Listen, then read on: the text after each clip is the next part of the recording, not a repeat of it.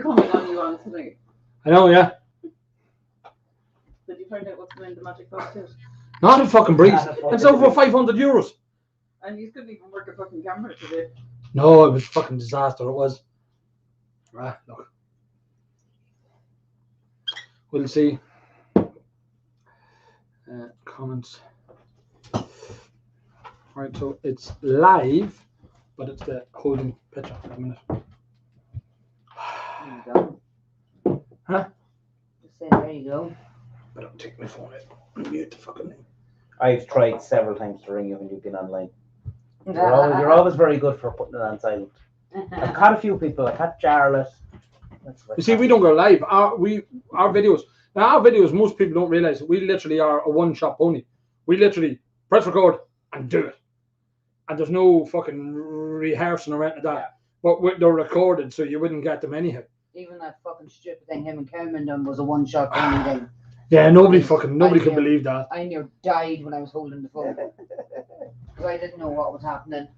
The Friday one. Yeah. I hadn't a clue what was going on, and the next thing... That was stuck in my head for like a week. And the next thing, your man was busting through the Middleton boxes. I near died.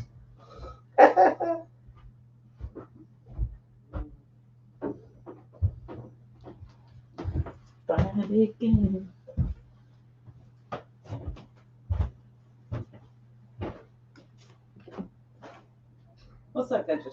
Camera? Yeah. What camera are you using? Tell me we can hear you. Oh, excellent. Whoops. Whoops.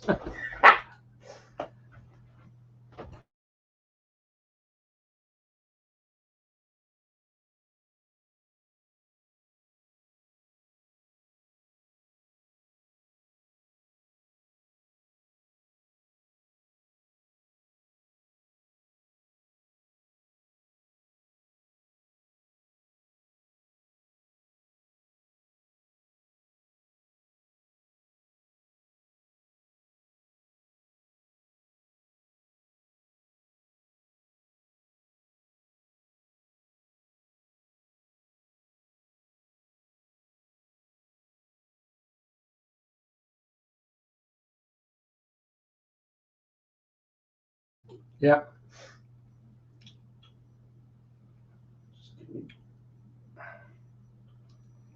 Yeah, that's it.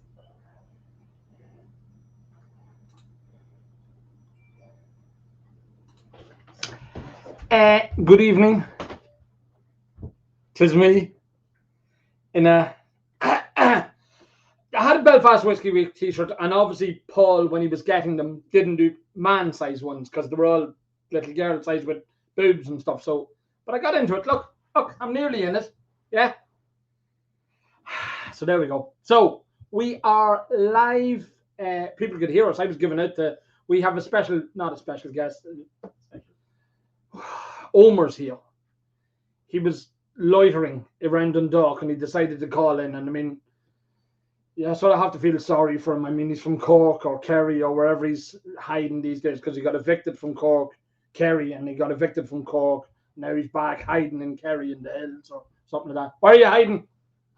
Kerry. He's hiding in the hills of Kerry. Yeah, so he's in Dundalk. He came up to see what civilization's like, and he's going down shortly. Huh? Couldn't find it. Yeah.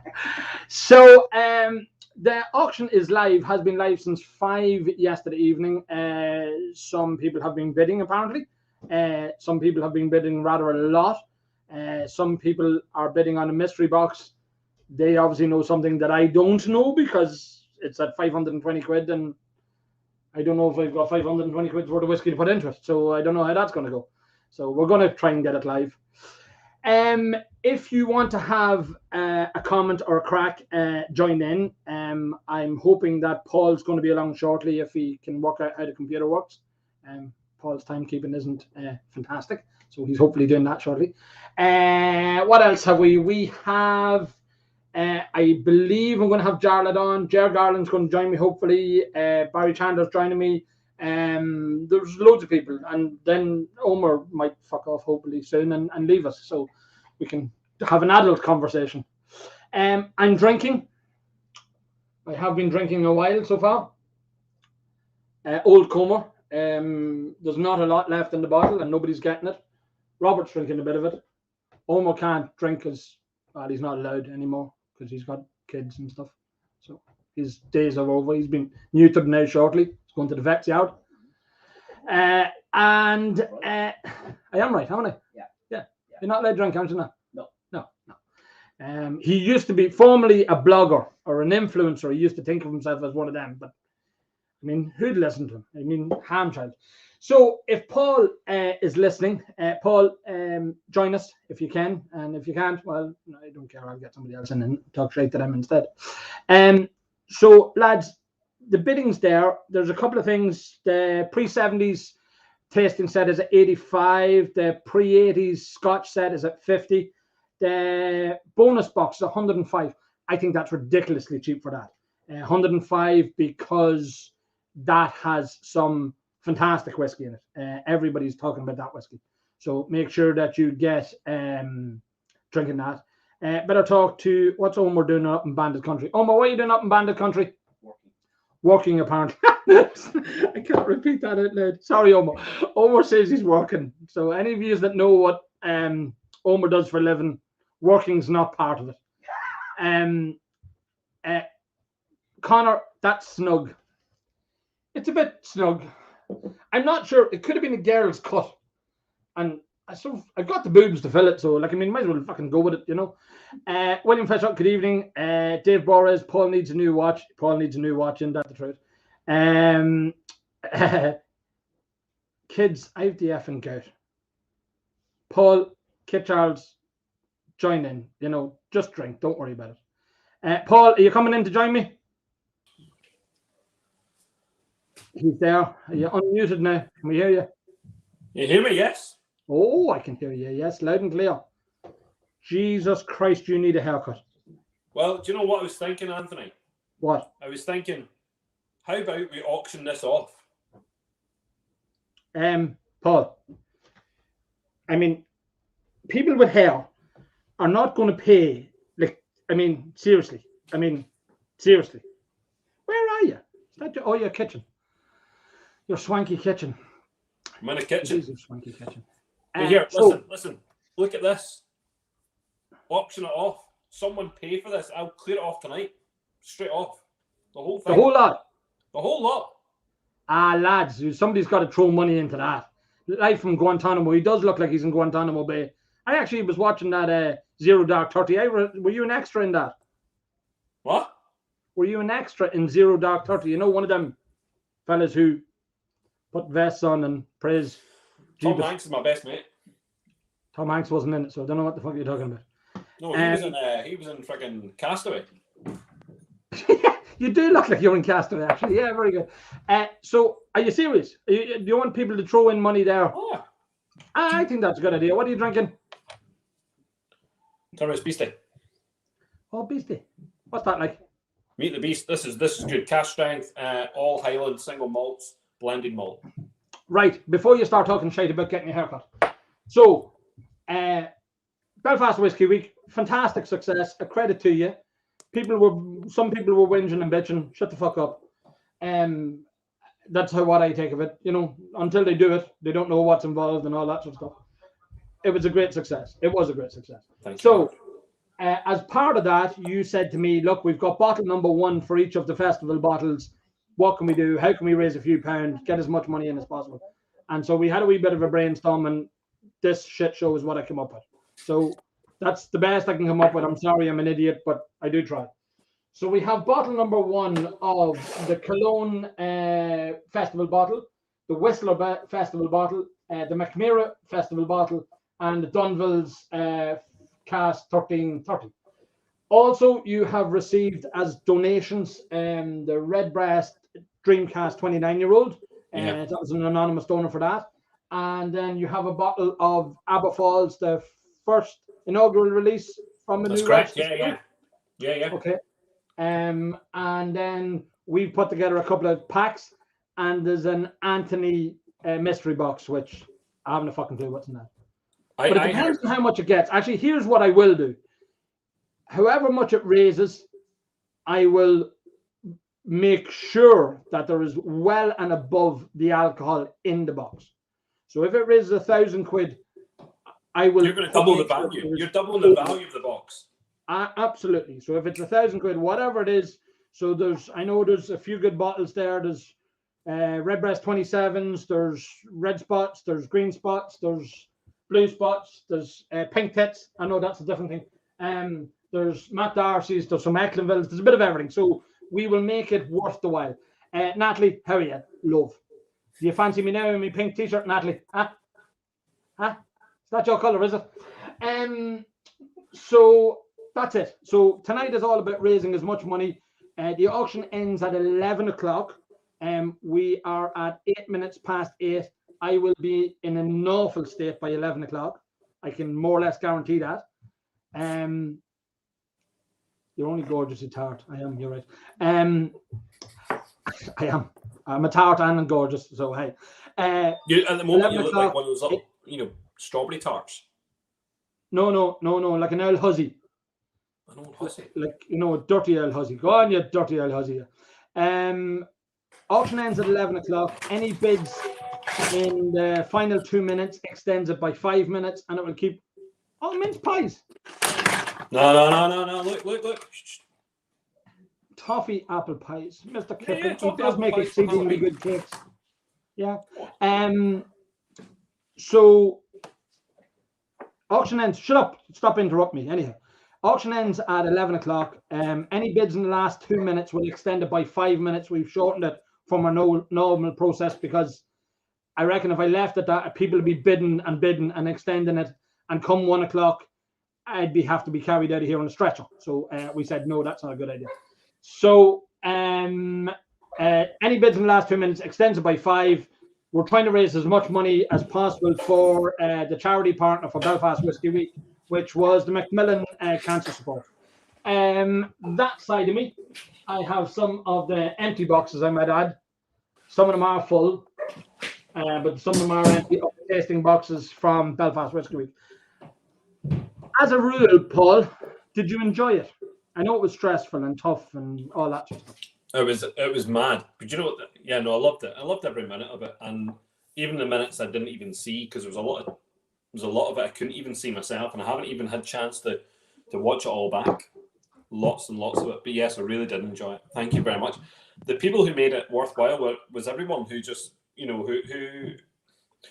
I suppose who bought tickets, that was class, but the people who came on and either presented or the people who turned up, the people who came on and physically watched, I really appreciated all of that. There was a lot of people who interacted with the festival. That was really good. I really did appreciate that. There was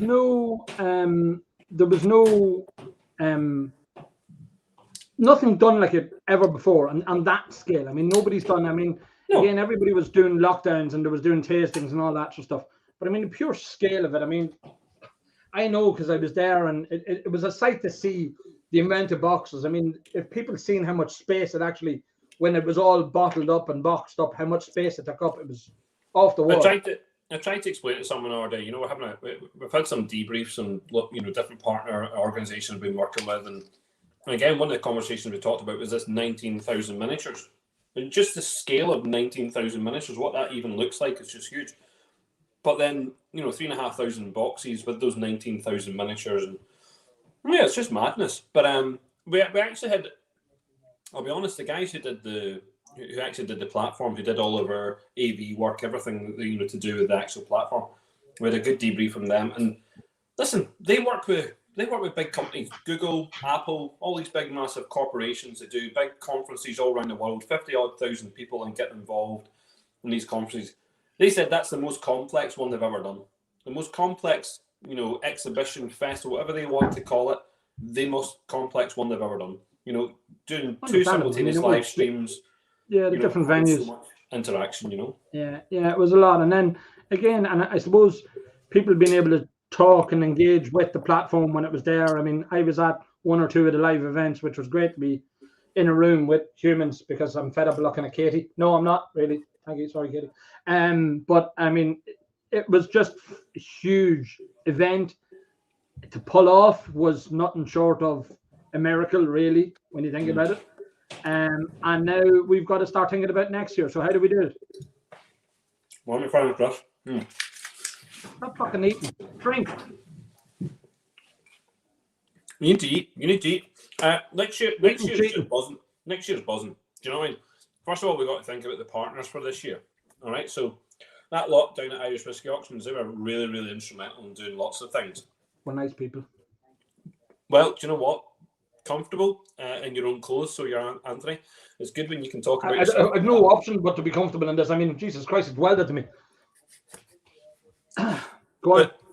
But no, everyone down there was excellent. But actually, what a lot of people don't understand, and even when you get the box, the journey it's been on, you know, it's people who physically make that happen. And you guys didn't just put it into the box and send it on. You guys were there, you know, making sure every single part of that, you know, it was making sure that those boxes were packed. People were getting the stuff, and it was going around the world. So.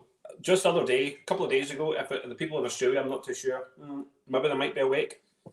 But at 8 o'clock, on Wednesday morning, I was doing a welcome tasting to 40 people down in Australia who received boxes, and they were just getting, you know, that was them just getting around to doing some of the festival stuff, you know. So your hard work, it didn't matter what we did here. All that effort from Irish Whiskey Auctions got people in America, you know, got to people Norway, Sweden, you know, if it went out to Australia, all those countries. Tasmania.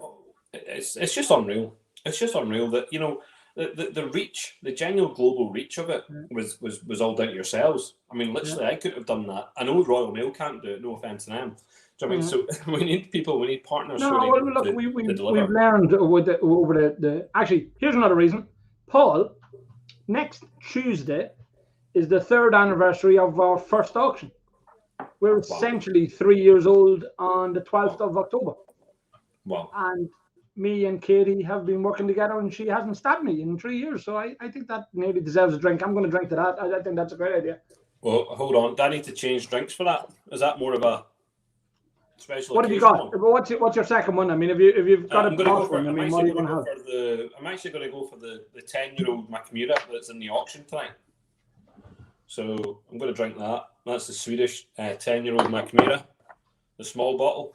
American oak and ex-bourbon. Yeah. What's the ABV on? 46.6. Yeah, you know. Yes. So 3 years IWA has been in existence. From literally a start that we didn't know whether it was going to work. We took a punt on it and threw some money at it, and it worked. And that's nice. I remember that conversation. You were like, "Oh, sure. If it doesn't work out, I'll just go back to rigging up satellite dishes." Sweet, no bar. Yeah, that's what it was at. It was a gamble. I mean, it's one of them things where I've turned a passion into a business, and unbelievable. It is just. It has been a bumpy road. It has been fantastic. We've made some fantastic friends. We've got to know. I mean, a shared passion with a lot of people is great. So that's who's your best friend, Anthony? Who's your best friend? What? Who's your best friend? My best friend's probably Katie. I'll stop the answer and say it is Katie. I mean, God knows the woman has been through hell. I mean, that's just this week she's been through hell. She puts up with this. I mean, come on.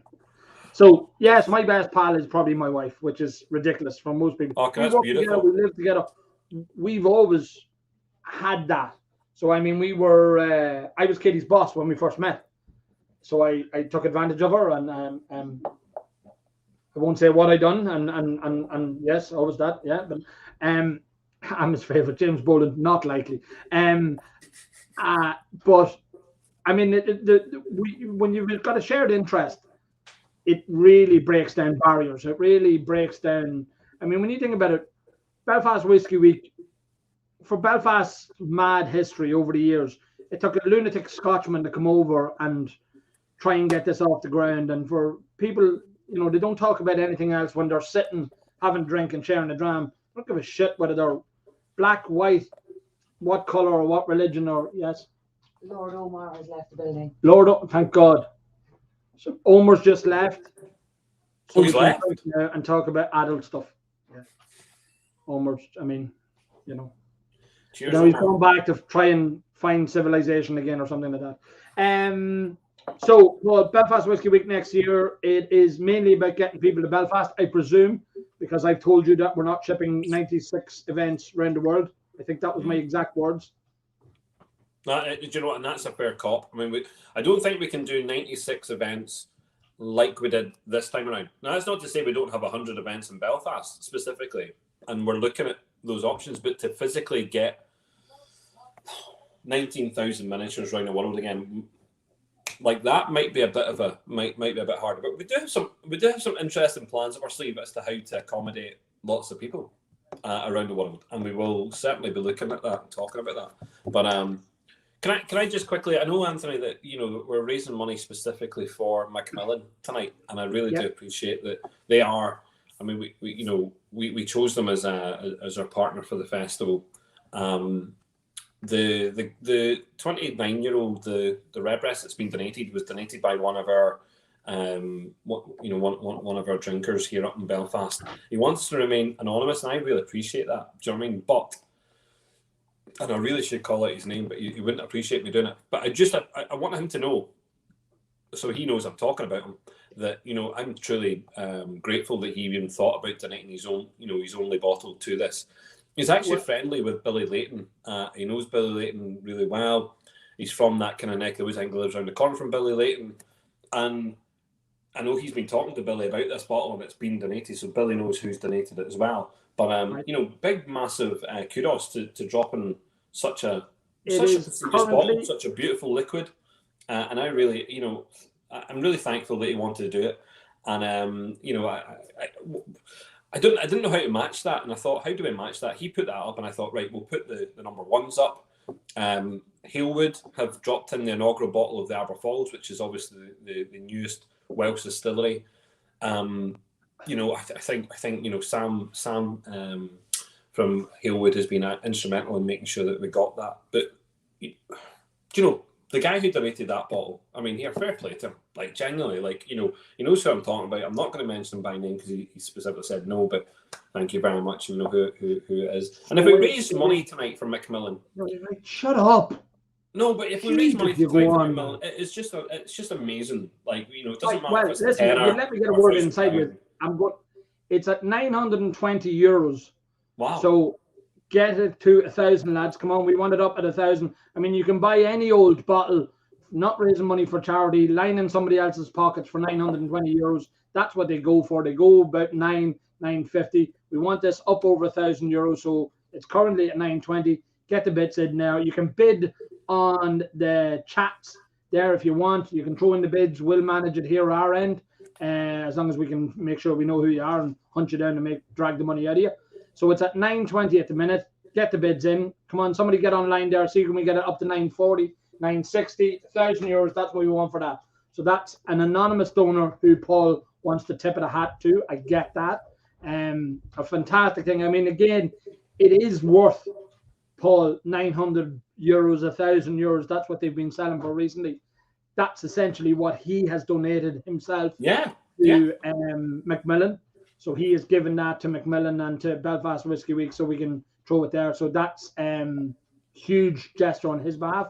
But now it's at 920, and we've got lads dragging their fingers and going, oh, I really want one of them new Dreamcasts. So get bidding for it. Get it up over €1,000. None of your bloody excuses. James Boland, you're loaded. You probably have none of these, or probably have 10 of them with cider and neither here nor there. So put your hand in your pocket, buy it. €1,000, man, plus. Yeah, and do you know what? Do you know what we see, Anthony? And I think the whiskey, the whiskey world's been really kind. There's a couple of guys in the whiskey world who specifically, drive money towards charities, and it's really nice to see, and we really appreciate it. Part of the I suppose part of the Facebook groups that are out there where they've really made an effort to ask people to donate. Maybe it's miniatures, maybe it's bottles, maybe it's whatever, memorabilia, whatever it is, and there's money raised all the time. You guys have done something which I thought has been really, really endearing, which is you've had monthly, bottles raising money for different charities throughout the years. And I think that's absolutely brilliant. The whiskey community can do so much. And I think at the moment, over 30,000 last year, Paul. Over 30,000 last year. Unreal. Jesus So Christ, unreal. in time when the lockdown was that, you know, when people were locked up and people had nothing else to do and that, we raised over 30,000 for charity collectively. And that's not Irish Whiskey Auctions doing it, because we've just got the platform to do it. I mean, essentially, the bidding has been by people, the donations have been by people, some by companies, some by individuals. So, you know, it's 30,000 is a huge amount. Brendan, are you ready, Brendan? You're coming in there. There he is. Look at that. The King of Cologne. Oh, all the lads with the beards out, except for myself. Yeah, well, you're very clean shaven. Actually, you are very respectable looking. I tell you, if I could not shave for a year, I'd still probably look the same. Couldn't grow a beard to save my life. Your man's You got can a get cat. injections. You can get testosterone and all that injections. I know a girl that's getting them, and she looks lovely. The beard's coming on great, so it is. So yeah, I mean, it works. Brilliant. Brandy, I tell I've you got the something. boobs, so I mean, look, I mean, if I've got the boobs and the beard, you can do it. Come on. Brandy, I tell you something. How about 50 quid? You can have all my hair. All of it. I'll give you 200 quid if you shave your head tonight. Tonight, Same here. Come back on. Anybody want to top me on that? 200 quid. put I'll that give into you the, get 200 that into the quid. chat somewhere. 200 quid. 220. 220. There you go. Brendan's going to give 220. Come on, lads. Sponsor Paul a haircut. Yeah, Yes, Paul. do it I right mean, now. no, the whole lot, Paul. I The mean, whole thing. the whole thing. I'll freaking As do an it. egg. I'll do it here while we're chatting. No, just come on now. I mean, there's Garrett Spence. He's loaded. Garrett Spence is minted. He can throw at least 500 quid at this. Come on, Garrett. Come on, throw money at it. What's in the mystery box, lads? I haven't a breeze. What I did say was, whatever money is raised, I will make sure, as in, I will make sure that there is whiskey above the value of what's raised in it. So, if it's €1,000, there'll be more than €1,000 more to drink in it. Now, I'll be getting me prices from what's that cheap website in Germany? I'll be getting me prices from there. But I mean, let's not squibble about that, you know. So 220 from Brendan. I'll go 250 if you're going to shave your head. Paul. We're 250. going to buy you a haircut, Paul. Chop that up. What time are we going to close the bidding at? See if we close the bidding at We 9 will o'clock. close the bidding. Half I nine. actually reckon do it quick. 5 minutes. There's no point in dragging this on. I mean, people want to see you look like an idiot. I mean, if I'm doing it, you've got to do it too. Am I shaving right now? Well, in 5 minutes, yes. So we're at 250 at the minute. Anybody want to top 2 250? seconds. Yo, wifey. Right, Brendan, Cologne, seriously, man, you knocked it out of the park with Belfast Whiskey Week and your festival bottling, and it was probably one of the most talked about events. Are you Good all stuff. happy with that shit? We're Oh, doing it's this. class. Oh, they were class. Shut up, Paul. Paul, shush, you big gobshite. Yeah. Shh. So go on. What are you saying? I was absolutely delighted. You know, we Yeah. turned up and there was people there from all over the country. You know, and it was great. Absolutely loved it. There was folks there as well from Scotland too, so we got to meet some new friends. It was class. Absolutely It's nice brilliant. to meet new friends, isn't it? It is indeed. You know, And maybe did they're just you- pretending to be my friend. Did you end up naked with them at any stage or anything like that? No. No, unfortunately. Well, then they're not real truth. I No, lost it could be blokes too. I mean, you can just get rat arse naked and get naked with people. I mean, I do it all the time. I know you do. Dundalk's a different world, though. Walk around on a Saturday night. Bottle number 1 for of your bottle. So that is up at the minute. What price have we got on that at the minute? Blah, blah, blah, blah. I can't even see. My eyes aren't working. We are at somebody's moved the numbers on me. You are at 260 quid. I think that's halfway as respectable. 300. It's amazing. Barry Chandler got 300 quid. 300 quid from Barry Chandler. Come on, 3 minutes left. We've got to top that. 300 quid from Barry Shave Chandler. the head. Come on, man. Barry's talking dollars, though. Barry's Oh, you're talking euros. Yeah, we're talking euros. Yeah. Well, now we're crawling up. Monopoly. Larry, and remember, there's a good naked and there's a bad naked. Choose wisely. Yes, I have been spoken to, and the judge told me I wasn't allowed to do it again. So, bottle number 1 of your festival bottling. You done about 20 events, did you? Probably. Wasn't as bad as the year before. Do you remember Paul never showed up for half of them, so we had to jump in and do them for him. Well, I mean, he can't be accused of anything this year, you know. 2 minutes left. Barry Chandler's at 300 quid. Anybody going to top that? Paul is going to shave his head and beard live, which I think is nearly worth the price of admission. I'll go 320 on it. Did you know you were doing this? Till 9 o'clock. Huh? Are we giving this auction live, this live one till 9 o'clock? How are we doing it? Well, if you want to go to 9 o'clock, obviously try and raise as much money as possible. Yeah, but I mean, let's I want to get rid of 9 you as o'clock. soon as Chat possible about rather than 9 anything o'clock. else, you know. I'm gonna go ahead. I don't go ahead. He says. Is he shaving the whole head? Yes, Mama. okay. Man. The children will see you in the morning and be like, who are you? So 260. Are we going to, where are we going to end up with this? The masterclass tasting with good crack and the pints were afterwards. Masterclass tasting, Brendan? Unreal. Yeah. Yeah. What this bottle's crack. Is there any number 1 colognes out there? I don't think so. Is there any number 1 clones out there? Actually, there's one for you. I don't think I've seen any. No, We've there's only had a fair few clones through our door. I don't think I've actually seen any. Have you let them all go yourself?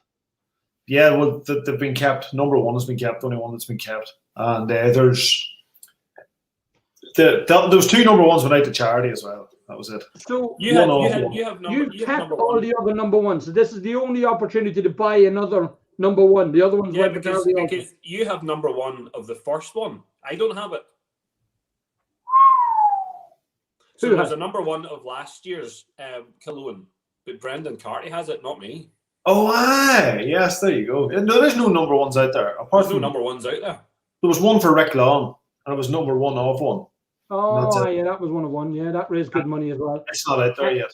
So this will be literally a unique opportunity to buy bottle number 1 of number 1. You going to sit beside me? No. Come on. No. Come on, Katie. Katie, did you see what this psychopath Paul is going to do? What? He's going to shave his head. We're at 300. I'm 320 euros. You want to keep it going till 9 o'clock, Paul? Yeah. So he's keeping it going till 9 o'clock. No. So look at him, Sasquatch. Is he Instagramming it there as well? Instagram live? It should be. I thought it was. Maybe we didn't actually trigger the live. We're on. If they can't find us on Facebook, Twitter, and YouTube. Face. Yeah, TubeFace. I mean, then seriously, what more can we do? Redbreast is at 940 now. Come on, lads, we need to get it up. €1,000. That's where we want that to be at. Never mind you're messing with €20 here and there. Brendan's is at 260. We want that up as well. Come on. Get it up. And also 320. I'm bid for your man's beard and hair.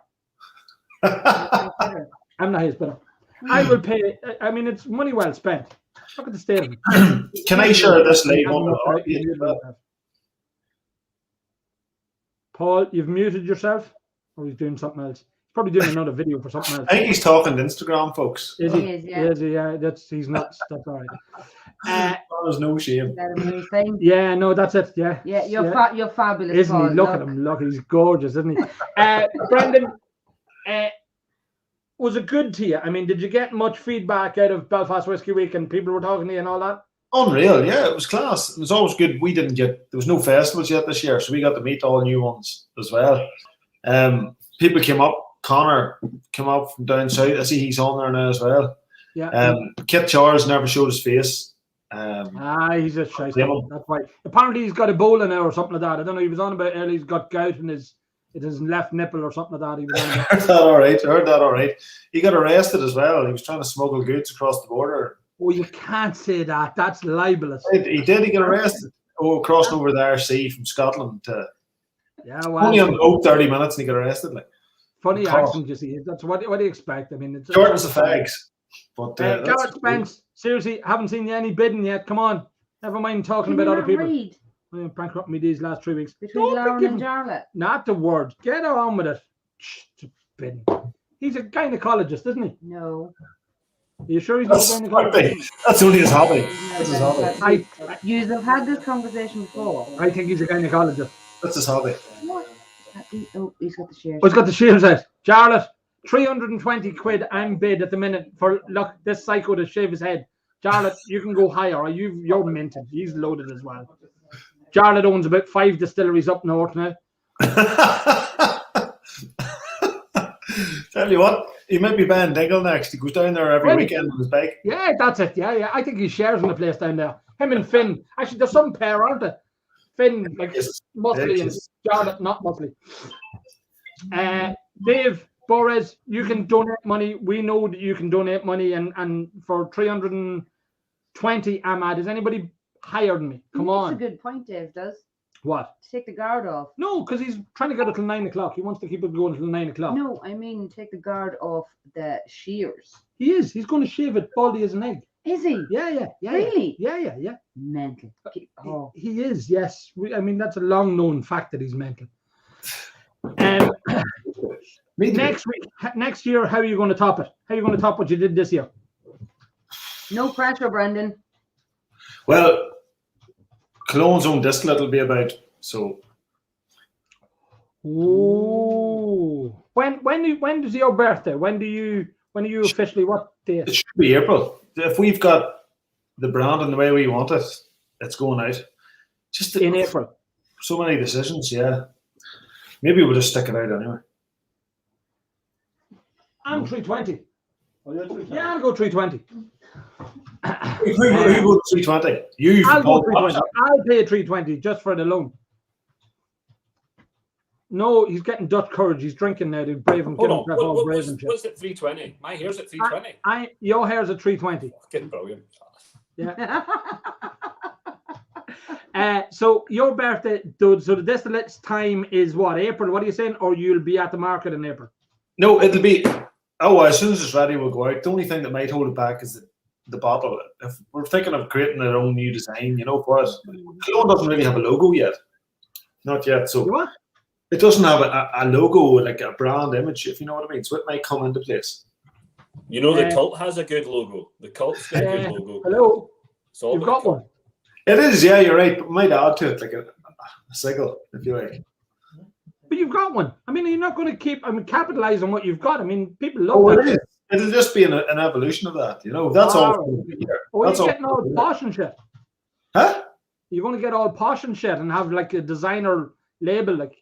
You can't get posh if you already are posh. I am posh. Ooh, I suppose no normal person studies architecture. I mean, really. Who does it? Like, the middle class. I mean, that's ridiculous. So, anyhow, where are we at? Have we any more bids on the Cologne? I was shouting at 260. Lads, these are letting me down. It's still at 260. No, Can we share your live video? I can't see. You can't see. It's too far away. The squint. I'm getting old. 970 on the breakfast. 970 on the drain cask. That needs to go up €1,000. Yep. None of your Mason.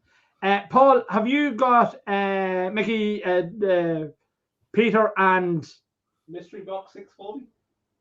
Yeah. Keep it right. Whatever the mystery box goes to, I will match the liquid in it. No. Paul. Yeah, I can hear you. Peter is coming on as well, yes? Yes, Peter. Yeah, Peter Cooney and also Mickey Plummer. Yep. You want to get them? I know Brendan has an engagement to go to this evening. Yeah, all right. No, I'm going to jump onto the cult here and share this as well. Yeah, do, and tell them. Make sure to tell the cults that they're all a load of cults. Mick Maguire said that he was. Doing something. I don't know. He was popping in and out. Mick Maguire's probably popping in and out of the shower or something like that. He's popping in and out. Where the fuck's he? He's minted. He's sold all these Friends of Middleton bottles, so he's pocketed all that money. So he's bound to be able to donate to charity, just to ease his conscience, to stop him going to hell. I have enough hair. I'm sticking to bidding on whiskey. Did you ever get on the phone to Mick Maguire? You're like, here's Mick Maguire now. It's like watching ZZ Top meets Westlife. I guess he's talking about you being in ZZ Top, Brendan. Must be Paul. Look at him. No, he's not grey enough. Hey, Paul, how are you not grey? You've He got looks like- 15 kids. Do you remember Harry and the Hendersons? Yeah. Oh, the Hendersons! Look at He is. that. Just what he's like, all right. Oh, here Oh, comes. no, stop, he's not wait, taking no, off no, his he's clothes. not. No, he's not. No, Don't, he's not. no. Oh, Jesus Christ. I have to No, take no, off no, my no. shirt. Not that haircut. Here. So uh, 320, Peter- is anybody Peter- going to top me? Peter- Come on, Peter- lads. 350 for Paul to shave his head, baldy as an egg. Come Is someone on. up? Is someone bidding?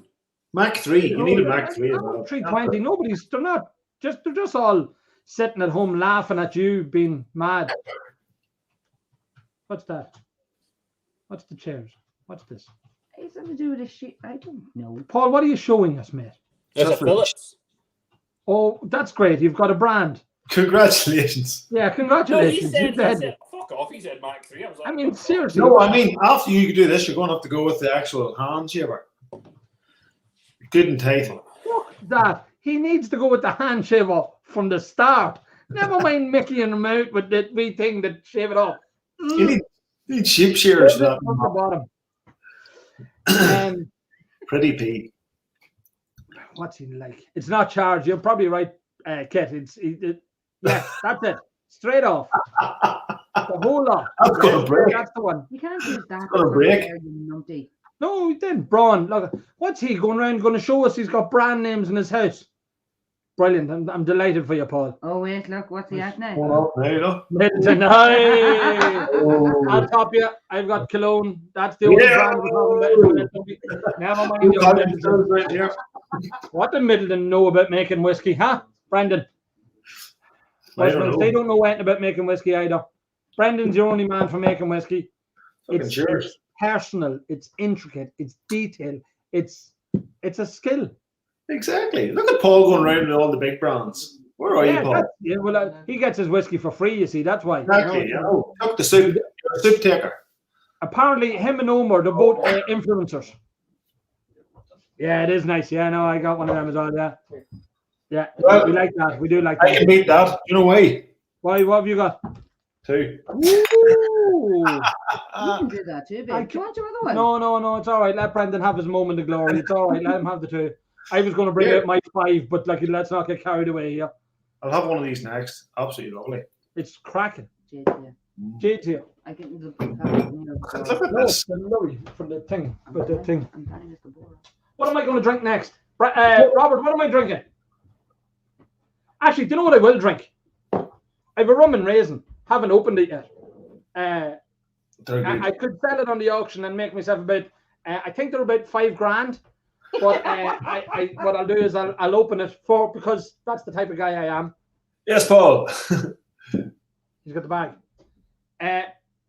Rum and raisin, Brendan. Paul, smell your bag. That's gorgeous. One of the days that we were down with you, you were so kind to give us a sample of that before it was ready, before it was Yes. in the market. And we said it was fantastic. And I now back you up on it. It is fantastic. Once it hit the market, people lost their shit over it and went mad for it. So well done on that. Thank you. It was your big 3-0 at the time. Well worth it. Do you want a drink? Not yet. Screw you. Do Screw you guys. you want a drink? Oh, yes, please. Livia wants one. I'm going to go for Pass that over to Livia. She needs to get as they say, No, over Jesus Christ. summer. Robert's getting Robert's her got glass. glasses. All right. It's not as if we don't have any cologne glasses about the place. Do you not have it yet? Get a cologne one. No. We're going to be selling them on the black market. Them cologne cult glasses. Oh, Ah. we didn't get any of them. They're nice. They're not out yet. No. Oh, they're cute. Yeah, we'll give you one. Because you're Are dead you- on. Thank you. Are you taking them to America with you? On No. your tight little Oh. tour? We'll send a few out first. To the Matt Morrisons and the MP Mohos and the. It's been a fantastic support you've got from people like that, from Matt and MP and all these guys in America. I mean, it's great having support in your home country, but you'd sort of expect it. You want them engaged with you. But when the Americans are getting involved, and like Marika in Germany as well, I mean, I know you get good support from them as well. So Yeah. that a bit of a, Oh, the Germans are brilliant too. Marika's unreal. She's got her own Yeah. festival going on at the minute as well. There's Whiskey of Wochenende starting today. Don't be swearing. Don't be swearing. It's no fucking Pardon my French. Off to America and he can't even find the school gate, says Barry Chandler. Barry might have a point. Barry, I might be Barry you're there, on the but- map there. Back and forth like a yo-yo. Barry, be the man to show you around America. You will indeed. I'll be showing him around Cologne Distillery in a few weeks. Oh yes. With his chocolate. He's like a psycho with his. He just keeps holding stuff up to the camera. It's like, look what I got. Look what I got. And you're nuts. When are you going to America? 4th, me, Shane McCarthy, Liam Brogan, and Donald McGlynn. MP sent back some T-shirts. Now, again, he sent back some T-shirts to us. I haven't got one on me. As you can see, I've got the snug-fitting Belfast. Paul, was there 2XL Belfast Whiskey Week ones? No, there wasn't. I mean, this is fucking tight, mate. I'm going to have to change this shortly because it's cutting off blood to me hair. Me thing, whatever, wherever blood goes. At least you got one. At least you got one. Do you not get one, Brendan? No, I thought I was getting one of my set, but it didn't turn up. What about the Clone Cult merchandise? Have you seen any of it? No. No. Actually, grab that over there. Is it over there? What? The thing that's on there. Blackie stole it. Behind the miniatures. Right, lift them. Don't need this. Yeah, that. Oh yeah. I can show this. Judge, you can send it out now. Yeah, they are amazing. I do have them. They're amazing. They were the first initial test samples from the Bearded Wonder there. Yeah. And they're fantastic. There's none of you naked. I was a bit disappointed. I was hoping that it was going to be like them fruity ones, you know, that you put out the cards and there's all like you leaning up against the gable end of the shed or coming out of the smoking shed buck naked and sort of waving at people. Them After Dark ones, they'll be going out now next year. Or is that an X-rated one? Yeah, because I mean, Who's the Joker? Who's the Joker in that set? I know. What is he at with the branding? Thank you. Anyhow, so Irish Whiskey Auctions, buy it and put it in the mystery box. What, Paul's hair? I think that's worth it, isn't it? Yeah. I'll do that, yeah. We'll get Paul's hair after he cuts it off and we'll put it in the mystery box. It'll be worth a bottle of proper 12 and Paul's hair. There you go. That's €1,000. Thank you very much. Why weren't you naked? Where's the Joker on them cards? Find the Joker. Usually number He's one. sitting there on screen at the minute. The Joker. No, the Joker's Liam Brogan. Hell There's time nobody in on. it. There's nobody in it. No way. Well, there was a different Joker. Yeah, I think Liam complained. I think he wrote in Ofcom. What's the t-shirt? Oh yeah, that's well, There's that's all right. There's two jokers in that pack. Yeah, no, I'm going to get the. Oh, that's a Jack. I'm dyslexic. It's all right. I haven't been drinking all evening. It's a J for Bartholomew, whatever the fuck that is. Yeah, somebody else do it. Oh, Shane Moore. Oh, you missed it all, man. You missed it all. What have I missed? Shane, you've missed loads. Paul is going to... Shane, actually, just for the American guys now tuning in, we're at €320 for Paul to shave his not his genitalia, his head live on screen. And tonight he's going to go baldy as an egg, shave head, fierce, the whole lot. There you go. Liam Brogan. Yes. And Oh, no, I'm a Joker as well. Oh, for You're a frick. Joker as well. as well, yeah. Again, I'm a bit disappointed you're not wearing your brown. Joker. Aye. That's dead sexy. I can't wait to get it out next time. That is just so sexy. I mean, You know, you guys get your beards out. I can get my jumper out. cast strength whore. Look at John Lunatic with his t-shirt on backwards. He is a. If there was ever a cask strength whore, that is it. That just. Give it all backwards, you fool. No, you do turn around. It wasn't rocket science. I mean, he didn't have to do that. All right, sorry. When I guess to keep Paul's hair. So 320 for him to shave his head bald. Yes, Paul, with your Phillips shaver and your Braun shaver. Yes, yeah, we're delighted for you. You've got them. They're not Aldi's best. The beard's going And to we're putting the hair into Anthony's mystery box. 9 o'clock, there's 12 minutes, lads. Left, lads. So 12 minutes left Right. for people to bid on Paul's hair. What's our bottles at? So our cologne is at 290. No, yes. 300 is it? 300. 300 for the cologne bottle number 1, Brendan. Brilliant. And as we That's said, it's the only chance to buy bottle number 1 of any cologne because you've kept them at home for yourself, yes? well, not exactly me. The distillery has them. Or is that like a sort of financial accounting thing? I think it's an emergency fund. You know, Right. Okay, we were thinking about taking care of the Northern Bank again, but no, we'll just. So, but it is the rare opportunity. The only other bottle number 1 was done for raising money for Rick Long when sadly Rick Long passed away in America. That's right. There was a one-off one, the Capuchin. Oh yeah. That was How done as well. much is bottle That number was 1? for Paul, Ian Garrett, or John, or How much is it going for the cologne bottle number 1? Garrett McDougall. 300 at the minute. It's 300 on the site. Oh, can I make it 320? Can I put a bid in somewhere? Yeah, you No, can tell us. We'll bid for you at 320. You're going 320. On what? 320 for Paul O'Can on bottle number 1 of the cologne, if you please. If he's allowed to bid, are we allowed to buy it back as well or not? You can do whatever the you like. You can fucking bid anything you want, but I just bid Well, on it. it's charity, so whoever pays for it, I don't give a shit who gets it. That's good. We really want it, so can I go 350, please? 350 from Brendan Cabby. Did you gamble? Good old. Isn't that a rusty hammer at the back there? Get that not baited off somebody there, something like that. Fair play. Fair fucking play.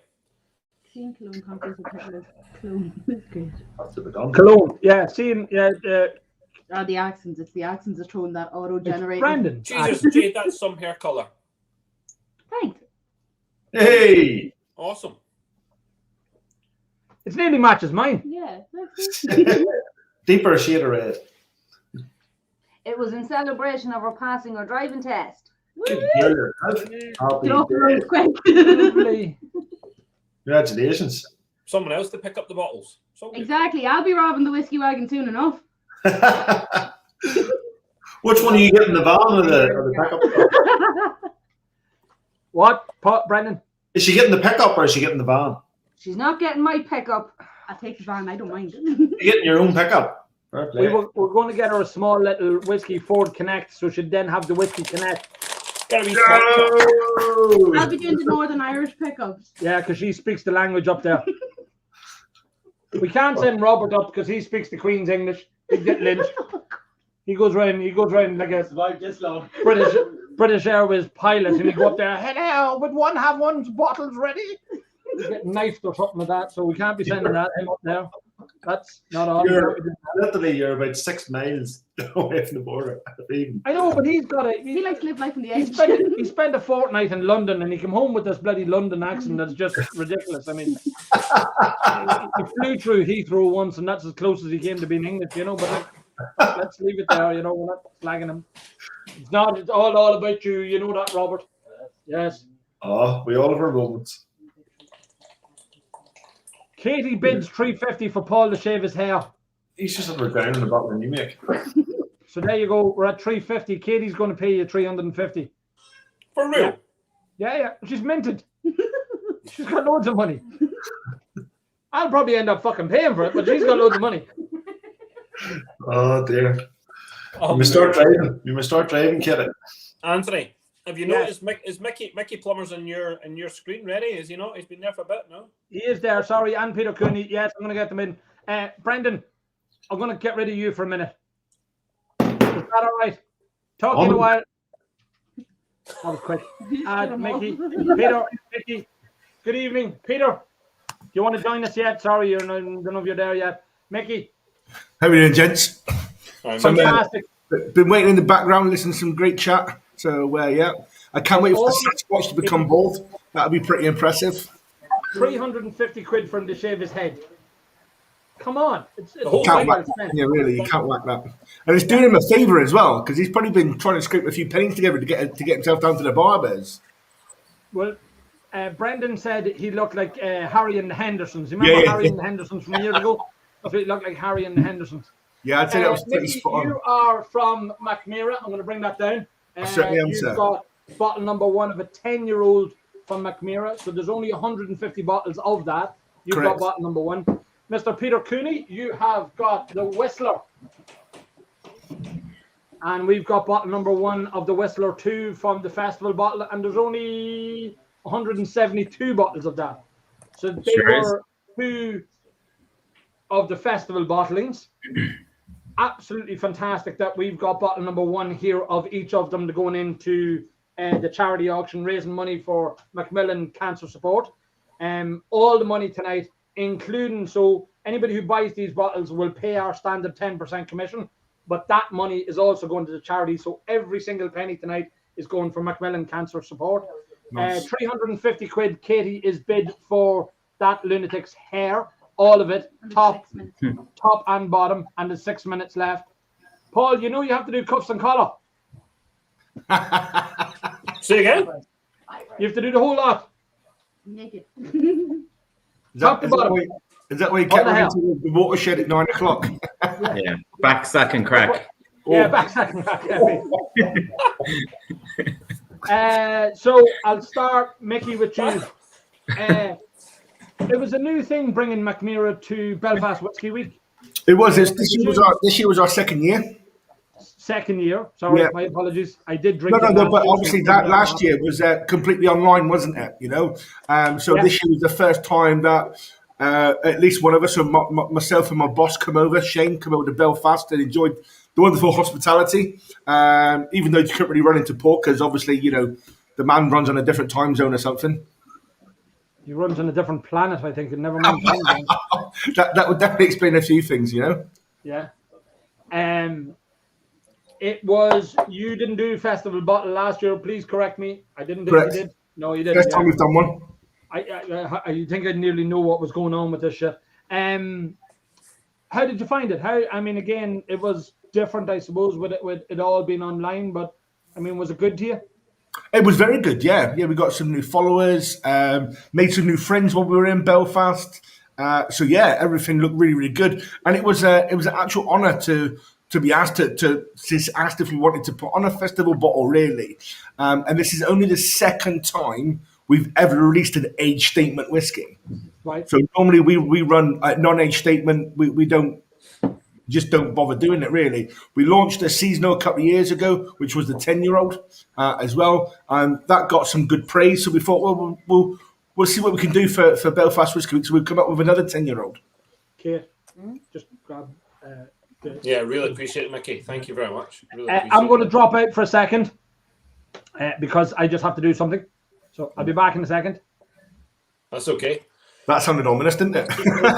Yeah. No, Mickey, I really appreciated it, and genuinely, I'm blown away with the spirit itself. You know that. I think that there's massive differences across Europe in terms of what people are trying to produce whiskey wise, and Yeah. Macmira just stands out. It stands out like a sore thumb of how how progressive it's been. The taste is absolutely brilliant. And you're getting a great following around the world right now. So It's starting to pick up quite nicely, Paul, Yeah. and it is thanks to things like Belfast Whiskey Week, where because of the reach you've got as Belfast Whiskey Week into some other countries, that's helping us as well. So so for us to do a festival bottling just for Belfast Whiskey Week, it was amazing. It's been and the current bottle as well, or that 10-year-old bottle is it's like 0.7% higher in ABV than pretty much majority of our other releases. So our standard release is 46.1.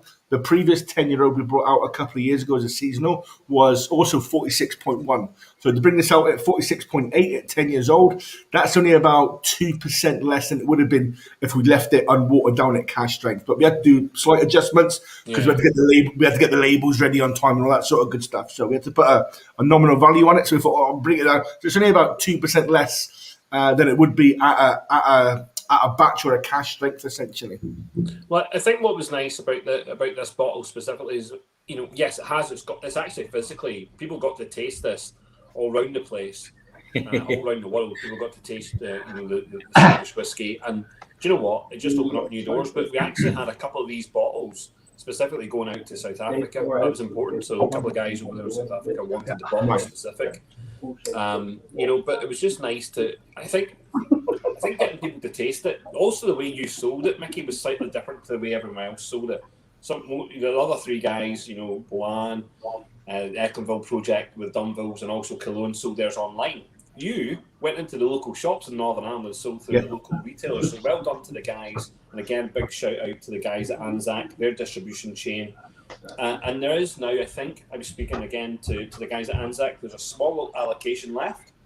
There's a small allocation, I think, in around about 30 bottles, no more than that, which is going to go online onto their online sale on their online platform, which hasn't been done yet. So there's 30 bottles unallocated, and that's where they're going to go. So it's I believe they're going to go out within the week, and we'll keep people notified of when they go out.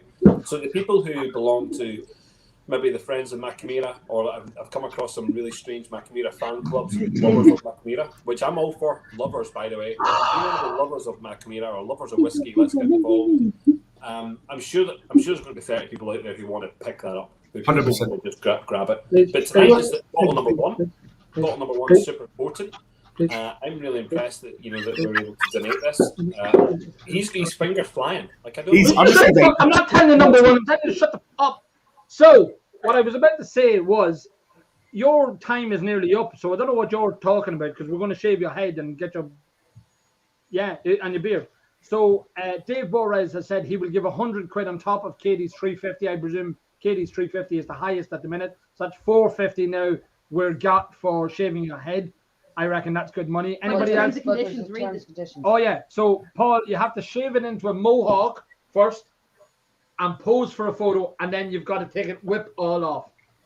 Right? For 450. For 450. We're at 450. Anybody else want to go higher than Katie's 350? Please, somebody, because I'll end up paying for it.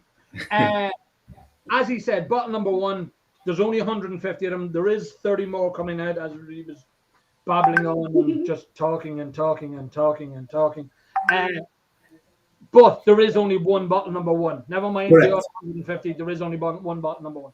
So that is we are at 125. I think I seen it a minute ago. We want to get the bids up higher, lads.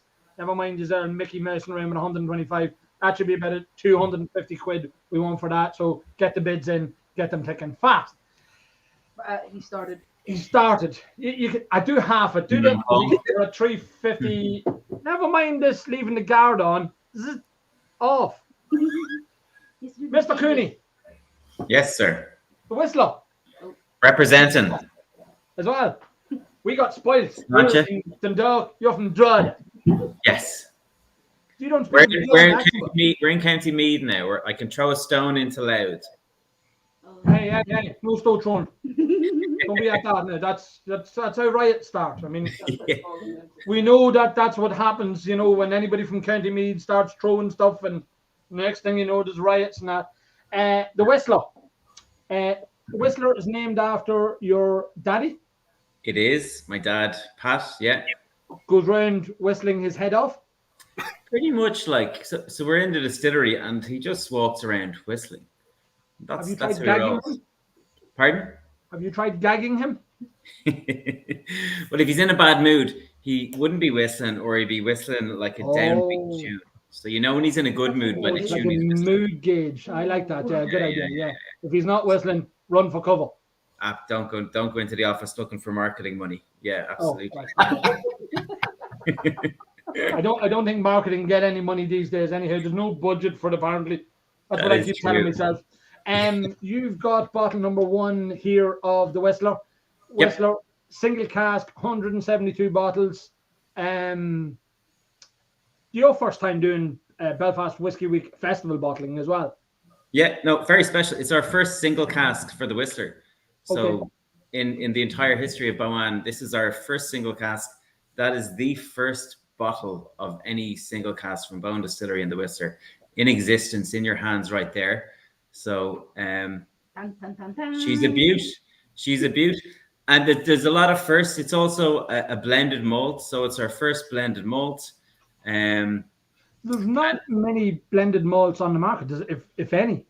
Yeah, there's just a handful. Yeah. Yeah. So I don't know. It could be the first blended malt cask strength. I'm not sure, but there's a few interesting things in it. Like, so essentially, it is a blended malt, 3 Irish distilleries, single malts, triple distilled, and we aged. They would have been bourbon aged, and then we put them into the Craic quarter casks. Looking good, Paul. And I suppose that's why we have the Saltaire on the label.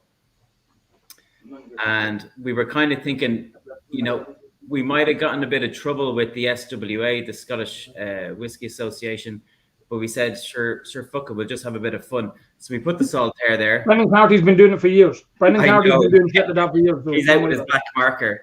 Yeah, exactly. Islay, Scotch, all that. We didn't put Islay, but on the back label, we've said something which is kind of funny. So on the very bottom, there's Scots Gaelic, and it says, Cian Ale, Ciada Gum, Arav, Co, Ata, and Barrel Shot. Now, if anybody can read Scots Gaelic, that means we can't say where the barrels came from. I can barely read English. It's similar to Irish, but anyway, we're just having a bit of fun because we can't say where the barrels came from, even though they came from the Craic on Islay. And it looks like, can I go to the toilet? Yeah, in Irish. Everyone knows that one. Yeah. That's the height. That's the height of Anthony's Irish. Yeah. Had to put my hand up and go, please. Again, Matt, another first, I know this because he was bragging about it. It was one of them humble brags, oh, it's my first bottle with my name on it as well. And the boy child that you have going around selling for you. What do you call him? What do you call that boy child? He comes under many names, but Pot Stilled or Matt Healy. But no, he's very proud of this. And he did a lot of the work. And I suppose the Saltaire was a nod to Paul Kane with his Scottish roots. So there's a lot in it. His Scottish roots now when he's shaving them. Yes, indeed. He's got grey roots, I believe, yeah. Look, what is he like? He shouldn't be like You're flying it. But there's another interesting thing. So the ABV is 59.69. So it's a bit bold. So basically we knew what the ABV was. I can't remember off the top of my head. But you know the way you have a little bit of a variance? So we had like a minor variance. And of about 20%. Matt chose not 20%. Matt chose 69. It was like 68 or 60 or 70. And he said, here, sure, fuck it. We'll put on 59.69, the dirty fecker. 59.69. Innuendo's left, for example. I'll find another. All right. Oh, yeah. So we've got another bid. Paul, hang on a second. Sorry. Stop. Show me. Just Katie got a message here. I'll fire another 150 on top of your 350 if he takes the beard down to a handlebar moustache. So we want a handlebar moustache and a mohawk. And a mohawk. And a mohawk. All at the same time. Love it. And that'll generate 450. That's 600 quid, Paul. Anybody else wants to throw stupid money for stupid things? I reckon you should be doing it in a bra as well. I'd pay 100 quid for that myself. Why? I would not. Why? No, but why? In a bra. Yeah. Oh no. Is that just here we go. Is that just so you get the photos PM to you personally? Yeah. What to shave the chest hairs? He's got 3 of them. Look. Was Belfast Whiskey Week good to you, Peter? I mean, again, you're not a stone's throw away. You're not McMira coming from over the thing. Yeah, you're coming down the M1 or up the M1. Down the road. Do you go down the north or up the north? We go up to the north. No, you go down the north. You go down to Belfast. Oh, do you? You go down, do you? You go down to Belfast. You go up to Dublin and down to Belfast. Everybody knows that. It was great. To be honest, like we'd done nothing. All we had was shows cancelled for 2 years. Oh, here we go. All we shows cancelled for 2 years, so we went all out with the Belfast Whiskey Week and Paul. I think we had 3 events. We'd one where we Michael Walsh talked about our heavy, light, and medium distillate and how we use our reflux coils. Then I did a tasting with 9 whistlers, which was fantastic, and a few of them had never been seen before. And then the penultimate was the vintage mash bill tasting with Fionn, Michael, and Matt. And I think it went on for about 4.5 hours. Yeah. Fionn was bananas. Bananas. Yes. That's one of the Bowan tasting kits there. Entertaining stuff, yeah. It was, yeah. Hopefully it'll be as entertaining as this will. Come 11 o'clock, I'll be in giblets. God knows who I'm going to insult. Probably Paul, actually, if most of the truth be known. You had that, again, I that was a sort of an addition to Belfast Whiskey Week. And again, it was great to have it as part of it as well, because that's something new to a lot of the guys here in Ireland with Irish whiskey at the minute, is the vintage mash bills. I mean, I know you will be the first one to do it, but I know others are talking about it as well, and they're going to have them as well. It was, some of the stuff is fantastic. Not all of it to my palate. And again, I think you want people saying the range and it doesn't sit. But I mean, some fantastic mash bills in it, and it'll be great to get it out on the market when it does come. Yeah, absolutely. Yeah. I suppose that's our gift to the Irish whiskey industry. We did the heavy lifting, and it's all there. Fionnan's going to publish his thesis, so all the information will be there. I suppose we were the guinea pig distillery that had the balls to do the crazy mash bills.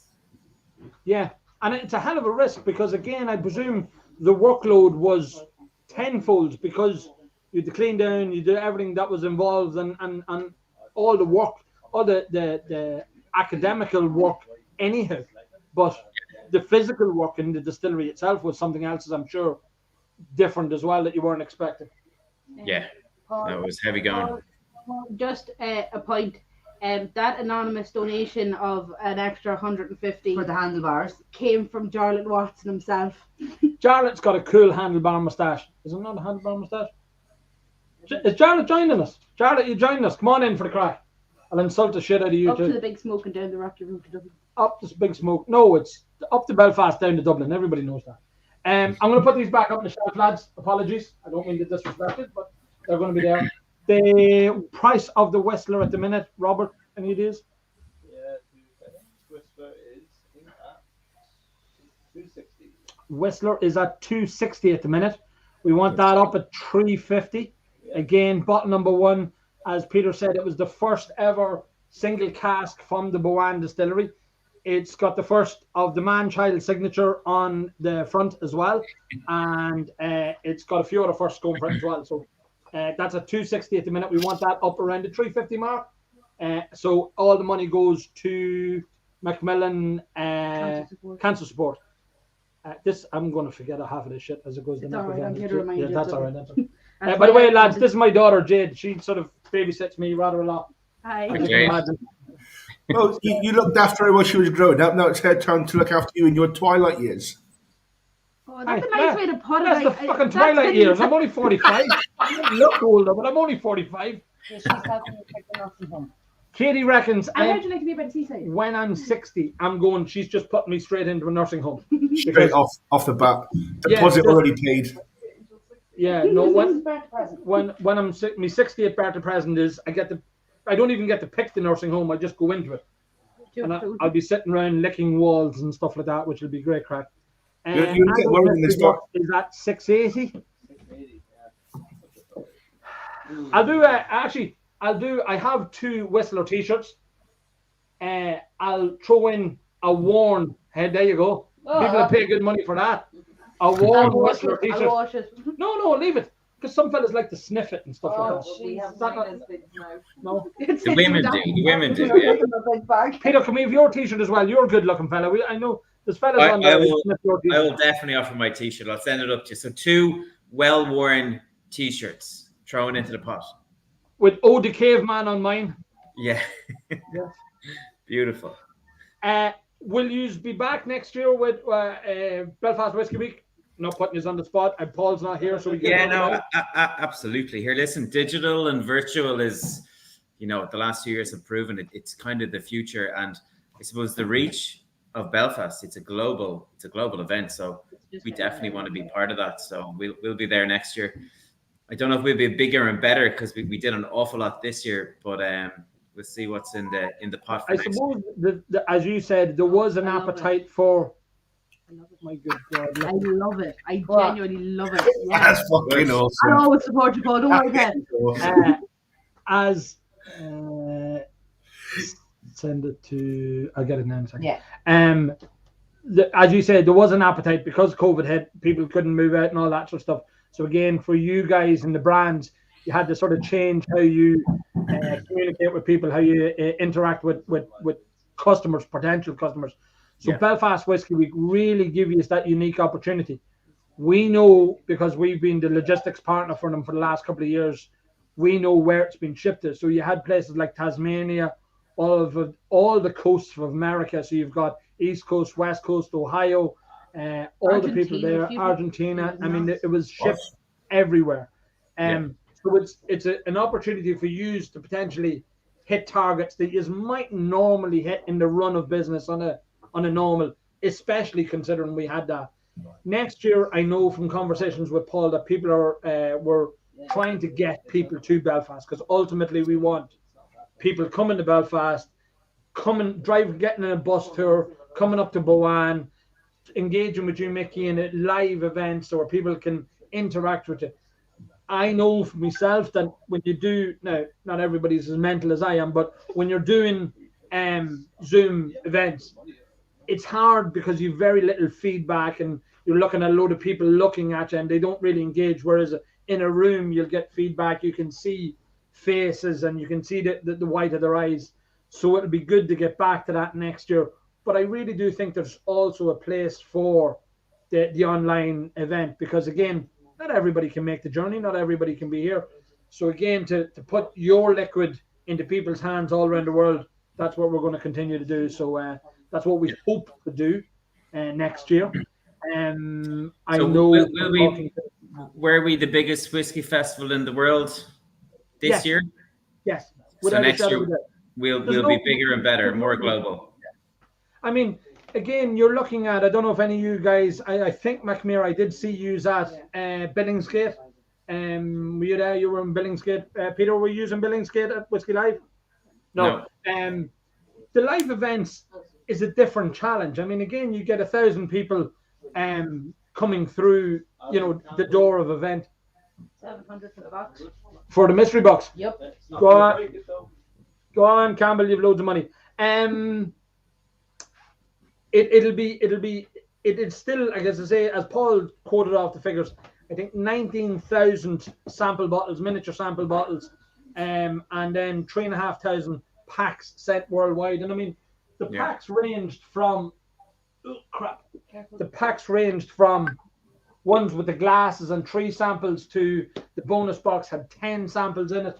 So to send them around the world was a hell of a feat. So we've done that, and I think on the main it was positive. There was a few snafus, but there's always whingers everywhere. You just have to put up with them, and fair play to you. Sending booze over borders is hard, and I think it's very hard. We're from Dundalk, so smuggling's in our history. It's grand. You don't tell them what's in it. It's grand. There's lots of smugglers. About this word. There was lava lamps. Look. No, tighter, Paul. Taking shape. Yeah. It's one of those work in progress things, isn't it? Yeah, it is. It really is. Yeah.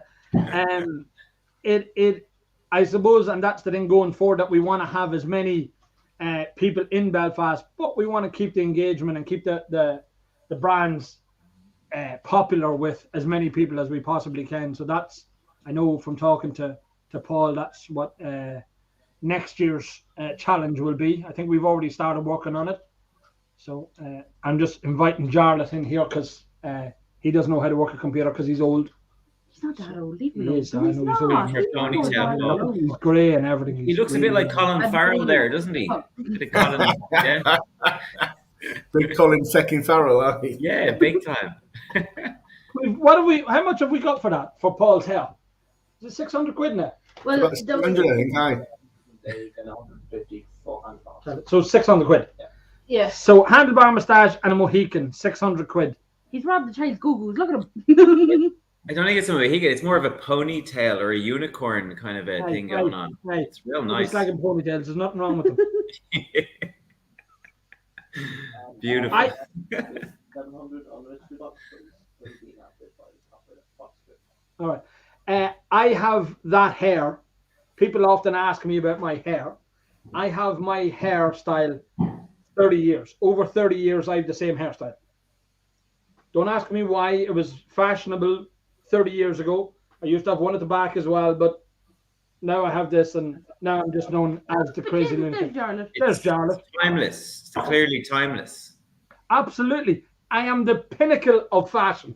Yes. No, you actually Peter, believe how much money he's been offered to shave it Peter, off. you should watch more of our videos. I mean, our videos, our monthly videos that I do before our auctions goes live, everybody comments that I'm just so fashionable.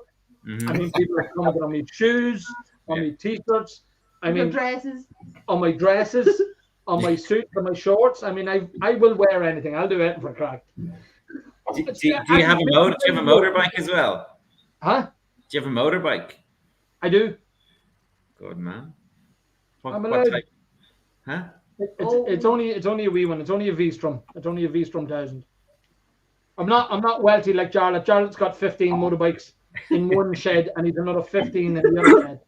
I sold 3 this summer.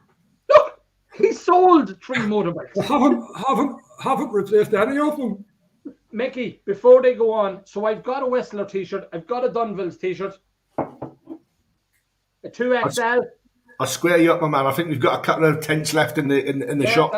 Don't be sending over any of them hipster girly Oh sizes. no. It won't be form fitting. Don't worry. Yeah, no, that's it. Because I had that Belfast Whiskey week on there earlier on, and that was, look at that. That is good. the pinnacle of beauty. I love it. That is something else, isn't it? Good. Something else. Yeah, now we're talking. What is he like? You look about 10 years old, Paul. Is there a porn star as well? He's like, It is just not right. I actually feel judgy now. I feel violated. Well, it takes 100 quid for you to feel violated. Yeah, 600 quid for his hair. I mean, Don't get me wrong. He's paid a lot less to be violated. In all fairness, I have actually. Now that you mention that, yes, I have. I've done it for free. Alan Campbell says my hair was never fashionable.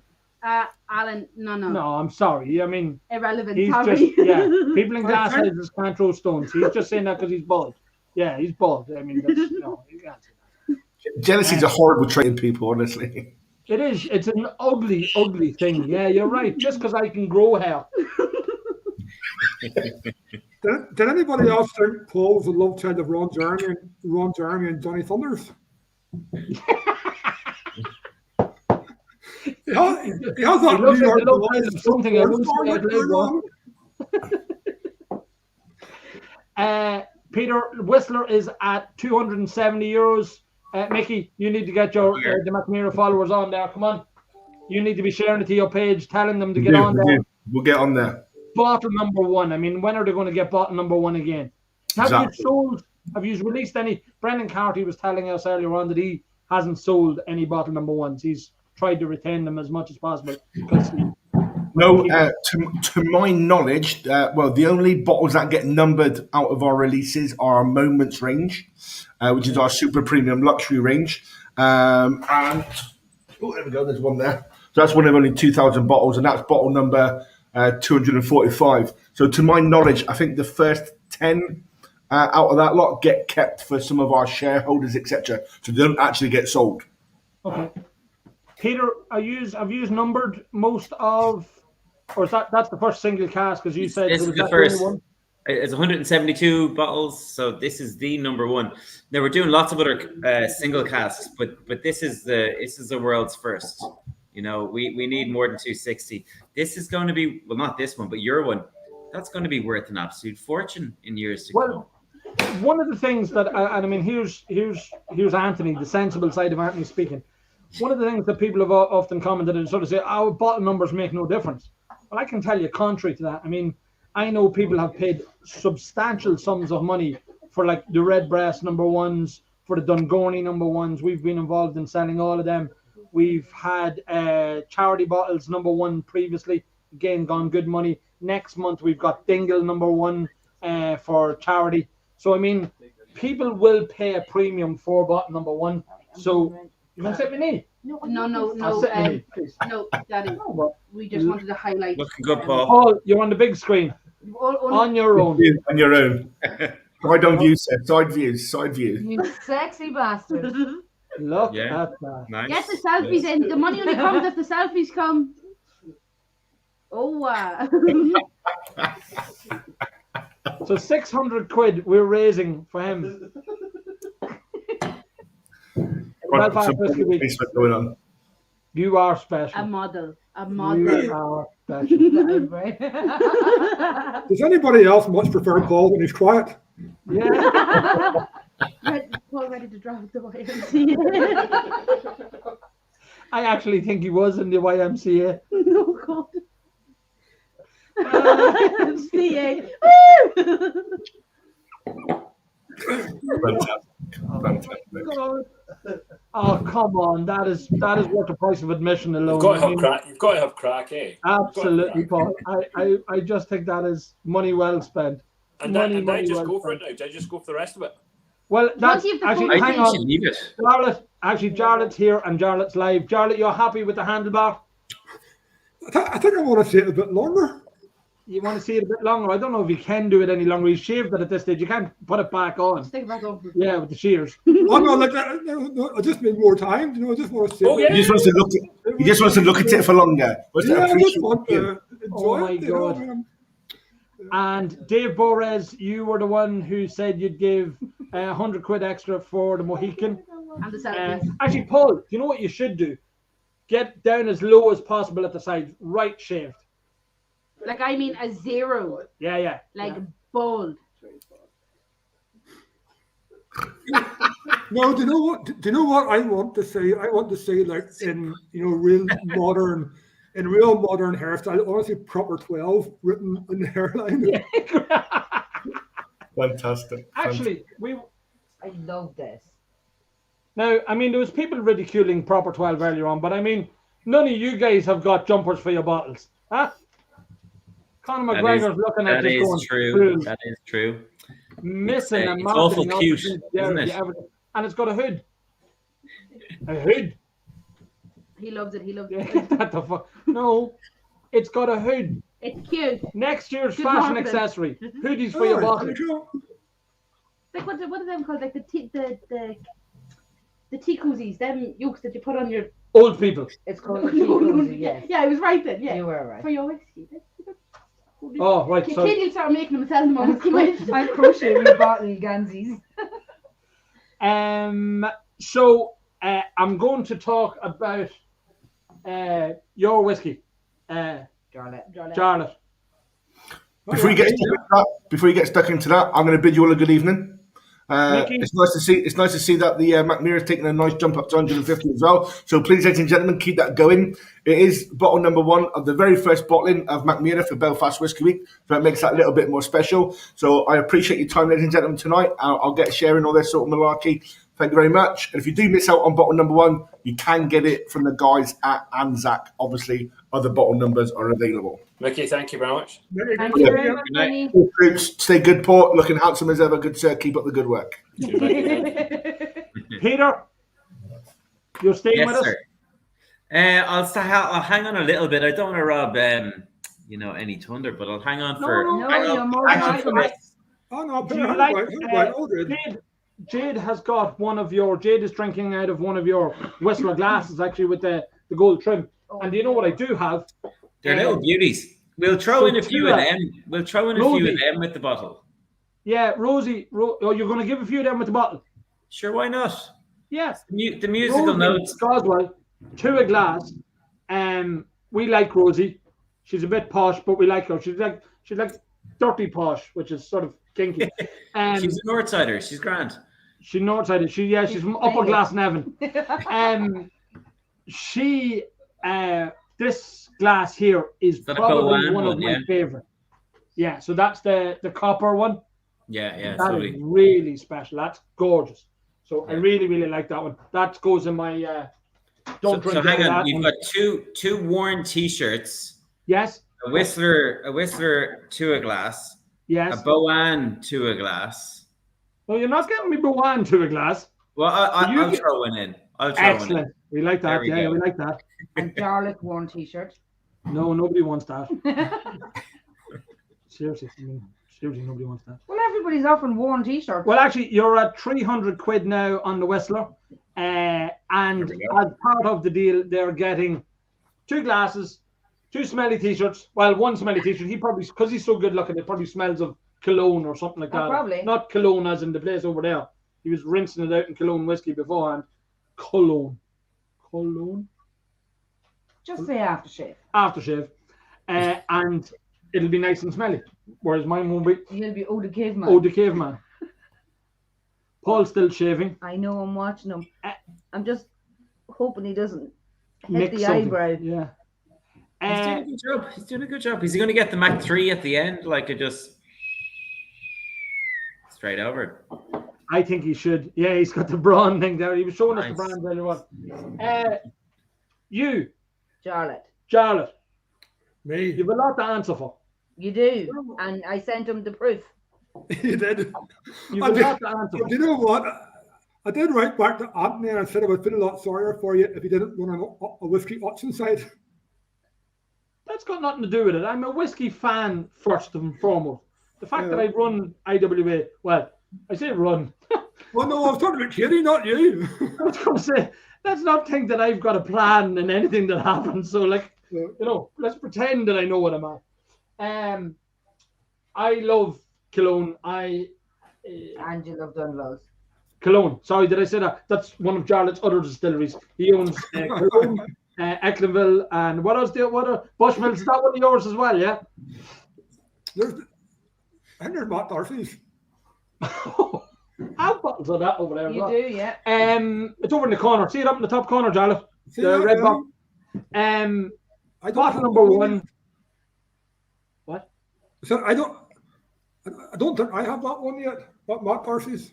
I'll sell it to you. It'll be in this month's auction. It'll be going for about 500 quid. Here we go. How much to shave off the eyebrows? No, that's cruel, Liam. You can't make the man do that. They grow back eventually. Share that. Send that to. You could just do E17 strips. 2 E17 strips, maybe. There's very few people that would actually Yeah, know who there we he's go, there we 17 go. is. Can I just show it to He's you? doing it. Can I do it? I know, we're a bit Yeah, old show the school. screen, Good look. man, Paul. Can we get up close on that? You just have to sell it. Look at that. What is that? Somebody decided that was a good idea to make up. That was Tim. Jade, hold it closer to the camera. Yeah, Jade's coming. She's closer, so. Right, use Tommy. Oh, wait, it's after going off. All right, Some I'll lovely Photoshop. let me work. know when it's close enough. Yeah, go Everybody. on, keep going. There, stop. Can I A do it? unicorn Paul. Love it. Guys, I have that. I can share with anybody. Anybody, Oh, it's grand. anybody wants that? We can share it with you. Framed and all, we'll do. We can get framed up. We can get it framed if you want. Put it up in the office as a display. Oh my god. Oh, I don't, it's not fair. He's not right in the head. No, this finishes at 11 o'clock. It might go on a bit later, Mick. There's no guarantee. I mean, if you bid, every time you bid, it extends the clock. So the more you bid, the longer the clock goes on. About 1 o'clock, we should be ripe for going home at that stage. So, I mean, everybody will be fair and full. Can we buy that as an NFT? I can't even spell NFT, Barry. I don't know what you're going. He's a burning. Charlotte, bottle Anthony. number 1. Where Katie, are all the other bottle number 1s? Do you know, all the other bottle number 1s are like Shane has them locked up in, I don't know.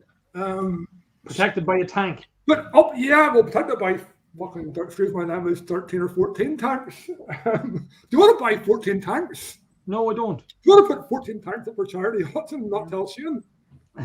We'll say nothing to him. We have no space to store whiskey for all these effing tanks. So He needs to get his priorities straight. you know what? I think we need to talk to the man. Anyway, how are we? So are you saying that this would be a rare opportunity to buy a bottle number 1 of any Dunville's product? Yeah, because Shane literally did keep all the bottles number 1 to 3 or 4. Now, I think that stopped once we started doing the green labels, because obviously Willie has the Palace and Ali has Celtic and Robert or whoever has Foxes, so we didn't keep them. But up until that point, yeah, they were all sort of Shane was keeping them for a future master plan, which is why I'm going to have to try and bid on to get that one back. Can we get the cat later on, Peter? Will the cat be upset if we got it and rubbed it on Paul's head later on? Absolutely, yeah. It's a lovely claw. It's been clawing me all day. You'd love a paw. Excellent. You look like a sinister kind of, like evil villain. Dr. Evil. I do have a dog. There's a dog here as well somewhere. Oh, the back. Oh, in the back, yeah. Having the snooze. Boo boo. It's a. There we go. Oh, one of the minor thing, is it? Hungarian Vizsla. Yeah, they're lovely. He's lovely. You He's known as the Velcro dog. He just sticks to you. The cat is the latest edition, yeah. But I can certainly send the cat to Belfast to Paul's head. Massage. Yeah. It's a massage. Well, he'll need something like that to cover his cold head in the winter. Yeah. Do it proper. Let's go and catch up on the sofa going and look at you later on. You can bid on your own bottle to buy it back if you want. Give it as a present to Shane. I mean, if you were any good, that's what you'd do, Jarlath. If I was any good. Well, we all know you're no good. It's not really expected. I guess we'll find out in a few hours' time. You give it to him for Christmas. It's all right. Shane is not watching this tonight. He's in Dublin, so he'll not be saying this. So he'll never know. We'll send him. We'll send it to him. Yeah, we'll send him the link and say that you weren't. You deemed that he wasn't worth the money. That's what you're saying essentially, is it? Right, I'm gonna get bidding. Here, lads, just when I'm on, I opened this tonight. It's OVR, yeah, lovely. Yeah, it's the 07 and slight. Oh no. Anyway, so I can't really close it again. So I was sort of thinking there's probably about 10, 50 mils left in that. So if you want to try and shift the rest of that tonight, Anthony, and put it towards the charity, I get even 50 mils of that down. Ah, very good. Oh. So it's whatever you think. It's whatever you think a 50 mil of 2007 rarest vintage is worth. You can throw something. You can add it up. You can throw it on the auction site. Sorry, Jarlath. There's 50 million people talking at once here, babe. Oh, to me. Sorry, Jarlath. You were saying something intelligent. He was. Yeah. So really, I'm happy to put that into 50 mil bottles and send it down to you. Maybe 10 of them. Yeah. Yeah. So 10 50 mil samples of rarest vintage reserve. If they want to buy that, 30 euros a piece or whatever. Robert, tell us about that whiskey, Jarlath. What exactly is it? It's a Jameson Rarest Vintage Reserve. So they brought it out in 07, 09, and they do one in 14 or 15, haven't they? 15. They've done another one in 15. Well. Apparently. Yeah, so it's effectively a very old blend of Jameson whiskies, including I think there's some plot still that's 07. Maybe is it late 20s? Some of that trad pot in there as well, yeah. Yes. And some. I'm not the person to be asking about this. Obviously, Jared Garland will know a lot more about it. I was just about to say, I do believe that I'm supposed to have Jared Garland in. I probably didn't send him the link. But in my mind, it's up there with the 15. With the Millennium 15, it's an absolutely stunning whiskey, and it's probably one you're paying a bit more for at auction now, but it's still well worth it because it is. There's not a Jameson on the market today that tastes anything like it, Probably the closest thing to it is that Jimmy 15 in a lot of ways, arguing back to the 70s. But yeah, if anybody hasn't tried it, it really is spectacular. I don't know how this camera works, but it is. How many mils left? I opened it tonight, so it's whatever I don't drink. Oh, that's a fair old. So there you go. No, Peter, it's not a fair whack. He's an alcoholic. He goes at it. I mean, There'll be damn all of that. He says there'll be 10, 50 mil shots. There won't. Yeah, he's just going to go at it. You know? I'll end up buying those back and drinking it tonight. So yeah, that's it. I'll be going trying to buy one out of auction to fulfill the ready delivery. But no, it is.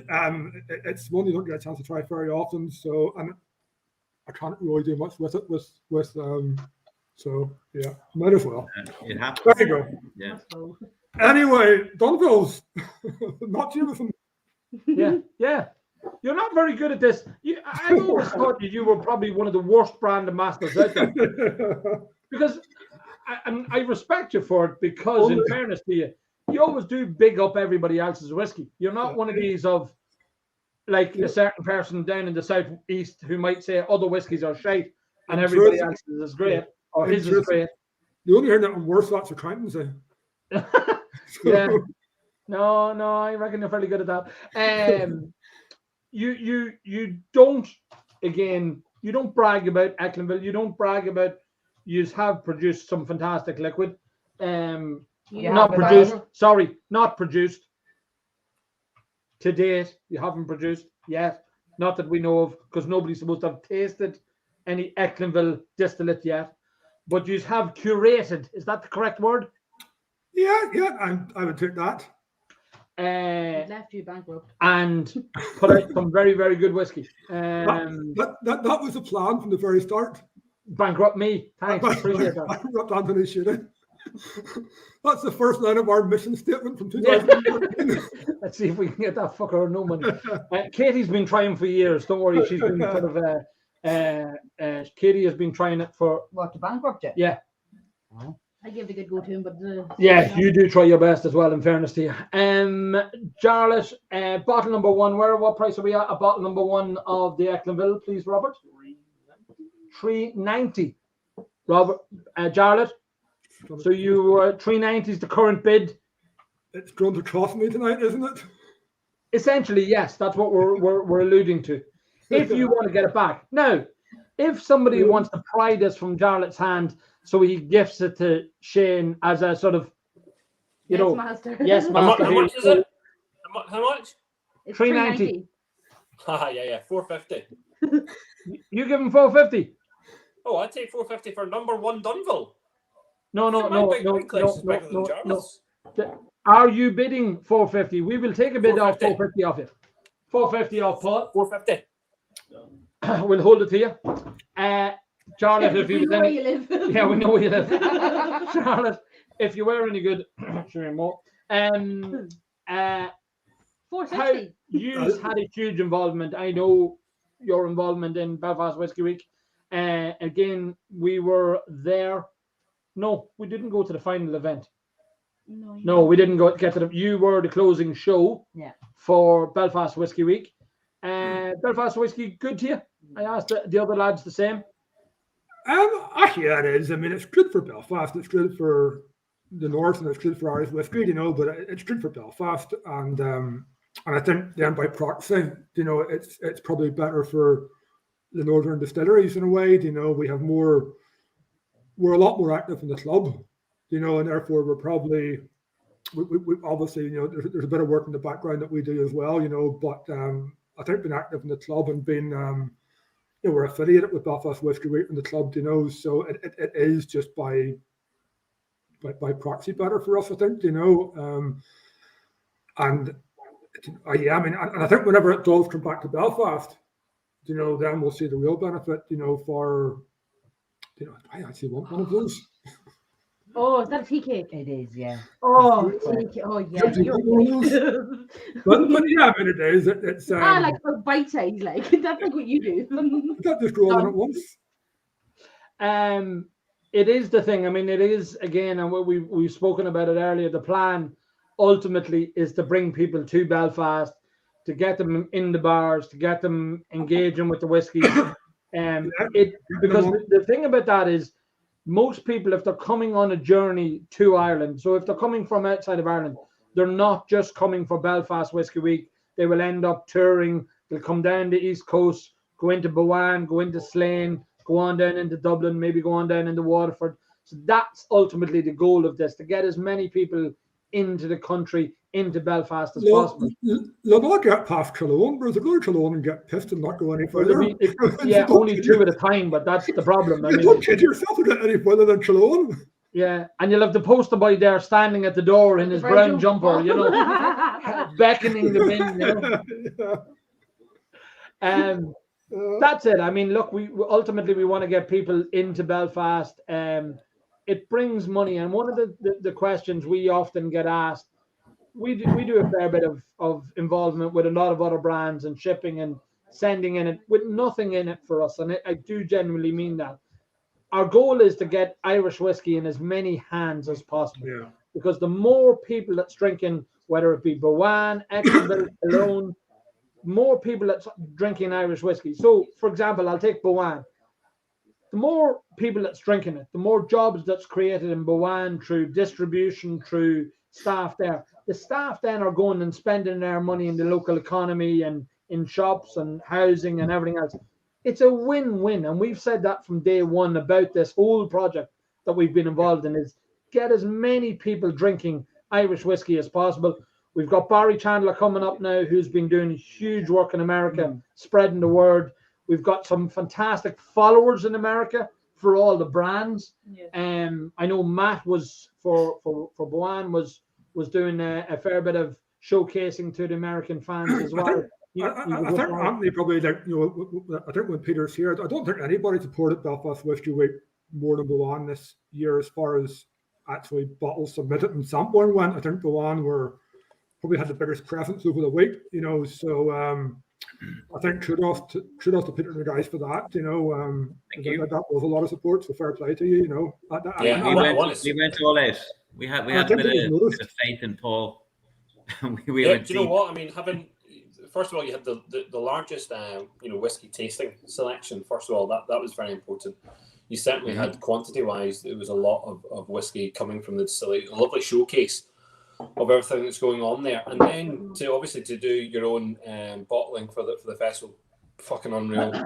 And secondly, the vintage mash bill offering, you know, that we're able to coexist within the festival is very important.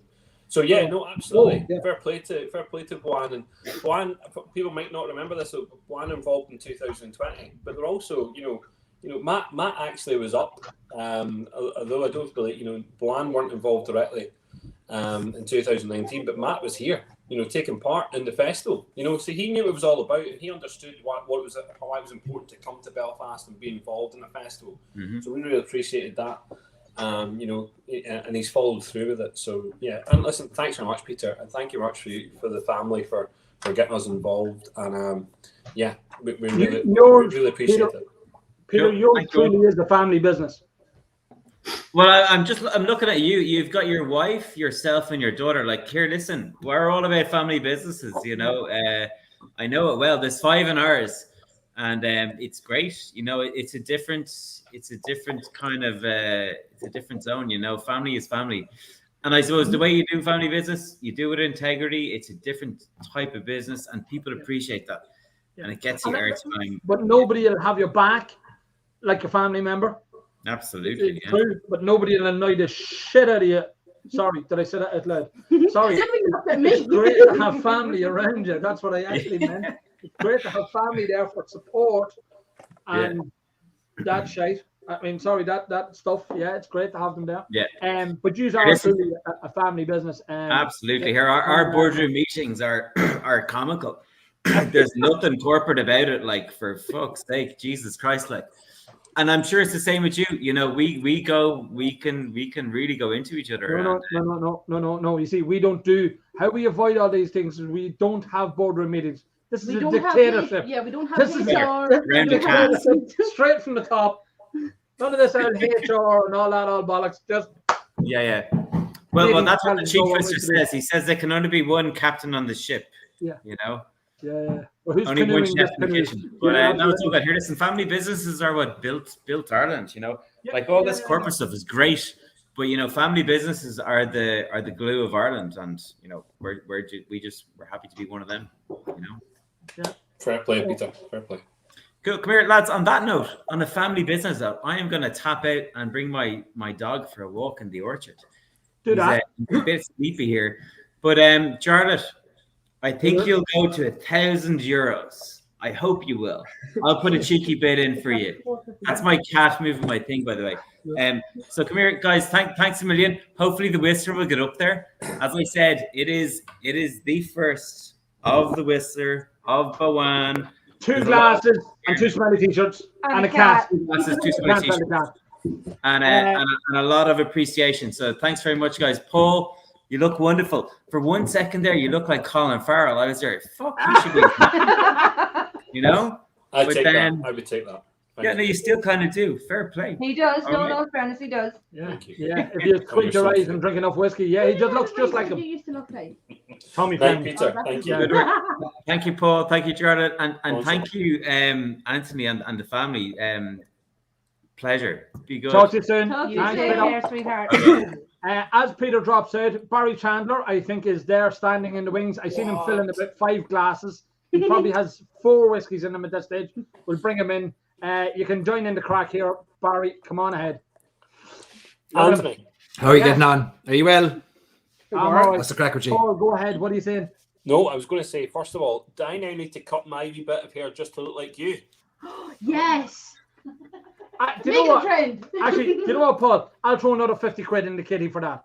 So that's worth another 50 quid all on its own. Paul, you need to cut your hair and lose 2 stone. Hey. Gangly legs. Don't be throwing stones. Barry Chandler's on point. Look at that jumper. Jesus, Barry. Paul, has nobody offered money to get rid of you? Because you've been there now since 8 o'clock. Every time I tune in, you're stuck in this corner of the screen. There's no moving you. Here, you keep paying, Barry. You keep paying. I'm gonna go. I'm gonna go shave. Right. I give you 50 euros to get off the screen. You have to shave the back and just leave the bit at the front. Now it has to you have to come to within an inch at the front. Charlotte, back to you. Sorry, Barry. Bottle number 1. Nobody has bottle number 1 of any of the other releases. So this is a rare opportunity to buy bottle number 1, other than you, obviously, because you're going to buy it for Shane. You're going to buy it for Shane for Christmas. It's 457. And the Lord Mayor of Killarney has one. The Lord Mayor of Killarney does have one. He wouldn't one. spend Christmas. He wouldn't give it to anybody. Miserable, tight-fisted shitbag. Sorry, did I say that out loud? Sorry, I forget about that. Sorry. John Fleming's a lovely man. He's all right. It's all right. Sorry, Barry. There's nothing wrong with Tom. Here, look. Oh, yes. Lovely drop, Charlotte. Thank you Lovely very drop much. altogether. Yeah, seriously. Fuckers are drinking it here. It's beside Olivia. It is a very special whiskey, isn't it, Barry? Yeah, it's gorgeous. Yeah. Charlotte, there's a real cherry note off it for me. Like I get a real dry cherry note. Yeah, there is, and not very much comes from that port craft. It's just front and center in the craft, and it was only in that craft for it was less than a year, which is obviously a short finish for us guys. But then it's only a 5-year-old whiskey, So I suppose But yeah, that sherry note, that red sherry note, very very much is front and center in that port craft. Exclusive. Charlotte, you've got Barry here who'll spread the word in America. When? Well, there's another batch went out about a fortnight ago through High Spirits, so I guess that should be filtering out through Ireland next week. I know that High Spirits are quite keen to get it into the on-trade this time to support to support the bar trade. Many of them? There is 600 or 700 of them. Oh, good. Yeah. And then there's another batch we're going to try and get out, if not before Christmas, then next year, and certainly we have to get some onto the shelves in America. And we had the guys from Total Wines across on Monday past. We had a great night in the distillery. We brought in a little chef on a four-course banquet. We had a pianist, we had a storyteller, lit all the fires, done wine permit, direct wine shipments in Belfast, and we had a lovely night with the Americans, and got them drunk and got them to sign a contract. So yeah, always works. But no, so I know that there'll be some heading your way, Barry, or heading stateside. I guess. Yeah. And I guess it'll be there for Paddy's Day anyway. I mean, it takes you know yourself. It takes time to get anything. It does, yeah. There's a big backlog of ships and containers and all kinds backed up in the outside LA and it's, the whole world is a bit mad at the minute. It just is like, you know. Sure, at least we have whiskey. We'll just keep drinking. Barry, I seen you during the week. You opened the Rarest Vintage Reserve. Is that a Rarest Vintage Reserve to your left? To your right? Right. It is. I got it from you. I think I got it from the auctions. Are you drinking that at the minute? That's what Jarlath. I have that in this glass. Is that the 09, Barry? Is that the 09 you're on? Yeah. I know this is the 15. Well, the 15. Yeah, I'm on the 07. Funny enough. Fair play to you. Absolutely drop dead gorgeous. I mean, absolutely. Oh, stunning. I mean, it is a top drawer whiskey. Absolutely top. Maybe the best blended whiskey I think I've ever tasted. It's the best blended whiskey to come out of Ireland for sure. You know, two lovely port whiskies there. Two very different port contributed whiskies. To just follow up, Barry, I don't know if you've seen it earlier on. Jarlath broke his cork. He can't get it fixed. So what he's doing is he's giving 5 samples or 10 samples of 50 ml. Apparently, whatever left in the dregs. It might be 9. We've thrown them. We've thrown them up on the site. Yeah. So they are up on the site now for the last hour, so people can bid in them and buy those samples. Again, all the money is going to McWillan Cancer Research for this. Barry, I'm going to sort of jump into the interviews if you don't mind. You have done great strides. I mean, almost single-handedly spreading the gospel of Irish whiskey to America. It is going down a storm, and I think the more and more people that are coming to the altar that is Irish whiskey is just growing month on month, year on year, and again, credit to you. Do you think events like Belfast Whiskey Week will get people coming the other way? I know that you do plan to have tour groups coming in. Do you think something like this for Belfast Whiskey Week would be a thing? Yeah. I mean, it will, of course. I mean, look, there's a pent-up energy and excitement and maybe some savings put aside for the Ireland trip, you know, that the last 2 years hasn't been possible. And if you can combine an amazing experience with a whiskey experience now with a trip that's been planned, and you could lay on so many different events, of course it's going to be a huge draw. There's no doubt about it. The thing that I see in the States more than anything else going down a storm is building experiences around whiskey. There's one thing us sitting at home sipping on a glass and sipping on a bottle on our own, but when you can bring people together, whether it's virtually or even better in a room, and have the crack, the music, the song, the banter, the insults, that's what people want. And so the more we can create opportunities for that, even if they have to see Paul in the same room, you know, they'll do it just to have the experience. Like, yeah, I was going to say it is an evil worth sacrificing to. Paul, you need to come forward a bit more if you're trying to replicate. I mean, come on, put a bit more effort into it. The thing about it is, and as you say, is when people are here in Belfast or up in Belfast, they're going to go out to Ecklinville. They're going to, organise tours out to there, down to Cologne, to the distilleries, up to Bowan, stay in Dublin, go round the bars, the Palace Bar, the Bankers Bar. I mean, that's what they want. I mean, Christ, it's an experience standing in the Duke of York. Just, the place is buzzing around you. It is a phenomenal thing. And I don't know whether this is right or wrong to say, but I nearly don't think you can replicate it anywhere in the world. Have you never been to Cork? No, you've never been to Cork. Not in Cork. No, I mean, no. You've never been to the High B on Oliver Plunkett Street. No, I mean, come on. No, I mean, I have to get my injection every time I come out of Cork. That's not. I'm not. Actually, I love Cork. I do. In fairness, Cork's very good to me and very good to us as a business. But there's some nice fellas down there. Not too many. There's about 3. I think. One or two. No, yeah. 3. Should they talk? They talk for 1,000 anyway. The 3 of them would. Yeah, there's about 3 nice people, and that's about it. Have Come here to me. You had a big pink shirt on you when I first joined tonight. You were like a big bar of soap. You got rid of your pink T-shirt. I was going to match my lights to you. Look, I got my pink lights here behind you. I was going to match them to your shirt. You know what? I said I'd put on the t-shirt as one, celebrating it, two, pink as just as a bit of thing. They don't think of man size when they're doing t-shirts. I mean, that was an XL, and fuck me, I was sewn into it. It was more of a medium, I'd say. It was probably something, but it definitely, I mean, it was an XL, and actually, I should change. I have a costume change. I do have a Dunvilles one there.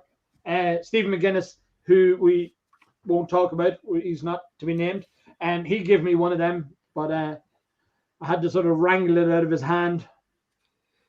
So you're a great man for the t-shirts. Yeah, t-shirts. Barry, that's all I want. I'm a simple man. I'm easily bribed. All I want is t-shirts from the companies. They just send me t-shirts. I'll fucking wear them. It means I don't have to go and buy t-shirts. It's an economic. Get your stories and sips shirt. So a stories and sip shirt. Now that we know that you'll wear the things like. Do you do them in jumbo sizes? We do 4XL. Yeah, we'll get them over to you. I'm not here. Settle down, you love. Jesus. 4XL. I mean, 2 and a bit maybe. You know, 2XL and a push. Yeah. Yeah, and I mean, you've done that again with the branding with Tua. We do like our Rosie. You've done the green glasses, and then you've done your own stories and sips. That's been good to you as well. I mean, you've got good following from that as well. Yeah. I mean, look, the community that's built up around Irish whiskey is amazing. Like, I take no credit for the community that's built up there. You know, I always say I only open the bottles and drink them and talk about them, but it's everyone that turns up and has the crack, and the friendships that have been made in our community in the States.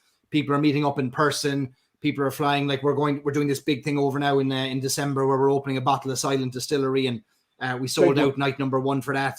Almost sold out in night number 2, and it's all because this community's built up where people want to get together. They want to open whiskey. They want to drink whiskey. They want to have the crack, and they want to connect. We've had 2 years where it's been really tough to connect with people. So Irish whiskey's proven a great kind of a conduit to connection.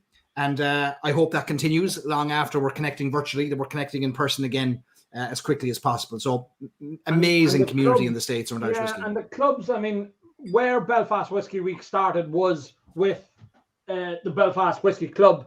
Jarlath, you'll remember, I believe. Paul and a few of the guys got the Belfast Whiskey Club together. It's a great way of experiencing whiskey and tasting whiskey and enjoying whiskey with friends, meeting new people. It's a common interest, as I said earlier on. I mean, the one thing, I mean, Belfast with its checkered history, and people, we can talk about it now and the years that there were. But you put a room full of whiskey people, it doesn't matter. It just doesn't matter. None of it matters. Color, creed, nationality, nothing. It doesn't matter. And we all get, we're going for the whiskey and tolerating, Barry. There's no need for that, Dave. That's a bit cruel. We all, it's a shared love. It's a shared interest. And I mean, that's one thing that the clubs, and again, I see like Ohio there has a huge whiskey community. Over in the West Coast now as well. It's building all the time. New York is growing all the time as well. It's just these clubs that will spread the word and put whiskey in people's hands and get them tasting it and get them drinking it as well. You're going to need to get people into rooms, and that's very hard to do. I know for Irish brands, it's expensive to fly over to the States and go into a bar in the hope of assembling 6 or 7 people. But if we, or 60 people or 70 people, or only 6 or 7 turn up. But if you've built a kind of a virtual group or an online community already that are there for the brands to tap into, like when Sleeve League were going around America there over the past few weeks, we were saying, look, if you want any of our group to meet up with you in any place, or you want a group to turn up in any city or any state, just let us know.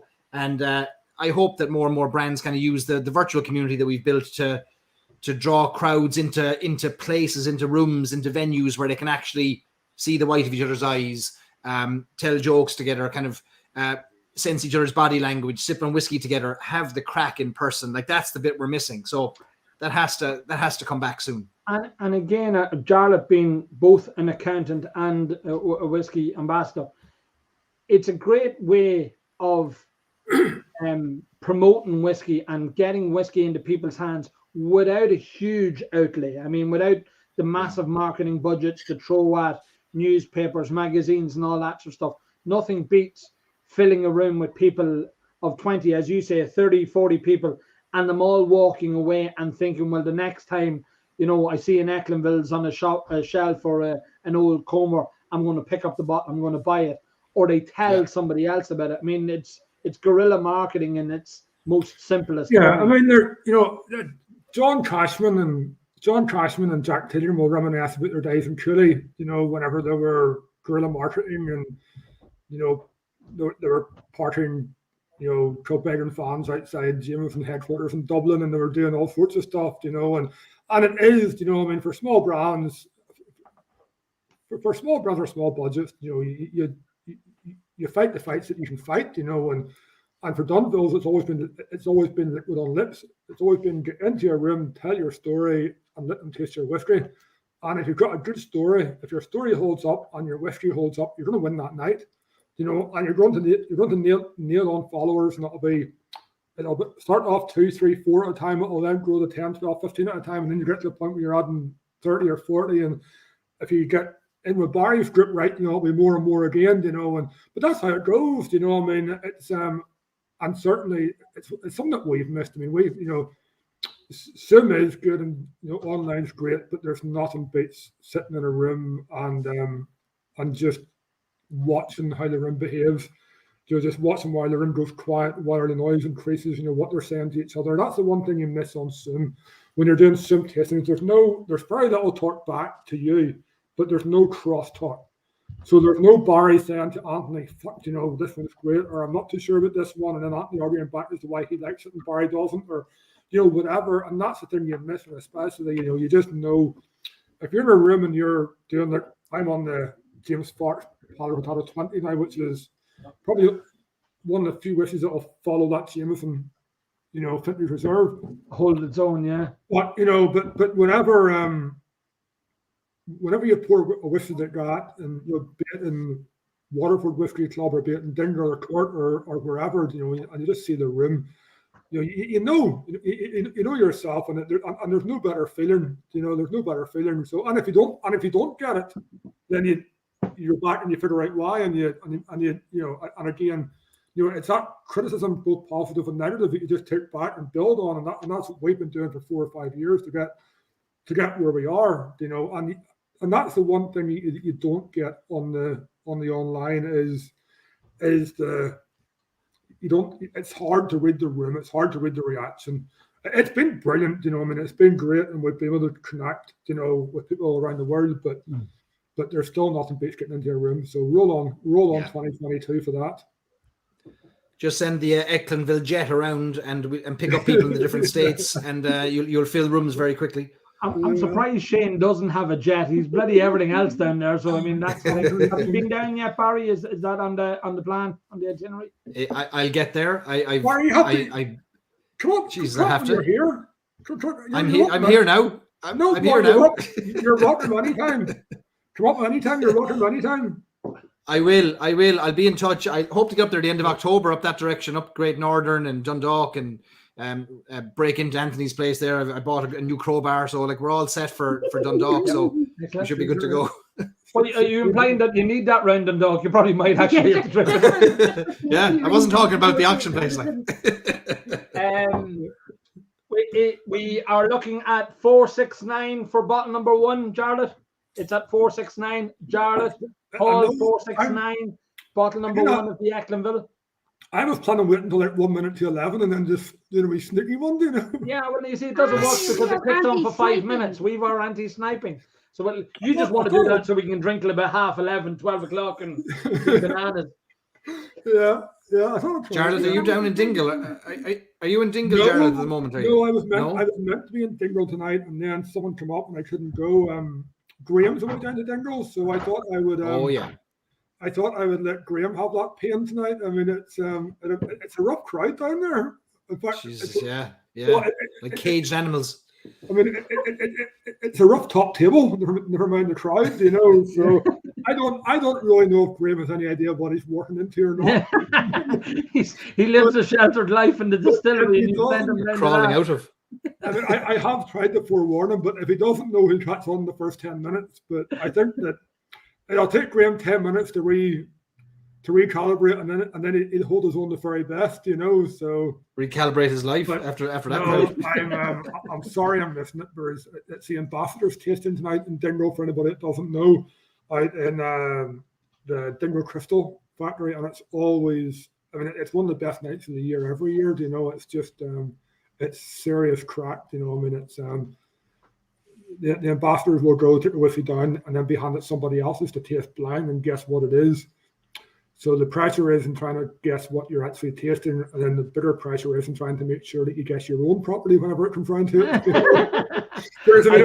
I've heard anecdotal stories about that. Some good ones. It's one thing to be handed a Powers and think it's a ton of more Jew, but it's another thing to be handed a Dunballs and think it's whatever, you know. So thankfully, I haven't done that one yet, you know. So I did say to Graham, you don't have to guess the other one right, but just make damn sure you get your own. Your own, you know. So yeah. I'm just going to interrupt. The one bottle I haven't spoken about tonight is the bottle of Aberfalls. Paul, I'm going to bring you back in with this. You probably have a bit more know than me on this. So go. Yeah. So Super. It's the inaugural bottling from Aberfalls in Welsh Wales. Yeah. In Welsh Wales, yeah, and it's the first distillery in Wales outside of Penderyn, owned by the Hillwood Group. Okay, so they've donated the bottle to us to raise money, which I think is absolutely brilliant. We tasted it throughout the festival. This is a higher ABV than what's going to be going out to the general public. Their bottle's going to be going out pretty soon, if it's not out already. Their general release. The thing is, this is Welsh whiskey, so it is Welsh grain, and it's Welsh produced, and there's nothing other than Welsh whiskey in it. I think in the past, other than Penderyn, we've had a lot of Welsh whiskey which has been Scotch or it's been manipulated elsewhere. This is indeed something quite special. So. Anthony, you've not sold one in your Irish whiskey auctions yet, but they have been sold in other auctions. They have gone really well. They've gone well over £200 per bottle. It's really nice to see this one, getting a wee bit of traction. So yeah, so this is a good one for those that want to invest potentially in as I say, the first Welsh whiskey to come out of Wales outside of Penderyn. All right, and again, thanks very much to Samuel up here in the north. Donating this bottle on behalf of Hillwood. So thank you very much. And Anthony, are all these bottles available for shipping to the US for our American friends who are watching? So anywhere and everywhere, as per normal, Barry. We can ship a bottle anywhere in the world. We can have it today. East Coast of America in 24 hours, West Coast of America in 48 hours. It is great that we have the shipping routes there. And again, a lot of your group and fans buy from us on a monthly basis. A lot of them are actually, what they do is they pool the bottles and then we send them over in one fell shipment. So they're getting. Some of them have shelves there, don't they? They've got shelves on standby there for you to fill. Dave Borez has definitely got his own shelf here. Yeah. Brian Redden, there's a few guys. MP's got I'm actually thinking about dedicating a warehouse to MP. He's getting that much stuff sent over to him. But in fairness to MP, he has been sending t-shirts and stuff back, so we'll forgive him that. Any of the Belfast Whiskey Weeks bottling, I've got 500 on which one, Mick Brennan? Belfast Whiskey Week. Number one, which Belfast Whiskey Week? Yes, go ahead. We have got all the bottle number one. So again, as Jarlath has said, as Brendan has said in Cologne, as Peter has said from Bowan, and as Mickey said from McMira, bottle number one for them is a really rare thing for them to be, one, releasing out into the wild, but two, for the opportunity for people to come up and buy it. So, I mean, you need to get the bids in there and get the price up as much as possible. Pay above and beyond, lads, because the money's been raised for Macmillan Cancer Research and support. I don't know anybody and any of us who can sit and say that cancer hasn't touched somebody that we know or somebody that we love. So, I mean, we really got to be raising as much money as possible So let's get the bids in. Anthony, can you just do me a favour? What's the ABV on the Aberfalls? 46. 46. I was going to say, you're doing well that you're asking me to read at this stage. 46%. Because the standard release, so the 46% was inaugural only.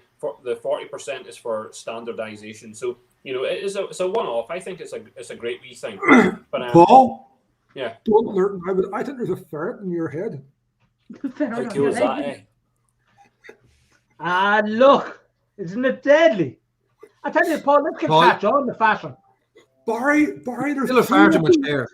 Far too much hair on Paul's head. He said he was going to shave his head. I see a full head of hair behind it. It has to be off before the end of the evening, and then we get the money raised for Macmillan.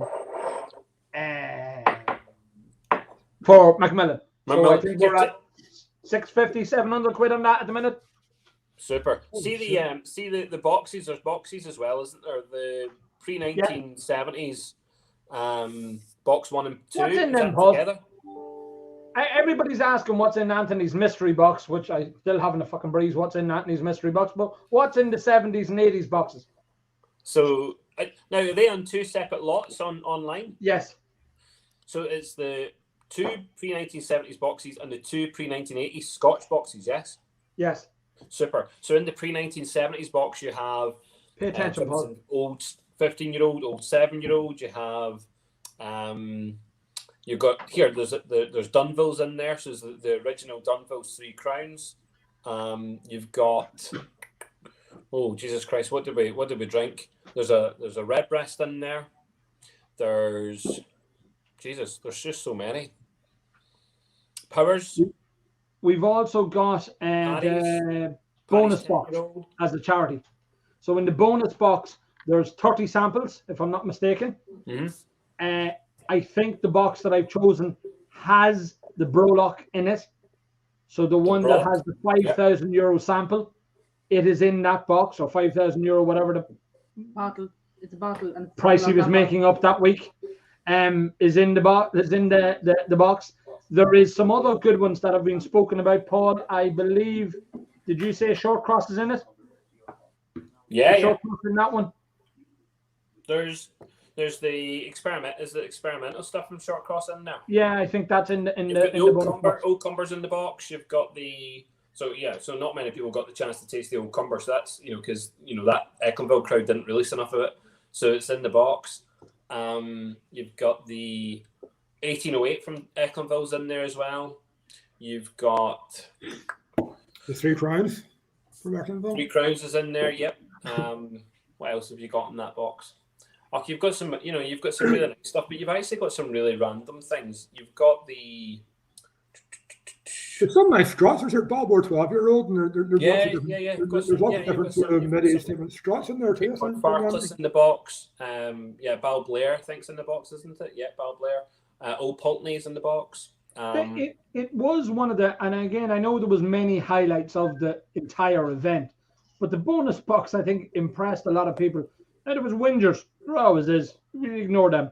But I mean, for the 30 samples that they got, essentially as part of their pass ticket, it was a hell of a thing to get. I mean, as you said, it's a library of whiskey, so a lot of people wouldn't have sat down over the Belfast Whiskey Week unless they're raving alcoholics and drank the whole lot.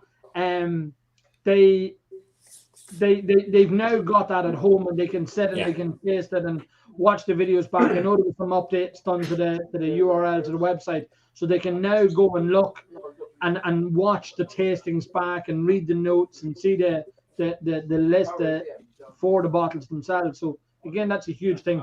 Keith McCann's been smart arse, and he's saying that sure the Brolock sample is worth 350 alone. Do you think he's been smart arse? I think he's being cute. Put him on the spot. Put him on the spot. Yeah, I'll call him out. I'm here for that. Dave says Paul's got a dodgy porn stash. Paul has got a dodgy porn stash. I mean, that has to be shaved before the end of the night. We cannot go and let you look at your wife looking like that. God. The kids. No, we can. No, we definitely can.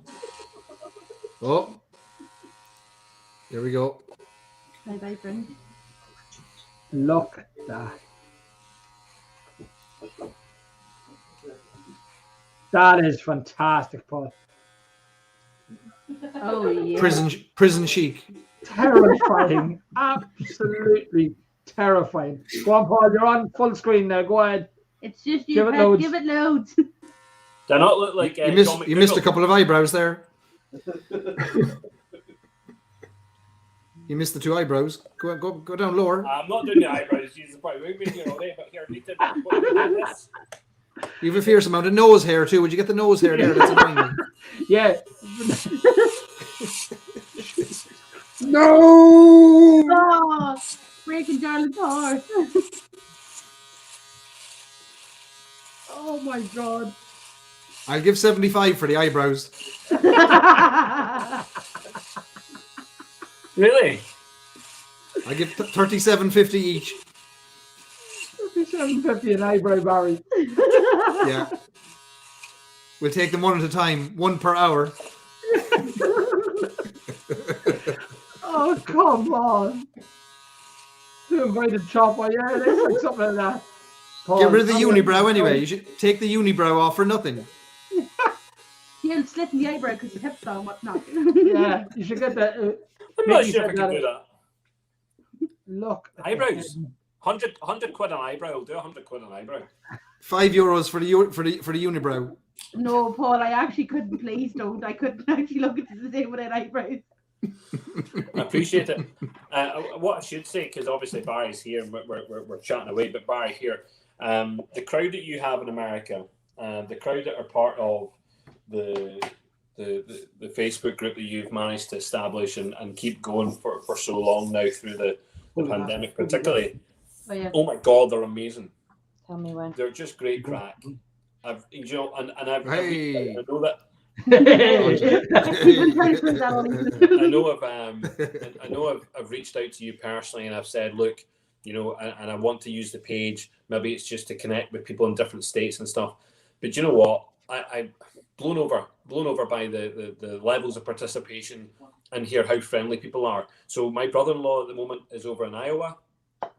And I asked you specifically, can I ask, is anyone in Iowa? And here, one big shout out to Catherine and a shout out to Andrew. Both of them have gone and made, friends with Patrick and let them settle into university. They've been absolutely fantastic. It's great to see that kind of relationship, that within that community you've built. So thank you very much. And here, they were so supportive over the festival. Unbelievable. Do you know what I mean? Everybody getting involved, and I think there was a hell of a lot of people out in that Cincinnati area, Ohio area specifically. Yeah, sure, Ohio's great. Yeah. So thank you. I really do appreciate the amount of whiskey that we shipped to Stacey in Ohio. Who organised it there was phenomenal. I saw the package. I saw the pallets. Unbelievable. Yeah.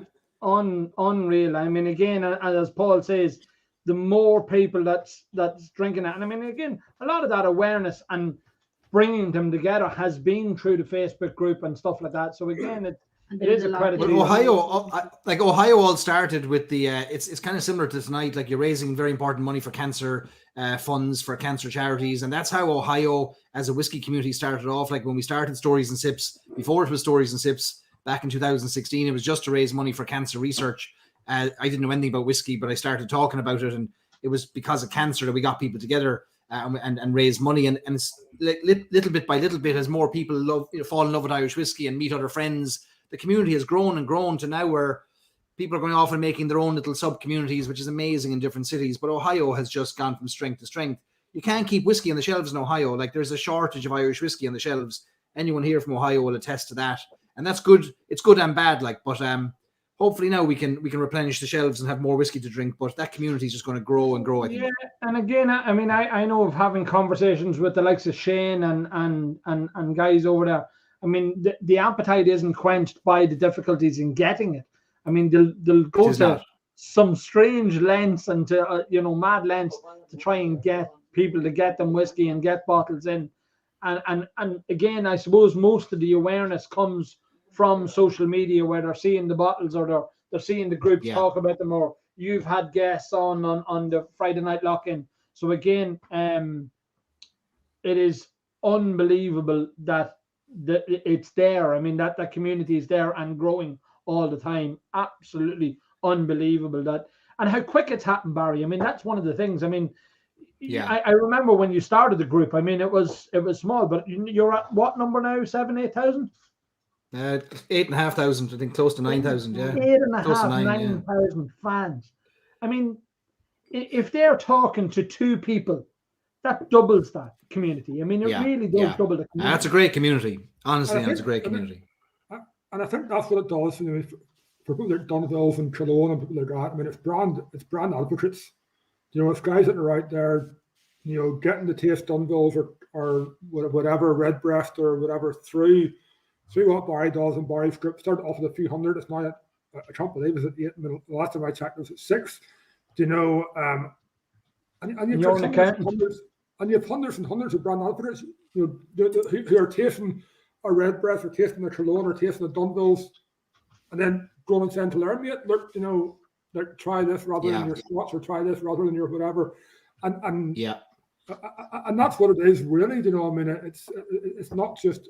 For us guys, it's not just enthusiasts; it's brand advocates. You know, I mean, it's guys. 100%. You know, one of the challenges when you with the group as it was growing was, you know, like you've probably seen it in other groups as well. We're all part of the groups where you'll get people who want to maybe spam the group with their things, or they want to sell things, or they want to share things that aren't relevant to Irish whiskey, or they want to talk about things that are just not on topic. And you kind of have to put the foot down a bit and say, look, we want you to have the crack here, but this is really just an Irish whiskey focused group. There's no selling. There's no kind of, we even went as far as saying like no memes and stuff, because people share the same memes 100 times, you know, and people were like, you're too strict in the group.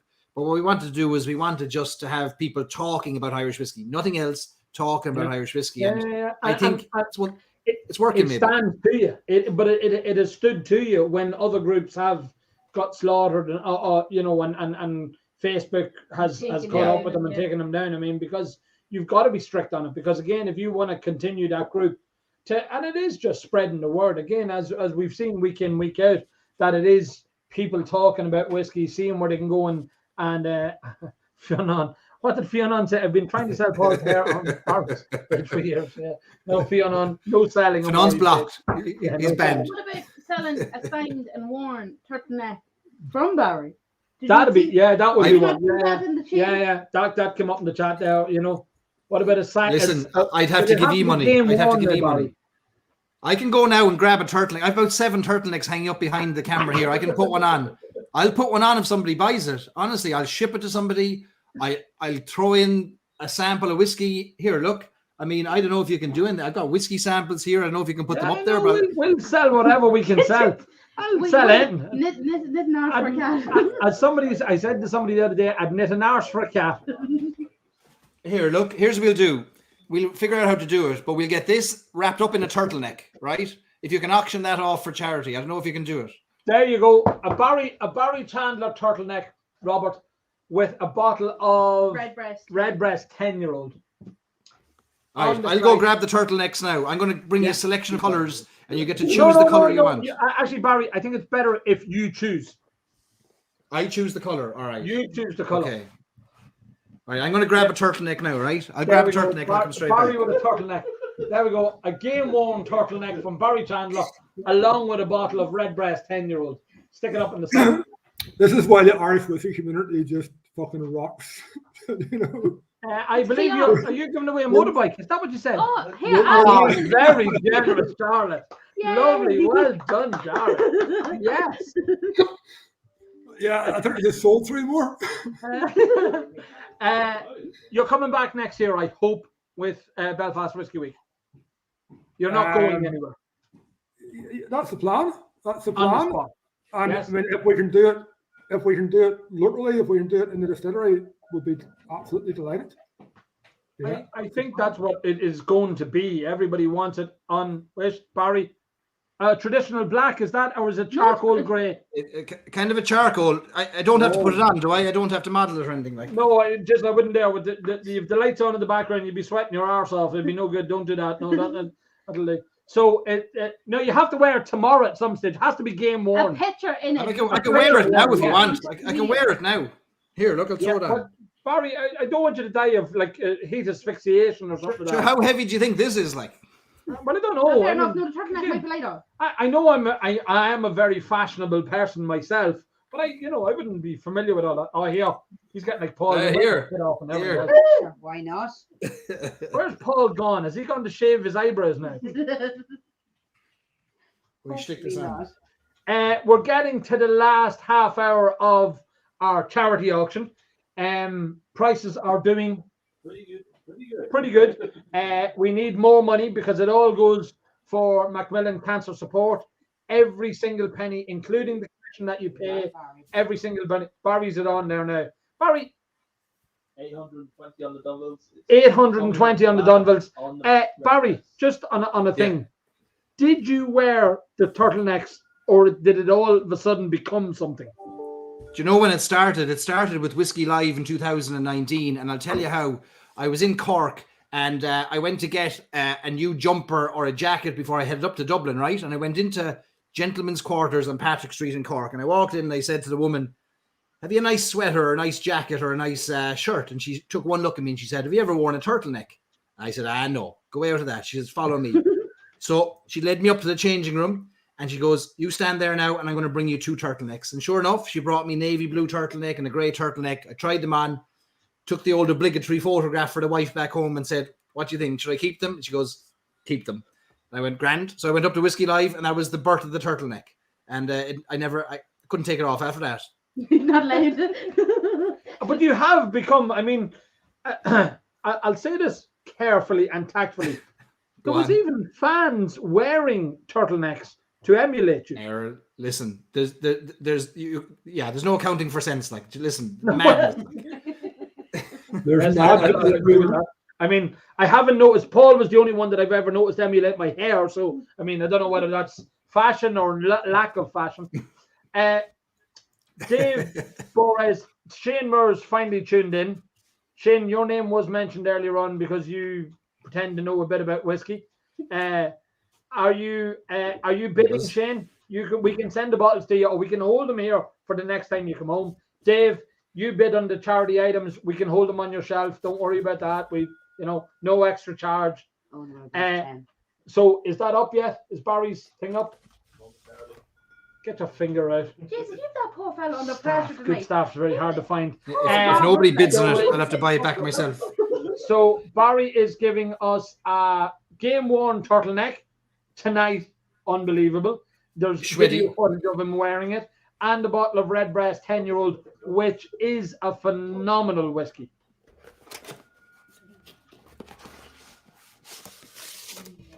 Free little cushioning and everything. Look. Brand new, like a brand new. Look bum. at that. Look at that. Look at that.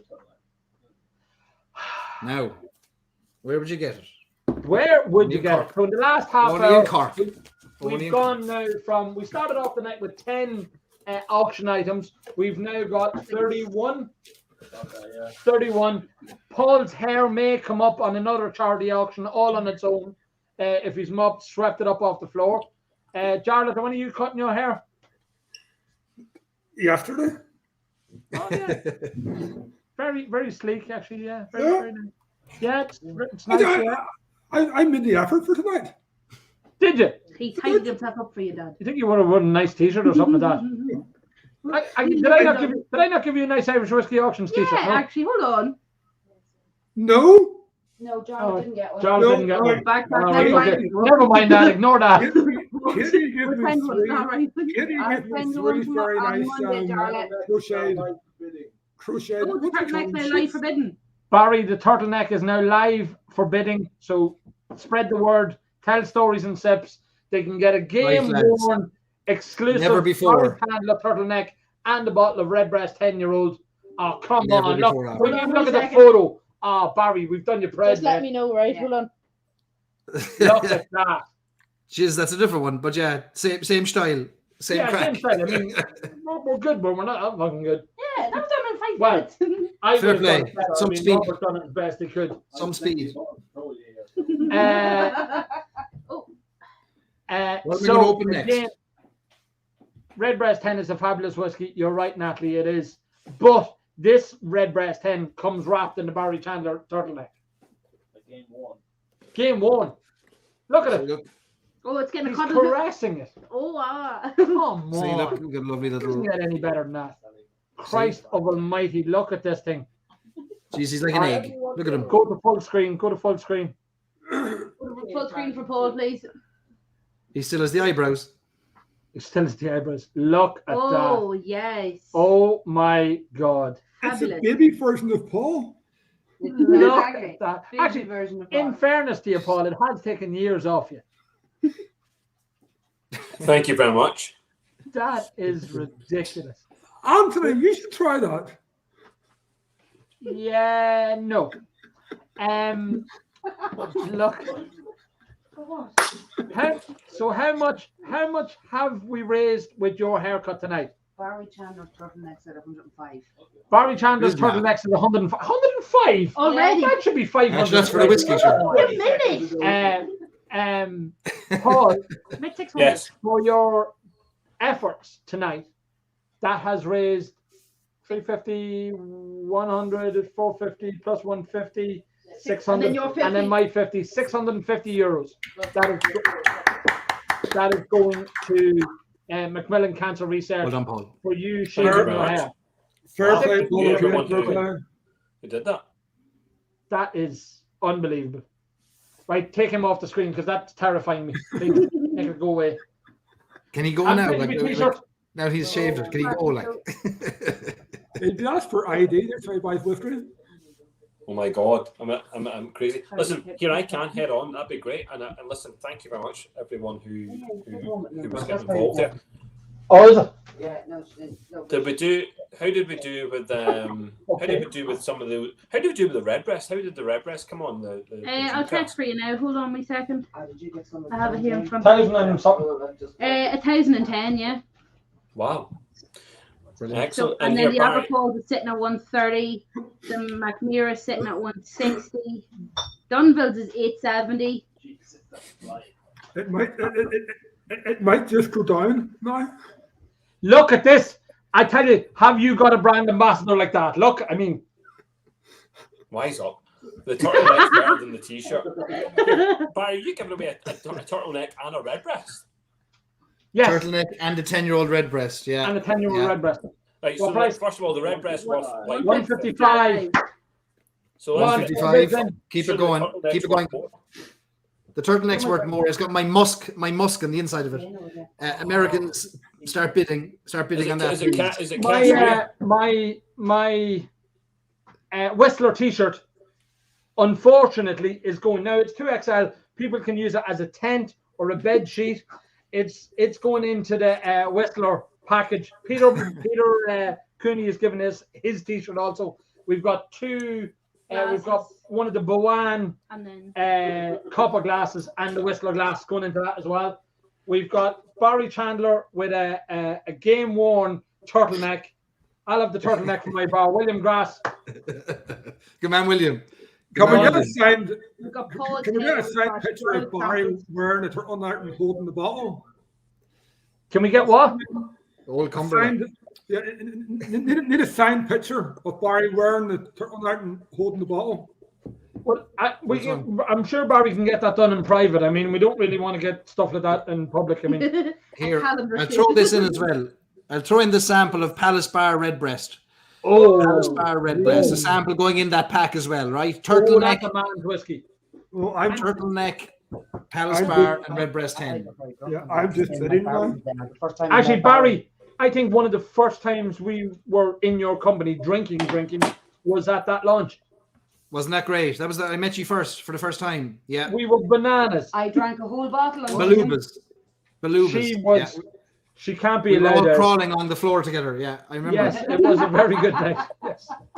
Aren't these whiskey events meant to have some sort of class to them? No. No, God no. it's bananas. Debauched. One of the nights down in the launch of the rather elegant Ecklenville box, wasn't that a good night, Charlotte? 185. Huh? You What wasn't even night, listening. sorry? The launch of the Port Mordaunt Oh, in up in the Harp. Up Yes. there in the Harp. Yeah, I mean, it's just if anybody hasn't been upstairs in the Harp bar, it's absolutely stunning. And yeah, that was a good night. That was a good night. Ride. That was a That good was a ride. very good night. Yeah, that was. Whiskey Social's gonna be my I first nearly night. can remember. Seems like a long time, and that was probably only 3. Seems like a long time ago. 3 what? years ago. 2. 3. 3. 3 was it? What? It is a long time ago. So we are actually, just to reiterate, Irish Whiskey Auctions is 3 years old on Tuesday. Yes. Rosie, to a glass, was 4 years old the other day. Today. She's 4 years old today. It's 2 a day. Amazing. 2 a Friday. Doesn't really No, it ring. doesn't have No, it doesn't work. Who else's birthday? I mean, Paul will be in his birthday suit soon because he keeps shaving bits off. My God. Don't say that. More items. Can you keep up? It's like 22 minutes. I It think ends in we need 22 to get minutes, this Dave jumper. O'Connell, We need but a you can throw jumper. money in instead, The jumper needs to or like you can 500. throw stuff into A Barry's like the package. Yeah, I mean, Lads, can you try and beat the lock in? Mystery box. I know what I'm gonna do. Dave O'Connell can shave his head. Oh no, he's bald. Sorry. Could we keep this going longer, like than the longest lock-in we ever had? I think the longest lock-in was about 4 hours and 10 minutes. So if we could We're beat that, already we're at at. 2 hours 40.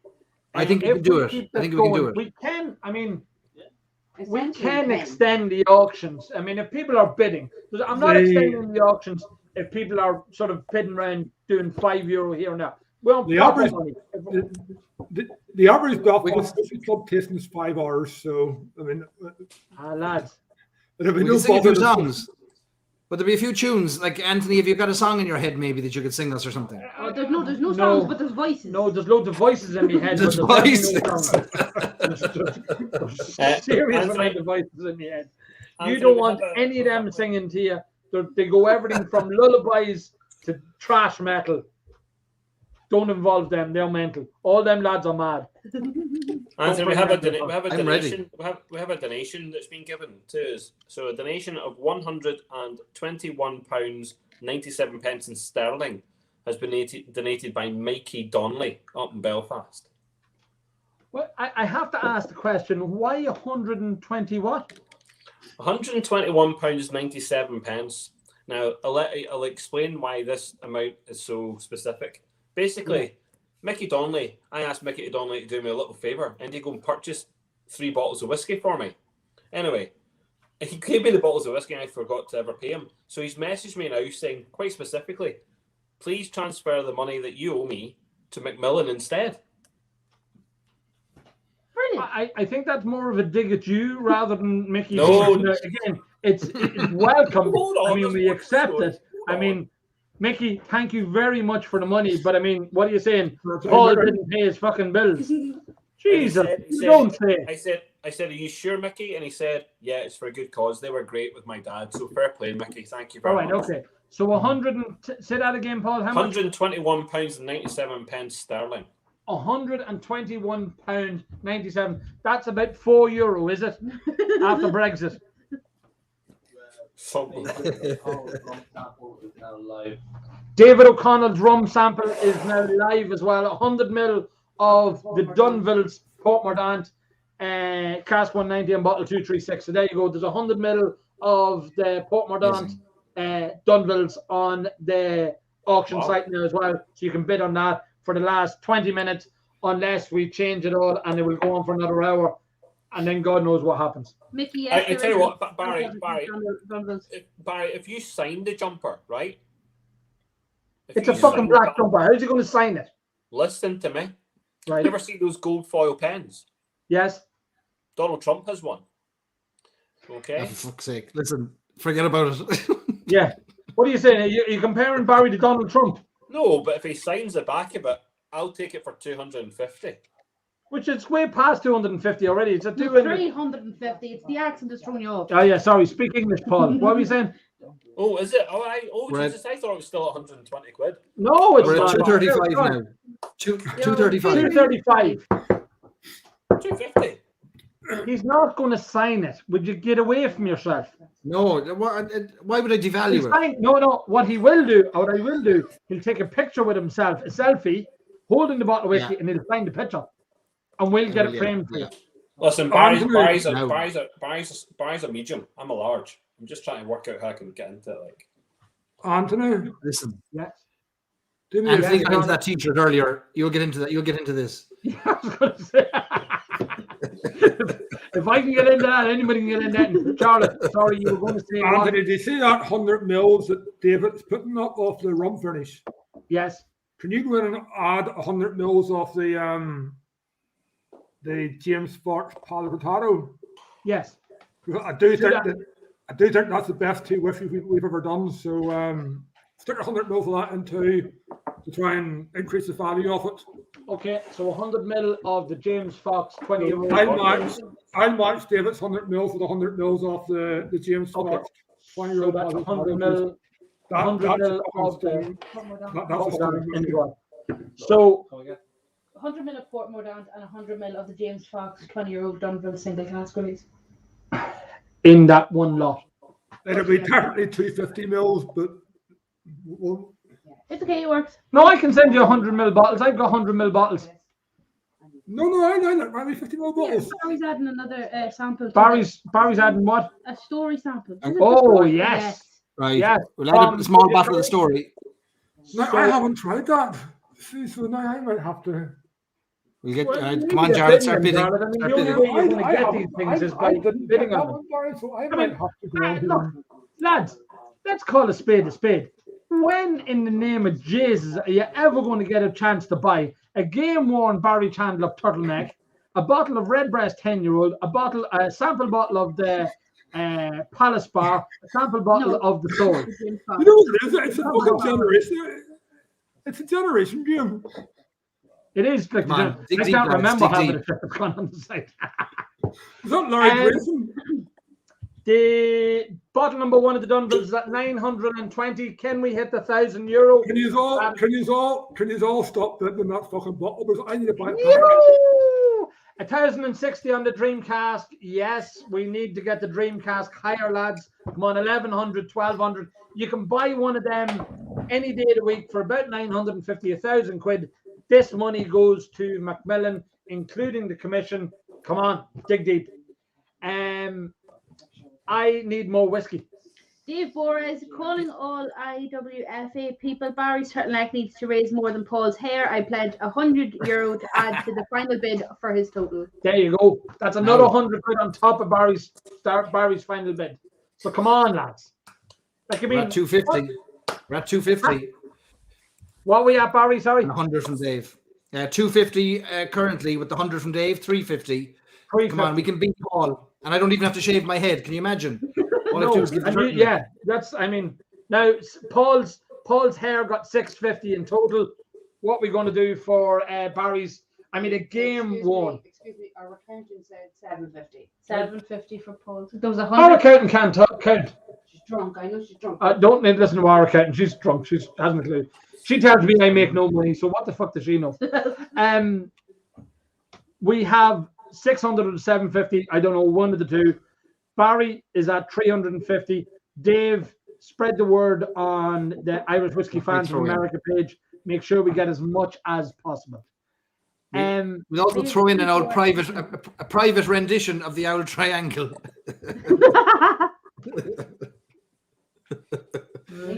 We'll take value off it. Yeah, I don't know, Barry. I don't know if people would pay for that now. I'm not being funny. No. I think no, not the shaving the arse, but the singing of the triangle. I think people might maybe be more quiet, you know. I'm not gonna, you know, I don't want to judge you on that. Charlotte, what are you drinking? Oh, look. Glendroch. Dirty bit. 21-year-old 1994 PX Punch in Glendronach. We're into the real good stuff now. Yeah. I don't know what I'm going to drink. It's one of those nights. Jameson Fitness Reserve, James Fox, and a 24-year-old, a 21-year-old Glendronach. So it's that sort of night. Did you say that James Fox is the best that you've ever drank? I think done both ways, it's right up there. I mean, it hasn't even notes of tobacco. Like, it's just laced with this tobacco note on the leather. It's absolutely stunning. But hold on, like, you've had like 27 whiskeys already. I mean, it's a waste. Do it. Fuck it. Go. I haven't had 27. I've only had. It's a Hang on, I'll have to ask my accountant. She can't answer, she's drunk. She's drunk. My accountant's drunk as well. This is terrible. Things just gone to hell. Yeah, no, I do think it's probably the best we've done with that rum finish. Paul, what was that in your hand? A banana. Soakage. What do you say? I mean, really? What? There's no point anymore, is there? Oh, them two fizzy sweets. Love that. Barry, what's your price of your t-shirt at now? Your Turtleneck. Still 250 plus the 100. Lads, come on. Come on. That's 100. Turtleneck. Listen, turtleneck, redbreast 10-year-old cask strength, throwback. There's only 7,000 bottles ever released. Sought after will be a collector's item, also very good to drink. Palace Bar, what's that, 16-year-old, isn't it? Or Palace Bar, single cask, redbreast sample, and a sample of the Story, our inaugural release of Stories and Sips, that contains up to 29-year-old single malt as part of the blend from JJ Corrie. That's included, and most importantly, a heavily body perfumed turtleneck as worn tonight on the fundraiser here tonight. All thrown into one lovely envelope and sent your way. If you can, and you are here in Ireland, so I mean, I am. We can ship it to America. We can ship it to wherever. I mean, the Irish whiskey fans of America, get bidding. I mean, come on. Barry, you haven't sold one of them turtlenecks before. Never. No.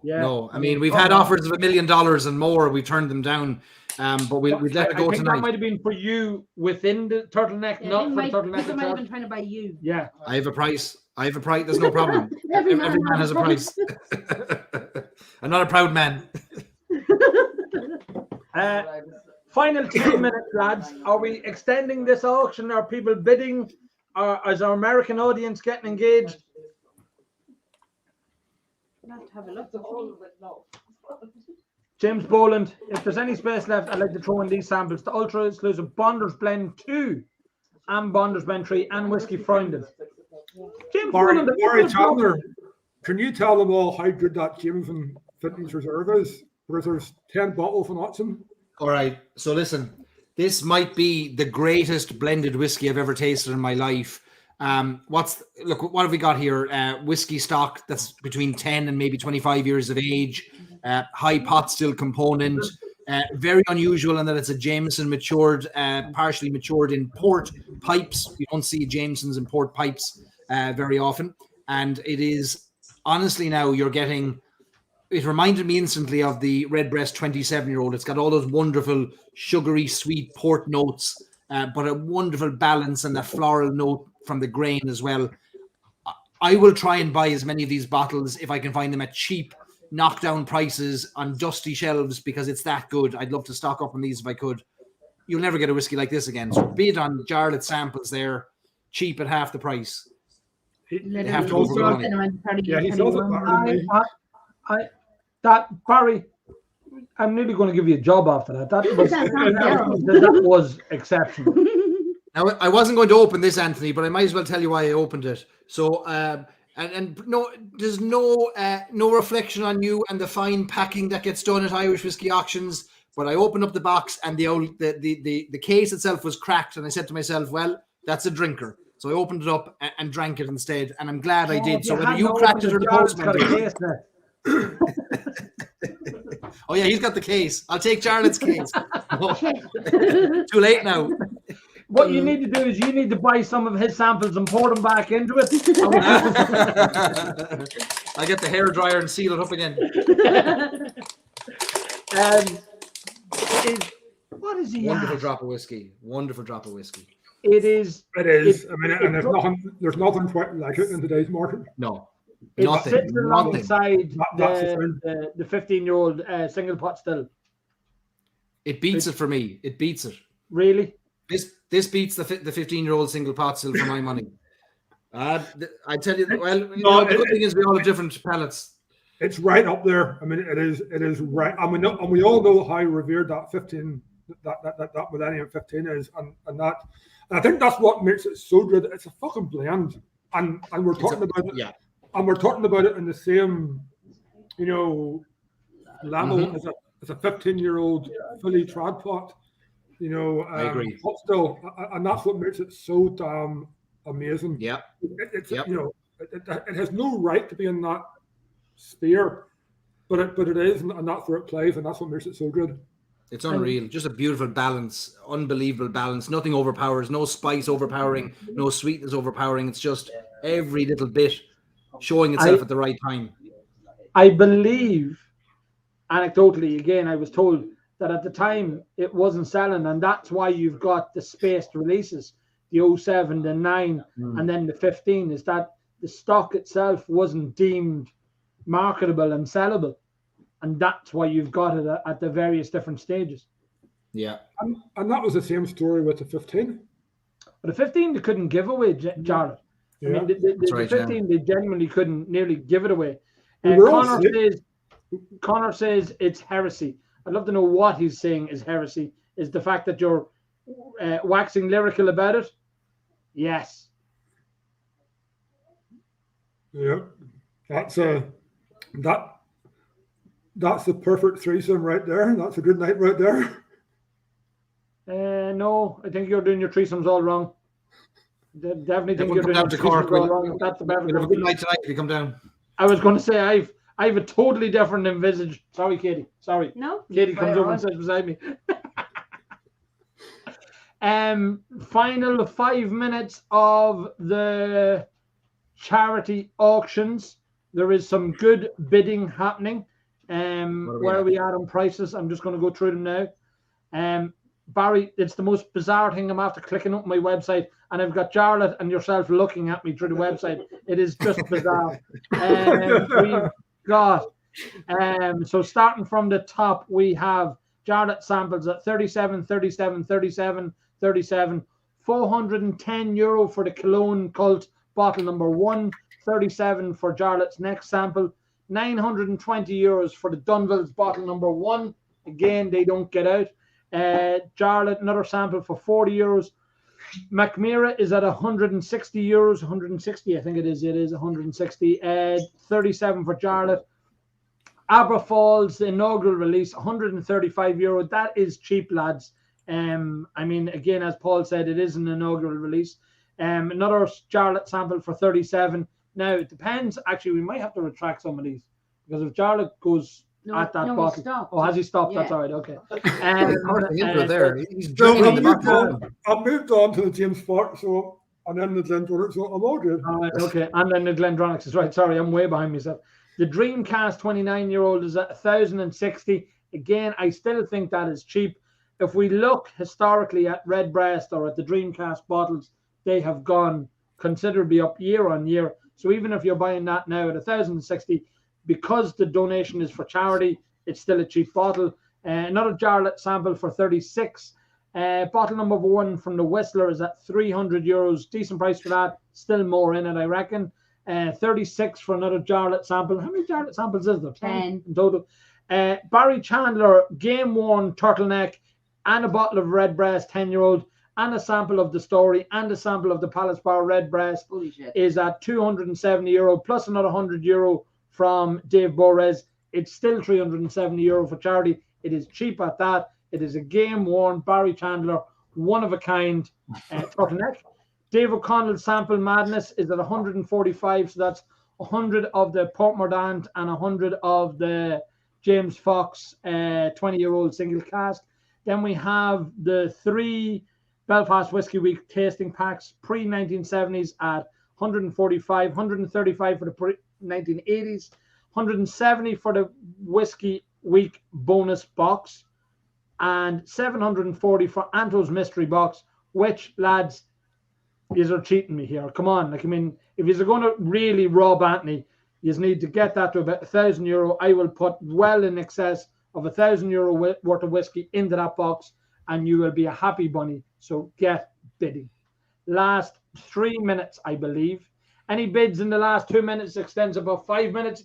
If you want to keep this night going, which we hope you do, bid, and it extends it on another 5 minutes, and another 5 minutes, and another 5 minutes, and another 5 minutes. So keep bidding, keep bidding. Michael Brennan there in the comments telling me to get a nice glass. In the morning. Michael, Galway Crystal here, a redbreast glass. Michael Brennan worried about the quality of my glass. We can't get better than Crystal. I'm on the Dingle. Crystal. There you go, Dingle Crystal, Galway Crystal. What, Charlotte? Oh, is that the Dingle That's Crystal? The beehive. Yeah, they're nice. They are They are nice. nice. Yeah, it is. It's I'm supporting Rosie. I like Rosie. She's a bit of posh support dirty. Rosie as well. Yeah. She's a bit of posh dirty. She is a bit of posh dirty. From upper Glasnevin or lower Glasnevin. 800 quid in your box. 800 quid on the Anthony's box. Let's keep bidding. Would you bid on Jarlath samples there? There's some for €36, which is an absolute steal for what you're getting. 50 millilitres. Come on. Honestly, come on. You'd spend that on a 10 minutes out. You're not taking this serious at all. I mean, people need to start taking this all seriously now. Start bidding. That's the price of a pint in Temple Bar. Come on. Would you dig deeper? Well, depends on. I can't even. Actually, I'll agree with you, Barry. I got robbed there 2 weeks ago buying drinks for you and Rosie. Oh, yes, you did. I did get robbed, yes. You did. Very expensive. But it is what it is. Barry's turtleneck is at. Come on, folks. Wow, 350. 350. So that's 450. That's 450. Come on. 450, folks. Come on. I'll stick it back on if you keep bidding. I'll take off my ticket on photo. God, don't put that out in the internet. What happened to Paul? Did he go home? Paul he fell off. Fell off the camera. Sorry, what happened, Paul? He lost his battery. Yeah, my iPad decided to give up. Sorry. All right, okay. That is the scariest looking thing ever. Bald looking back at you through the screen. Final minute of our auction, lads. 30 seconds. Some of the things have been 27 extended. seconds. Keep going. Yeah, keep bidding, some things have been Keep extended. going. Any bids now in Barry's t-shirt, Barry's turtleneck extended by another 5 minutes. Turtleneck. So get Give us bidding. 360. Give us 360. Snipe on the Dunvilles. Just snipe the Dunvilles out of that Jarlath boy's hands. Go on, snipe it out. It's at 920, 5 seconds. Wow. And we have to let this end. They're all Well done. gone. The load of items are ended. Lads, you let them slide. You let them slide. There's some of Jarlath samples of the 2007 rarest vintage reserve. That stuff's going for about 500, 600 euros a bottle. So getting a 50ml sample for 40 quid is ridiculously cheap. Wow. I wouldn't say that anybody hasn't tried that. Just, I mean, you have to try that to really understand what it is. Paul, is that your microphone that's feeding back on it? Someone hit the Dreamcast last minute. Dreamcast Those is at samples should 1100. go for €50 each at least. They should be €50 for the Jameson. Absolutely, Barry. All day long. Anto's mystery box is at 820. Still cheap. Shit. Anthony, do you have any tally on what gets raised so far tonight? Not a breeze, Barry. I can barely No. see the screen at the minute, so to be adding up stuff, no, it's no. Can you have someone look at the computer for you? Yeah, and Robert over there. I mean, in fairness to Robert, Robert's been doing this stuff all night and throwing the stuff online and all that, and he's been drinking like a fucking champion over there as well. So he's half cut as well. So I mean, it's. This is mainly how Irish whiskey auctions is run most of the time. If the truth be known, I mean, I start ranting and raving and shouting. People try and do shit, and then we drink some whiskey. So hey, look, it's all good. That's the way to do it. Yeah, absolutely. That's the way to do it. It's a bit of a laugh. 1100 on the Dreamcast. Have we any more on that? 1150. It's cheap, lads. Anto's mystery box is at 820 still. lads. Can't believe you let Barry's thing slide. I'm annoyed over Honest to God. I'll cry myself to sleep over that. Somebody has got a bargain there, Barry. Honest to God, now an absolute bargain. They get bits of my DNA and everything on the inside of it. I mean, that's no, Barry, please don't be leaving too much DNA in it. That's I mean, American presidents have got into trouble over that. So I mean, don't be doing that. It's just wrong. Dave says he tried one more bid, but the auction ended before it registered. Yeah, but he wasn't trying hard enough. He could have bid before. We've been going for fucking 2 days, so just coming at that half-ass excuse. Barry Chandler babies. Barry Chandler babies. That's what I'm talking about. Actually, there people might be cloning you, Barry. Do you know that? If they get the DNA, they'd be bigger fools. They'd be bigger fools now. Tim. Honest to God, they can have it. How are you, Roger? How are you lads at IWA getting home? Who's going home? Yeah, I mean, let's not fucking kid ourselves here. I mean, I spend that much time here. It feels like home, so it's it's all good. 870 on Anto's mystery box. Yep. Dave is saying the fucking sweater wasn't on for 2 days now. He's sure he's got a fight. The fucking sweater wasn't on for 2 days. I mean, we could put a second sweater up for Dave, if he really wants to bid high. Like, we can find a second turtleneck. Yeah, that's Barry, just hang on, just make sure that we have the capabilities of making it live before we commit to it.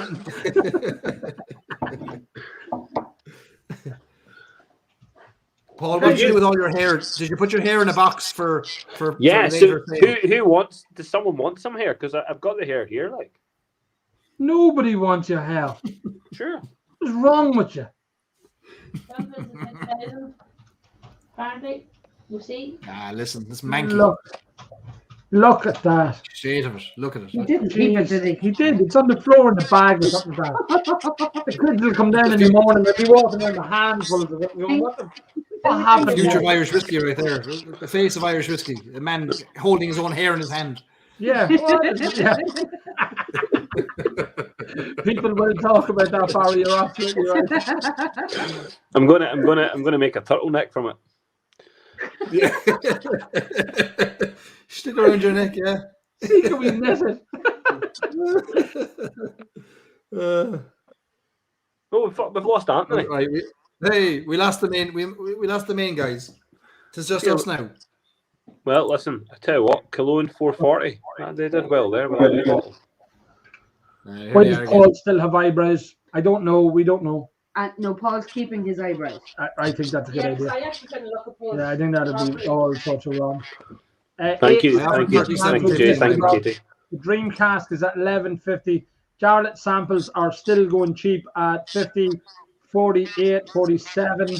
There's items ending there, lads. So I mean, there's only Anto's mystery box is gone. Anthony, give us some idea what's in this box. My hair.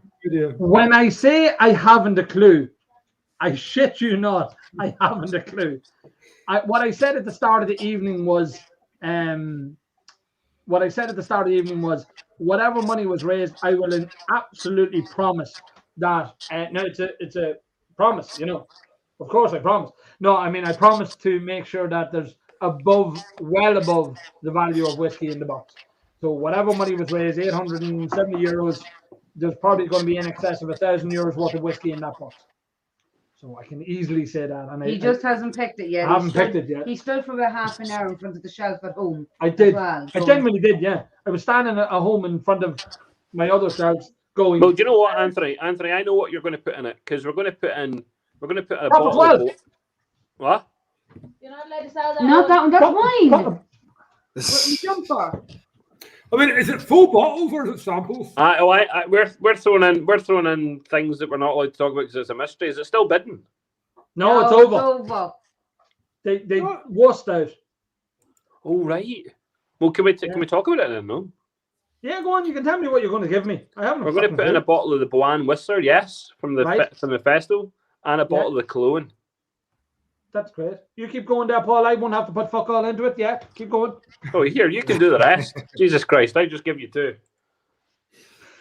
Paul, come on. I mean, seriously, this, it's you know, it's all for good cause, Paul. We'll throw in an We only- IWA hoodie. We will throw in an IWA hoodie.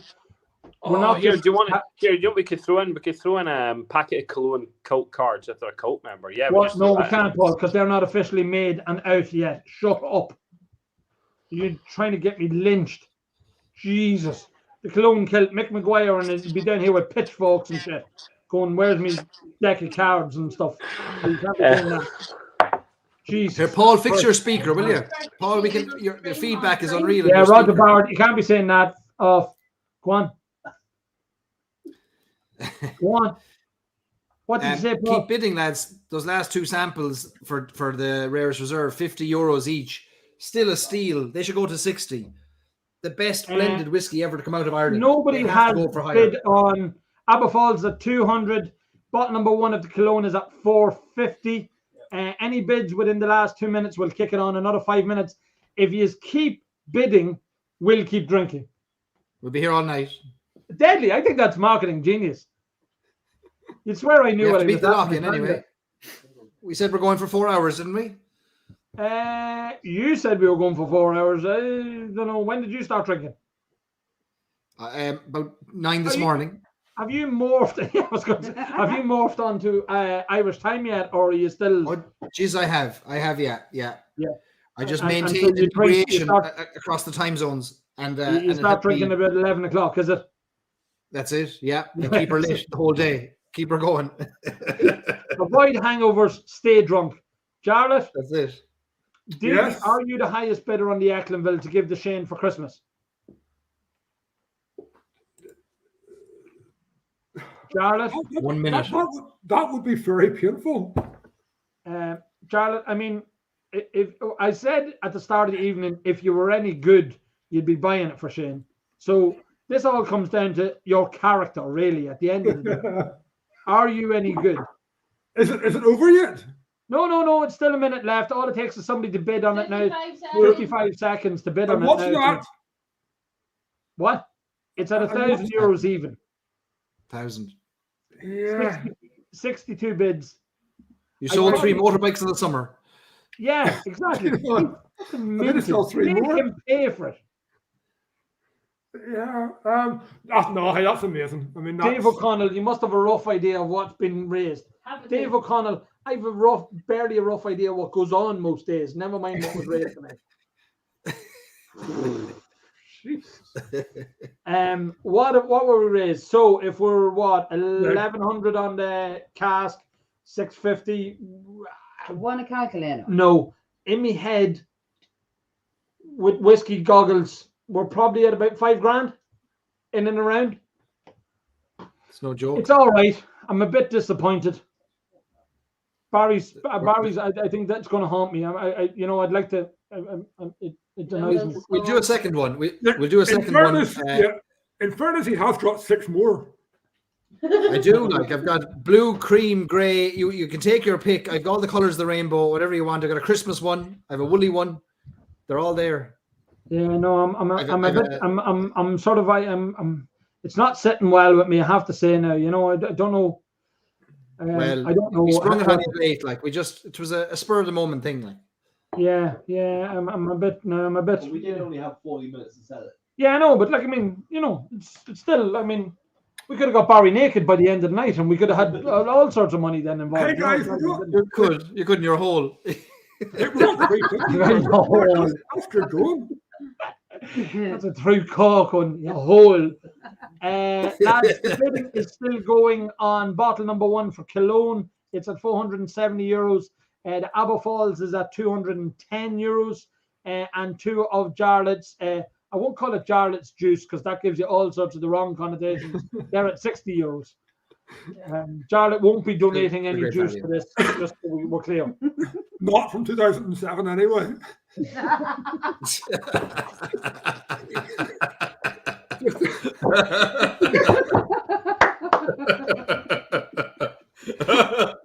It probably is since 2007. Let's not talk about that. That's a whole different story. Okay, let's leave that there. Oh, Christ. Oh, Christ, that's just worrying. Mental picture. there has been some good bidding tonight. Again, look, the end of this, the winner in this is Macmillan Council support, because they get all the money. They get every single penny. Nothing in this. Every single penny goes to Macmillan. This flies. It's one particular little bugger that's baiting around here. I don't know what his buzz is. Sorry, because I could see things flying before my eyes. I was just making sure it was a fly. No, it was, yeah. All the money goes to them. Belfast Whiskey Week again. Me and Paul have a love-hate relationship. I think is the best way to describe it, isn't it, Paul? I love you so much. I fucking hate you.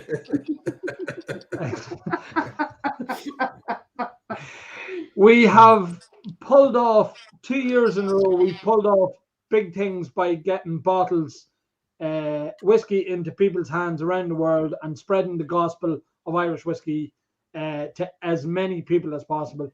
It went well this year. There was some snafus, but it went well. Next year's going to be different, bigger, better, because we're going to have people in person here at events. Barry's going to be he's just going to be getting flights, I think is the best way to do it. You're just going to, what's the word? How do you pick your own plane? You're going to horse them over. You can horse them over anyhow, but how when you do your own flight? What's that? Charter flights. Good man, Baz. You're going to charter planes. You're going to fly them in here. They're going to be staying in Hastings hotels. They're going to be going to all the distilleries. I mean, that's what we want. Ultimately, that's the end goal. So let's do these things next year. And if you are good, we might do these videos things again. I mean, I'm up for drinking all the time. I mean, this is a normal Friday night for me.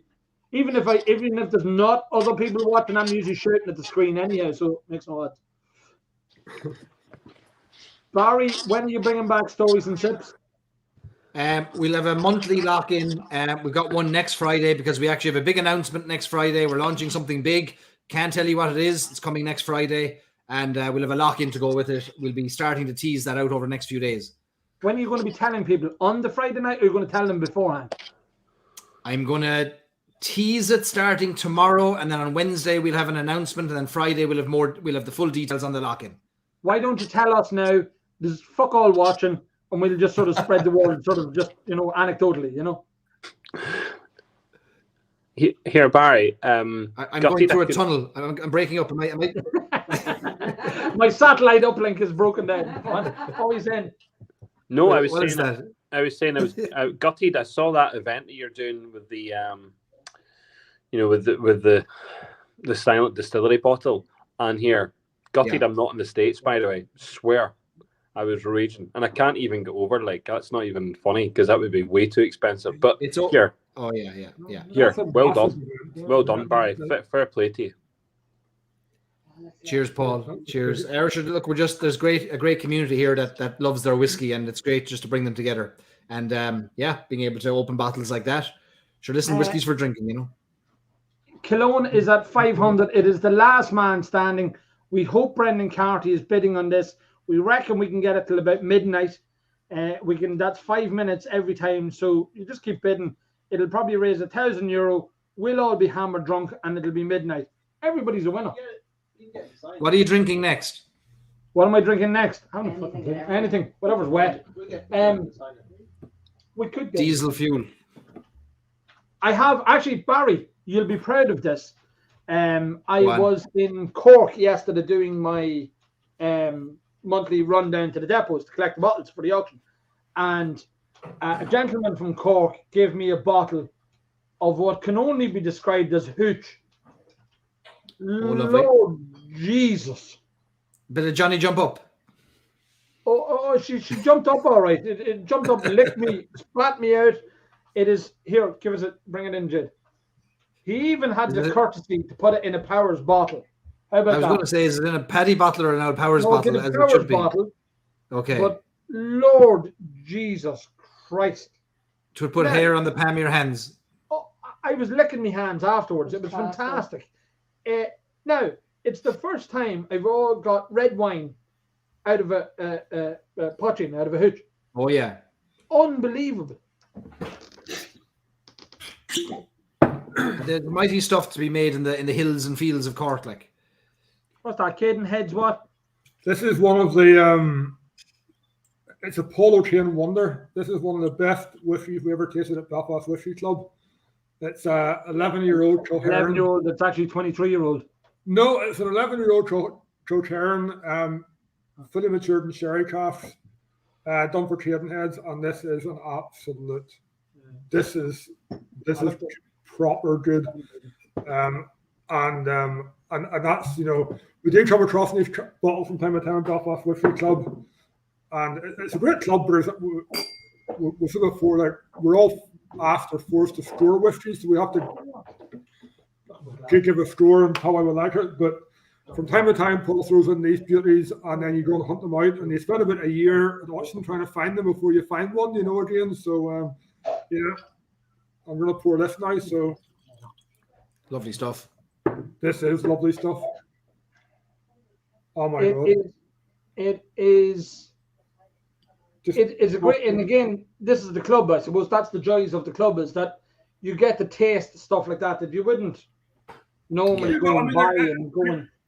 Barry knows that anybody that's not in the whiskey club, go out and join one tomorrow. You know, because if you're enjoying Belfast, join it. If not, Louth, Waterford, Dublin, Dingle, Cork, Sligo, doesn't matter. Just join a club, but as you sit around, you'll be poured 6, 10, 12 whiskeys a month, you know, that you haven't tried before. You'll be asked to, you'll listen to people talk about them.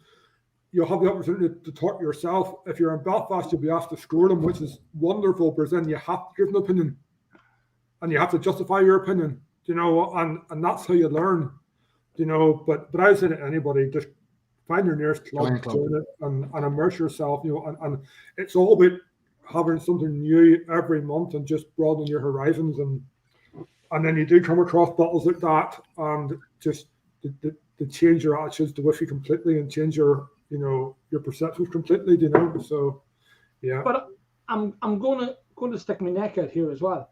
There's that cologne, that rum and raisin, that 5-year-old. For such a young whiskey, it's unbelievable. It really is unbelievable. Yeah, the depth of flavour in that for a 5-year-old is stupid. Phenomenal. I mean, it is, yeah. And I jokingly said earlier on about Brendan and what he does up there. It is a bit of alchemy. It is a bit of dark arts. I mean, again, for such a small distillery to be producing the quality of liquid that he does. And I had a conversation yesterday with somebody, and they were talking to me about marketing and branding and all that sort of stuff. And I said, you look at what Brendan has done there. He's engaged the cologne cult, that he has. He spreads his wings further than he should on a budget that doesn't exist, you know, for marketing per se. So he's got Marika in Germany, you know, spreading it over there. He's got the cologne cult here. He's got the guys in America, the MPs, the Matt Morrisons and all that sort of stuff. It's crazy that such a small distillery that, a cask a week, I think, is his official output, can spread as far as he can. Is bizarre. It's crazy. What are 620. I think everybody wants That's signed now. Be here all night. It's signed. It was gonna have to be. Brendan's signing that. I think Brendan's signing that in a gold pen, actually. I think what Brendan's signing it in. Whilst if he throws in a turtleneck, he might get more if he throws in a turtleneck into it. Brendan wearing one of Barry Chandler's turtlenecks. We can turn this into something. Yeah. Riding Charlotte's motorbike. Yay! Covered in Paul's hair. Yeah. You bet me to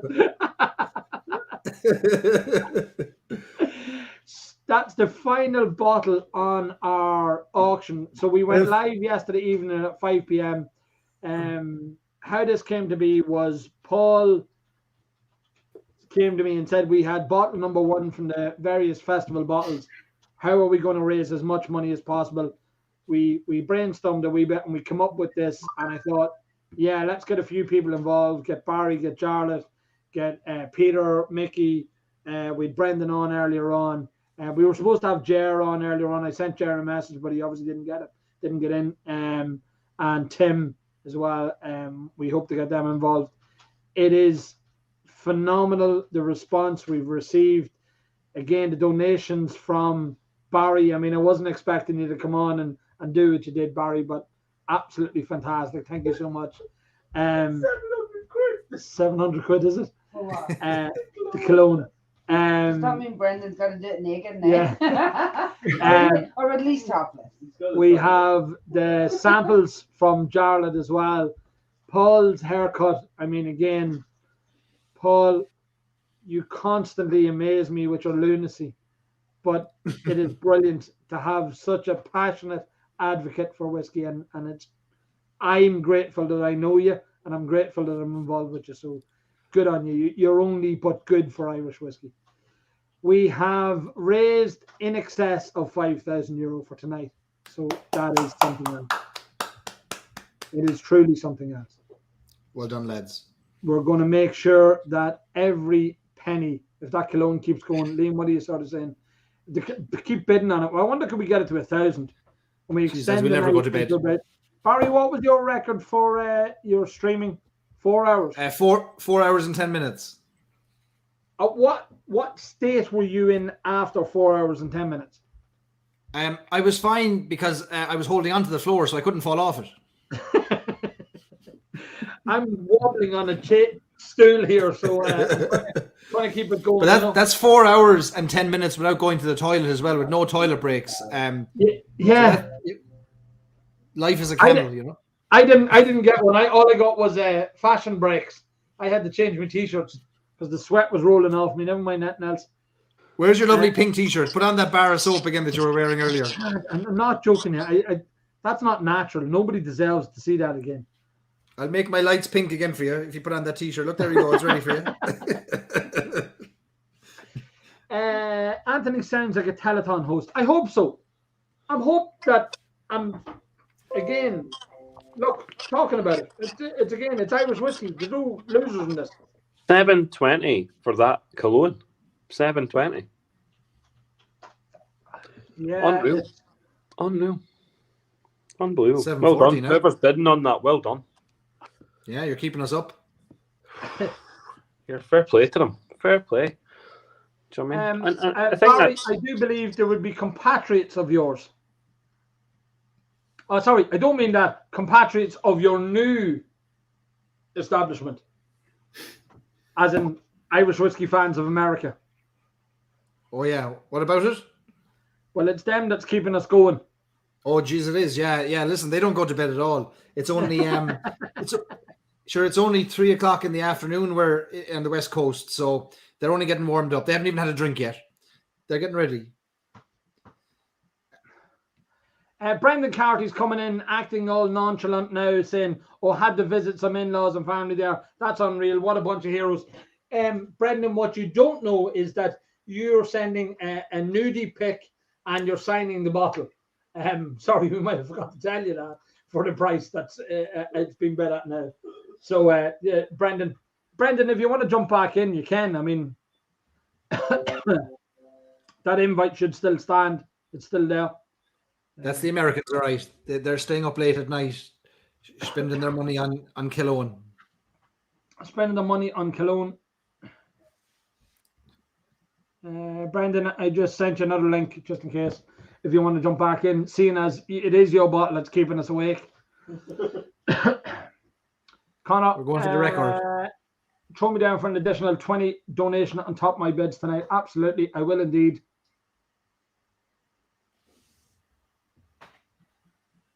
Brendan's computer's not working. Sure, the mountains of Mourne have no signal up there at all. He's got a crank system there, winding it up. Yeah, I was going to say, he is speeding up the mice and they're pedaling like fuck to try and get it going. That's mad. What's left, Anthony? Tony Hutchinson, there's only the cologne, bottle number 1 of the cologne at, I haven't a clue, I don't even know, 740, is it? 740. It's currently at 740. It's been extended. There's 3.5 minutes left of it. So if you want to get involved, Tony Hutchinson, start bidding now. Or don't bid now, bid 5 minutes ago and see what we can get. Brendan, What's the story? I think Brendan's computer doesn't want to work. He couldn't pedal fast enough, I'd say. I was going to say that's probably what it is. Barry, I believe you set a challenge. Now, I have been drinking. Yeah. You had questions that was going to catch me out. Yeah, I do. Right, Are you ready for Get them? written down. Okay. So I was thinking to myself earlier, you're a man who's doing a lot of business in America, shipping those parcels east, west, north, and south. And I was wondering, do you know anything about America? Would you have any clue of the geography or any of the places that you're shipping all these bottles to? And I thought, sure, I'll throw down a few questions now and we'll see if you can get them. So here's the first one for you. After 47 whiskeys, let's see if you can get this. Right. Let's say so forget about your packages. Let's say you flew from Ireland over to the United States and you landed in Detroit, Michigan, in the airport in Detroit. Yeah. But your final destination was Columbus, Ohio. Tell me this. Would you go east, west, north, or south? It's sort of southwest, is it not? So you land in Detroit. It's either east, west, north, or south. I'm not taking any in the middle degrees there. One of the four main. South. I guess south. All right, south it is. You're right. After 47 whiskeys, fair play to you. Yeah, it is, as the crow flies, due south. Yeah. Yeah. Okay. I Here's don't the know next what one for you. All right. So here's another one for you. Which is the odd one out? So all these cities now do you be shipping whiskey to? Ann Taylor, Annapolis, or Ann Arbor? Which is the odd one out? Ann Taylor. Katie, they're whispering No, sneaking into your ear like. No, no. Annapolis, All I know right. Annapolis. That's California. And what was the other one? Annapolis is in Maryland and Ann Arbor is in Michigan. And Taylor's a clothing store, so you're right. All right. Okay. Right. Go. Okay. So there's 50 states in America. And as you well know, the shipping issues and what have you, and alcohol licenses, etc., there are a number of controlled states where the states themselves have to buy all the alcohol from the producers. How many of the 50 states are what are known as controlled states in America? So it's either 23 or 27 you can ship into legally. So whatever the balance is, it's one way or the other. So it's either 23 or 27. The answer, is that your final answer? Yeah. Phone a friend? No, go on. There's no Use a friend. lifeline? The No, answer no is friend, go on. 17. 17 states are controlled states. Legally? Yeah. Well, legally obviously, controlled we states, yeah. obviously comply with all licensing legislation and don't ship into any states that you're not allowed to. I wouldn't doubt you for a second. I No, wouldn't doubt you for a absolutely second. we don't. Right. So listen, of these 17 states, there's 2 of these states that happen to be the world's biggest purchasers of alcohol. So the state buys all the alcohol from the likes of Irish distillers and all the brands all around the world. 2 states account for being the biggest purchasers of alcohol in the world. Which 2 states are they? Mini something. So Minneapolis or Minnesota or mini dress. No, it's And mini Ohio, nothing. I reckon, is probably the other one. Okay. It's not mini nothing anyway. Is it not? Oh, Charlotte, Charlotte's raising his hand. Anthony, any more dresses before I have a stab No, on it? go on. I'll help you. I'm saying Ohio and a mini something. Because a I mini remember something. Pennsylvania. No mini skirts, Anthony. That's it. Charlotte got it. Pennsylvania and Ohio. They're the 2 biggest purchasers of alcohol in the world. PA, I didn't think PA was a big one. No, go on. Ohio's a controlled All right. state. Anthony, Ohio's just a go controlled home. state, All right, just go home. Here's another one for you. So, right, we Yeah. know that the home of Irish coffees in Ireland is in Foynes. Where is the home of Irish coffees in America? Oh, San Francisco, Francisco. the bar. What do you call it? We've actually shipped to them. They have a whiskey named after. We had them on the lock-in. We did a We lock-in had the live bottle. from there. The bottle gets sold here in the auction regularly enough. It's a bottle of Cooley whiskey that was named after them. Fuck, I can't remember. Buena Vista. Buena Vista, there you That's go. it. That's it. Katie got it. She's only had 17 whiskeys. You've had 37. Yeah, exactly. Yeah. For a bonus point, what Irish whiskey do they use currently? in their Irish coffees? Who? Buena Vista. Ooh. Yeah. Oh, Don't know. Or Is it Powers? No, I'm not sure actually. It's Tullamore Dew, is it not? Tullamore Dew is right. Yeah, Yeah, it's on the Tullamore Dew, money. I think. Yeah. It was Powers, then it went to Cooley, and now it's back. Now it's Tullamore Dew. Yeah. does there was anybody a- know? Does anybody know what the Dead Rabbit used prior to bringing out their own whiskey? Bushmills.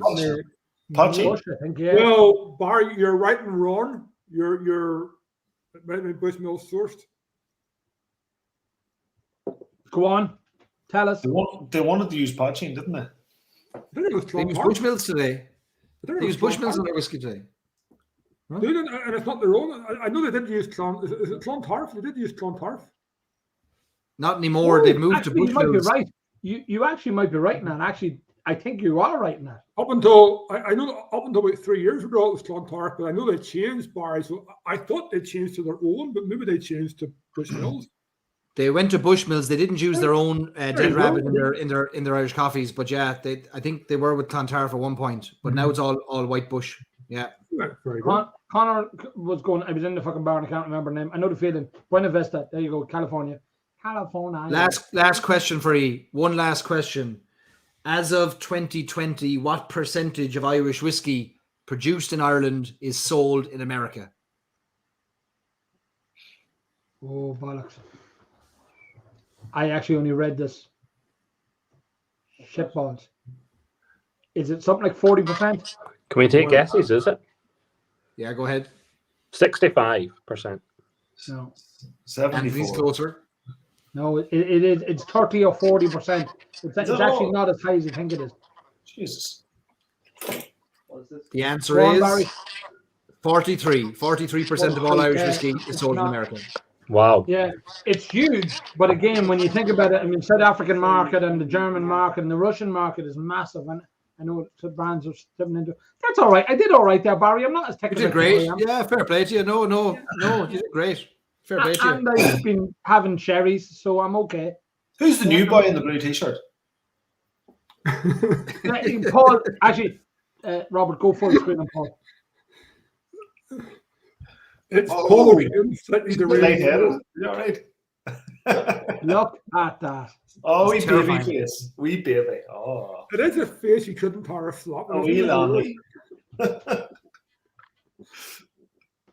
You are a strange soul. You know that? Thank you. It's a face for radio right there. You know Oh, what? he Paul, can fair everything. fair Unbelievable. points to you. Head, Legend. Good man, hair, Paul. beard, fair play. Fair Have you play. shown the wife yet? No. Your new wee Bobby's going to be looking at you going, And what about the hair and the beard?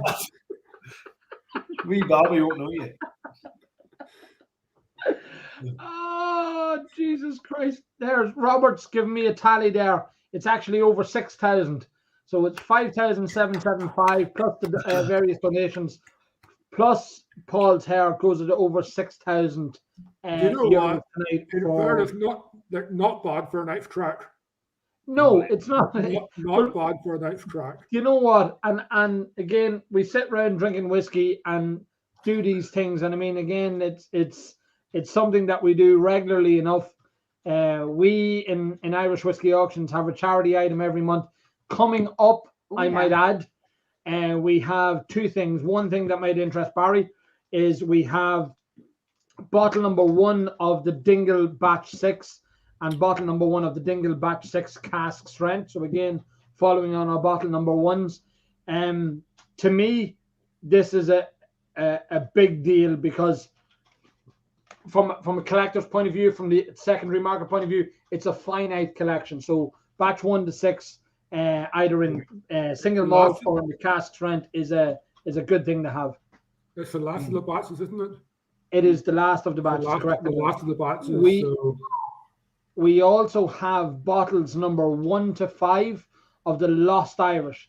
So Tim Herlihy, who would be known to a lot of us here, and his partner have set up a brand and have sourced a unique Irish whiskey, and it's going to be available at the end of this month, start of November. in the US and Mexico and Canada and everywhere. I think he's going with it. But we've got the first 5 bottles. They are engraved on the bottles themselves. Bottle 1, 2, 3, 4, 5. They're coming up in this month's auction as well, starting on the 15th of this month as well. So bottle number 1's a fucking go-go at the minute. So anybody else wants to give us bottle number 1? Bottle number 1 of the Jarlath Watson single cask. When do we get that? Yeah. I tell you what I do have. I have bottle number 1 of one of the Dark Alex. I bought the first Dark. It was tray number 7 or 9 of the first Dark Alex that came out. I ordered it online from a random shop in London, and I was texting Dave Mulligan to say that it would arrive in time for Arsenal were playing. And this is back when Arsenal were still playing Champions League football. I remember it well. What was that? I remember going to sit. It was a quarter final. I remember going to get this bottle of Dark Alex. It was arriving on Wednesday morning. Sit down, crack it open, watch Arsenal beat Inter Milan. The world would be perfect, and it would just be a lovely evening. And I opened the bottle of Dark Alex, and it was bottle number 1. And my first reaction was, "Fuck, I can't drink this tonight. This is bottle number 1." So, well done. That's unbelievable. But you know what? It's been sitting there for years and years, and I forgot all about it actually until you mentioned. You say that, Jarlath. I mean, I recently put together for a customer bottle number 1s of all the Redbreasts, and the very first one, bottle number 1 of the Redbreast Dreamcast, but the very first one, the 32-year-old, a guy had got that just by ordering. Completely random. Yeah, absolutely completely random. He got rewarded handsomely. I say handsomely for his €500 purchase. I mean, when that Dreamcast first came out, that 32, I remember it was a Saturday morning. I was at home, and it was a bit of a. I mean, it wasn't there 2, 3, and 4. It was you could get it, and I went on and I got 2. I think I was trying on my PC and couldn't get them, so I tried on my phone and got 2, and it was easy on my phone. There's a and then I recall that jumping in my car and driving to work in Belfast, and about 2 hours later, people thought it was sold out, and I tried on my PC and couldn't get it, and I went onto my phone, I could get 2 more. So I think I ended up getting 4 of those back in the day. You're one of them flippers, are you? No. And as you know, the certain there, but there, I do recall, Bruce, you couldn't get them on your PC, but for some reason, the website worked on your phone, but not your PC. So about 2 hours after people thought it was sold out, I went on my phone and got 2 more, and then put up on Facebook, go onto your phone and get some. But I mean, it wasn't the same. It wasn't the same demand back. It wasn't the same frenzy. No. That's my point. You know, I was able to get one sort of. I think it went like 4.5 hours after it went on sale, and maybe it was just ones that were released back in, but it wasn't the same frenzy as the Dreamcast are now. Yeah, frenzy is right. It's a different animal, but I think at the time, and now again, I know through conversations with IDL that they hadn't an awareness for what the value of it. Again, like this year we had the bottle number 1 of the Dreamcast, the 29-year-old. It went for €3,600 again for charity. That went for Birdwatch Ireland. It's a huge thing. It's a huge opportunity that they have to raise funds. You know, whether they want it for themselves or again, in fairness to them, they've done these things for charity. So it's fantastic that people are willing to pay these prices. Again, the guy that has bought the 4 years now of the Dreamcast, I mean, that's a phenomenal thing to have. Yeah. I mean, that really is a phenomenal thing to have. I remember when the first conversation he had with me and rang me, the person was in quarantine, he was in lockdown, and he said, "Listen, I've had all this time to think, and I have bottle number 1 of the 20-year-old. What about pulling together the other years?" And I went, "Fuck, I never thought of that." And when we started putting it together, it was phenomenal to put together. So now what's that work for years going forward? Bottle number 1 of the Dungoney 1964, we've sold that. I mean, when people have said to me that they don't value bottle number ones, I always point them to Scotland and say, well, if you bought number one of any Macallan, any aged Macallan, what's that worth? It's a retirement plan.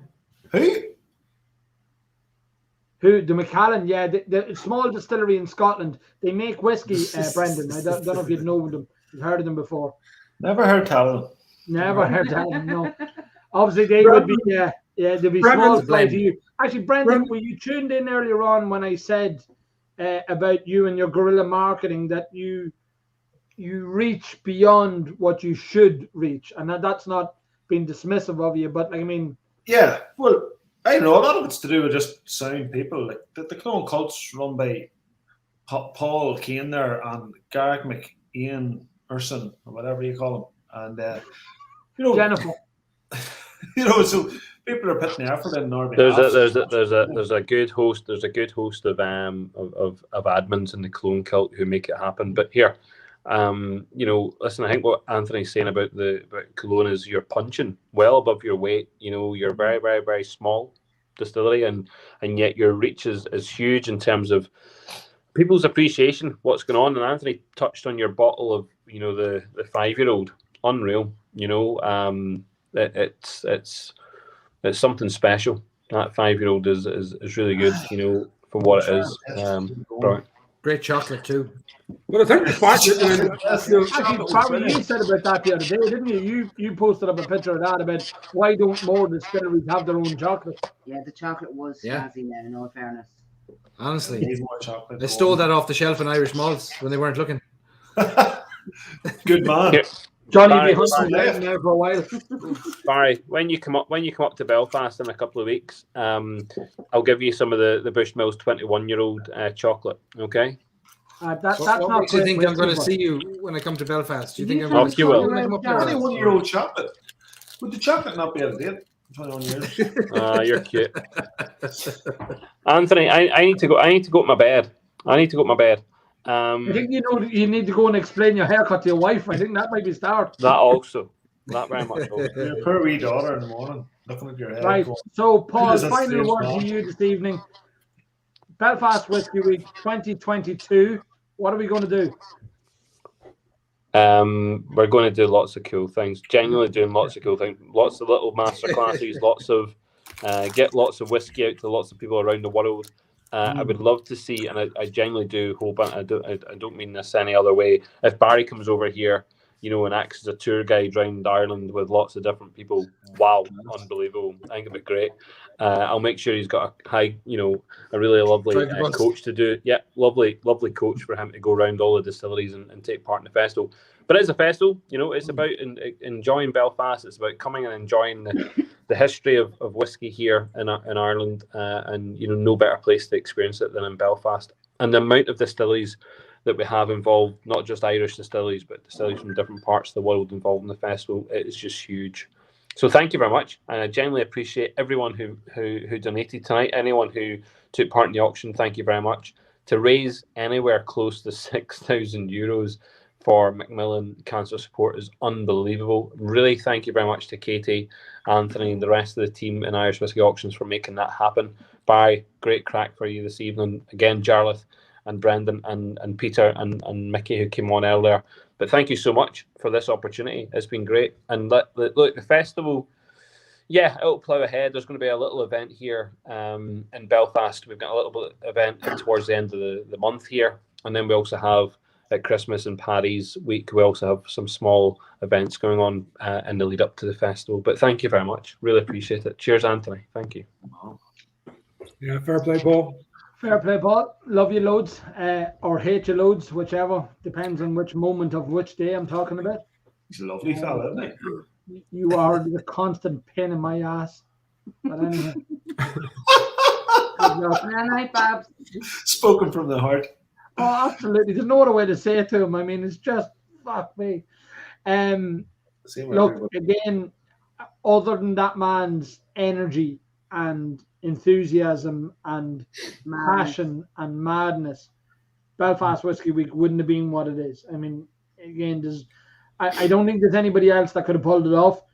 There's perhaps people that could have helped them along better, as in, you know, he needs more help. But I mean, it was just phenomenal. Again, 93 tasting events. I know all the brands had a huge appetite for this year, but I mean, it was fucking. I think I do think that what Paul does for Irish whiskey is up there with what Barry does. Yeah. You know, I mean, Barry's in America is 7,000, 8,000. What is it, Barry? Nearly 9,000. Nearly 9,000. Friggin' hell. Just let's call it stupid 1,000. You know, I mean, it's ridiculous to reach. You know, and so many of them are new followers or followers that weren't as keen on this before, and Paul does something similar, you know, and it's madness. I mean, it's madness to even try it. So, you know, I think you all tip your head just to the fucking sheer madness of what Paul does, and to be fair, what Barry does too, you know, because I don't know if any of these guys hold down day jobs or hold down relationships or hold down. Barry doesn't. Barry's a millionaire. He doesn't need to work for yeah. I wish. Barry, I wish. Barry has servants for all that. But you know, exactly, yeah. Garçon. Actually, garçon. Go out of that. I'm washing dishes every day for a living. Yeah, no, like I mean, again, I mean, we've all had experiences with Paul. He's brilliant. He's so passionate. His knowledge of whiskey is phenomenal. I mean, he is one of my go-to guys. I mean, we have built, thank God, an infrastructure of people that we can, when bottles come in. I mean, I only know what I know. I know what I've known over the years, but it's great to be able to have guys like him and Leo Phelan and Pot Stillwell and all these other guys. Even our lovely Bushmills fiend. Bushmills, well, yeah, we don't. He's not. He's gone off, so we don't have to say that now. He's gone home already. No, so but he's nice. No, he's not really that nice. No, he's not. Roger's not. Roger's No, lovely. he's from the north. You're not allowed to say that. You're from the north too, you gobshite. Excuse me, I've got a harp on my passport. So do I, but you're still from the north. County Louth used to be part of Ulster. That's you and your bloody. What are they called? The bloody provinces. I can't think of the name of it. It's up there. Yeah, the Cougar. It is fantastic the things that are being done with Irish whiskey. I mean, again, it's still here, you fucker. It's fantastic the things that are being done. Man, Roger. That putting people in the same room. As I said earlier on about it, it's irrelevant what color, creed, or anything you are. Whiskey is whiskey. People talk about it. If you've got people with a shared interest, they don't give a shit. They don't care what comes out of it. So that's you see if great I reckon if the government and say for instance the government in the north and the government in the south were to create a job to promote Irish whiskey and one person is a brand ambassador, they wouldn't be able to do the amount of work that Barry's done internationally, and likewise an Irish whiskey czar, what Paul's done, and you know as well. Like so, it's phenomenal. Just as brand ambassadors for the country and foreign direct investment into the country. Yeah, it's all about. Could you get us some funding? Could you get us a few grants there? Could you maybe grant sale. Barry, you know, it starts off small. I mean, it starts off small and it grows, and you just have to have the will to go through those barriers and just keep going. And that's been your story from the start. I mean, I don't know how many followers you had at the start, or whenever the first stories and stuff, like how many people were into it live or how many people followed it. But I'm sure the numbers were, like, compared to what they are now, I'm sure the numbers were minuscule. And you just have to have that determination not just to stick with it.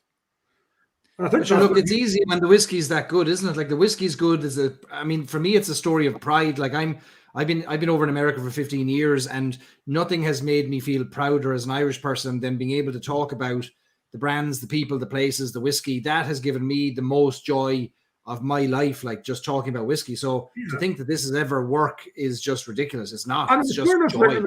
And in fairness, I mean, you came to it from a hospitality background, you know, where you worked in bars and then you served them through IT or whatever. But I mean, and you came with a certain amount of knowledge, but the knowledge you've gained in the last 3-4 years has been, you know, I mean, it's been, you know, and you did come with a decent amount of knowledge to it, but But I had no knowledge. Like I had no whiskey knowledge, and it was honestly 5 years ago. I couldn't tell you what was a pot still and what was a blend, or what was Scotch, what was Irish. I didn't know, but it was just, honestly, genuinely a curiosity, just interest. Yeah, just but curiosity. But I guess look at what your curiosity has got. You look, if you look now at how at the access you have now compared to the access you had three or 4 years ago. Yeah. Just by following your dream, just by following that, just by putting the hard yards in, just by promoting, and now the access you have is second to none. And all the people who came on the journey with you, that's the important bit. Yeah. Who were educated along the way. I'll throw something there. And the three guys that are left there of an evening, it is not hard to wax lyrical, or it's not hard to talk from a heart when it's something that you love. When it's, I mean, I as people probably know now, I own another company. That's always been work for me, and it's been a means to an end, and it's provided me with a good living and all that sort of stuff. But this, I genuinely not done this for money, because when you love what you do, you don't give a shit. You just do it, because I love talking when I'm on my runs down through the country and I'm standing talking to people about bottles of whiskey and that. You just love talking about it. So it's not a job. I mean, I've always had this mantra for years that the morning you wake up and you really don't want to go to work, and I know everybody has days when they wake up and they don't want to go to work, but the morning that you wake up after a month and you really don't want to go to work, it's time to find a new job, because it shows in everything you do. So any of the guys that's left on screen there, or any of the guys that's preceded you can talk for hours on end about something that you're passionate about. And that's it's easy. It's easy to talk about whiskey. It's easy to share the word to as many people as possible, because you love it. It's, as Barry says, it's easy to talk about when you love what you're doing. But sure, Anthony, you and Katie and I, we've got the easy jobs. It's Jarlath and it's Brendan have the hard jobs. They have to make the stuff, We're only talking about it. And Jarlath doesn't really make it. And I mean, Jarlath just goes around taste stuff every now and then. Brendan fucking everything. Brendan does it. Jarlath just swans in. Jarlath drives the Ferrari up to the front door. One of the 17 motorbikes. Goes in, he parks it over beside the 17 motorbikes, and then he'll taste a few whiskies. Yes, I like that one. Yes, I don't like that one, and then just goes off again to ride round Dingle for another. He gets into the army tank first. Yeah. And he probably drinks 21 when he's doing it. Don't be talking about Jarlath riding around Dingle, where Jarlath rides is his own business. Yeah. Kill him. No, that's not going to happen. Actually, lately you've been riding a lot around Dingle. What's that about? You can't go anywhere else. I mean, normally you go across to the Alps for a year, or not for a year. I wish, for a week or two, or you'd go. I went to the Alps and done 14 countries in 9 days, and that's what you do, and you just see about you, just move, and you can't do that. So like Scotland or and Dingle and West Cork and Cork's phenomenal, and that whole area, but it is, if you can't do the Alps, then you're just going to go to Dingle and Cork 4 or 5 times a year, because that's where the roads are. That's where and then the track and everything else. So it's just wonderful. And I've been lucky that every time that I'm in Dingle, I get a fucking sunburn. I mean, it's almost if I go to Dingle, it's 28 degrees. I remember going to the Blasket. Remind me to fucking go with you, because every time I've been down there lately. I went to the Blaskets and I worked for 6 hours and came back and just got burnt to a cinder. I went back and sort of spent about 5 hours in Britain, in Adrian's bar, what do you call it, in West Kerry Brewers. Cork giving it. You don't accuse with them. Yeah, Cork giving it.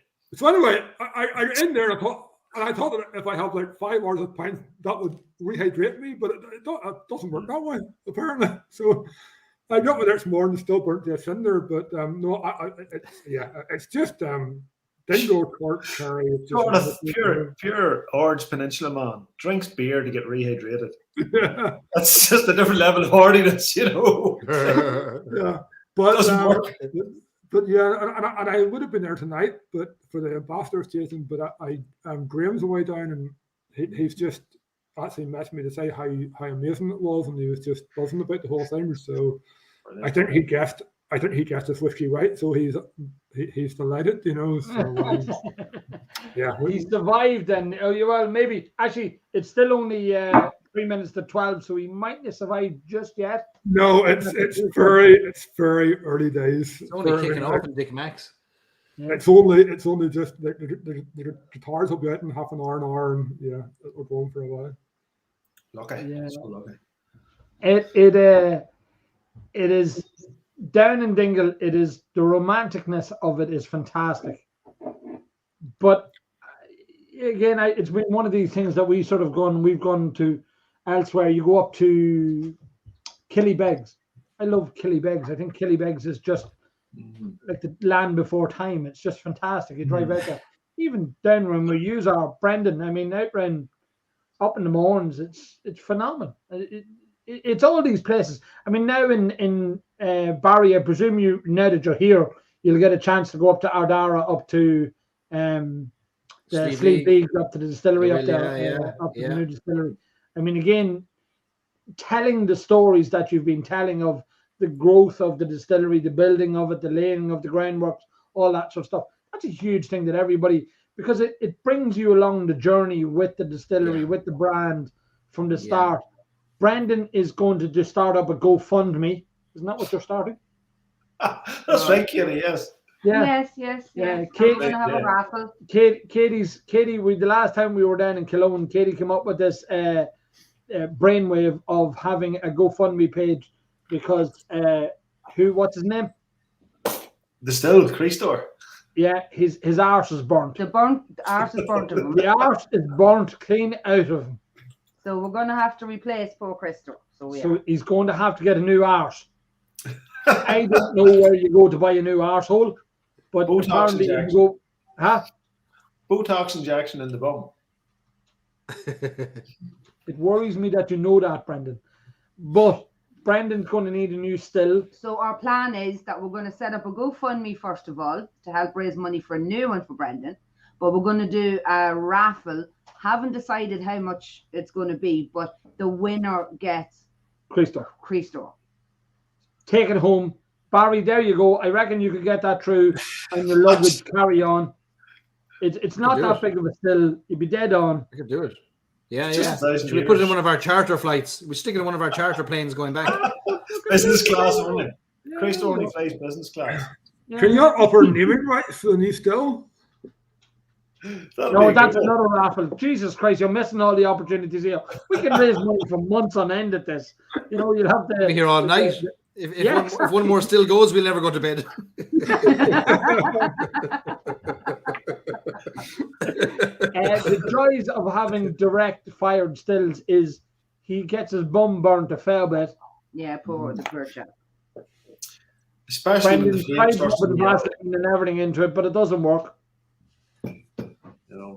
We figured out what was wrong. Filling the still up, and the wash rolls down the side of the still and gets underneath and clogs up the gas. And then the flame goes yellow. If the flame's going blue, it's not too bad. When the flame goes yellow, it's Chris loads of ash. Burns if it's blue, it's colder. If it's yellow, it's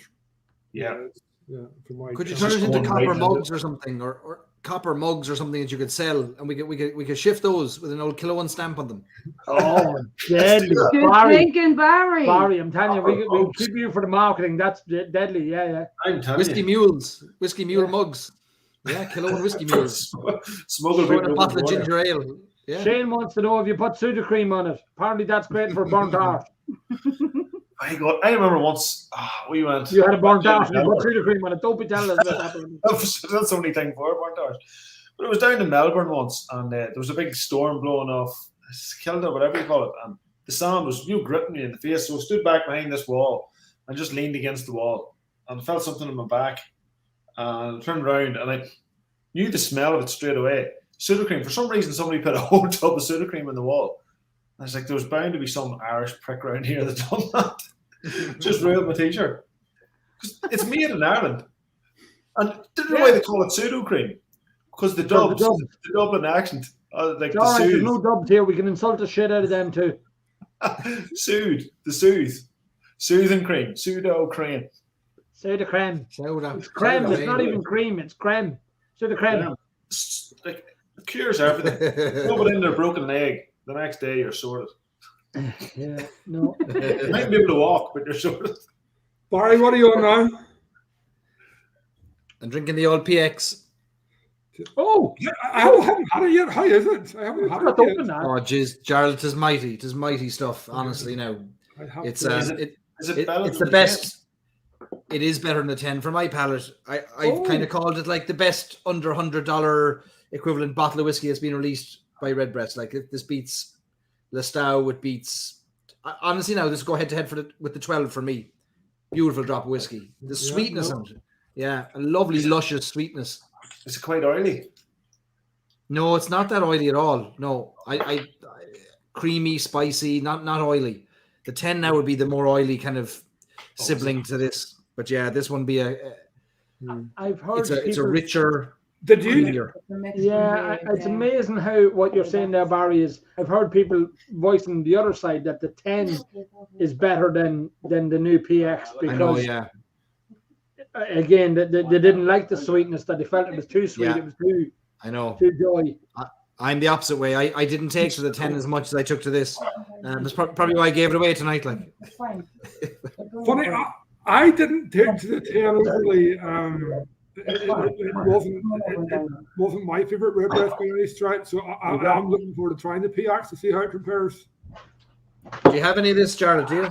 I don't yet. I mean, I don't think there's any hit the north. Has there been? Have you seen any in the north, or has it hit yet? I don't think so. No.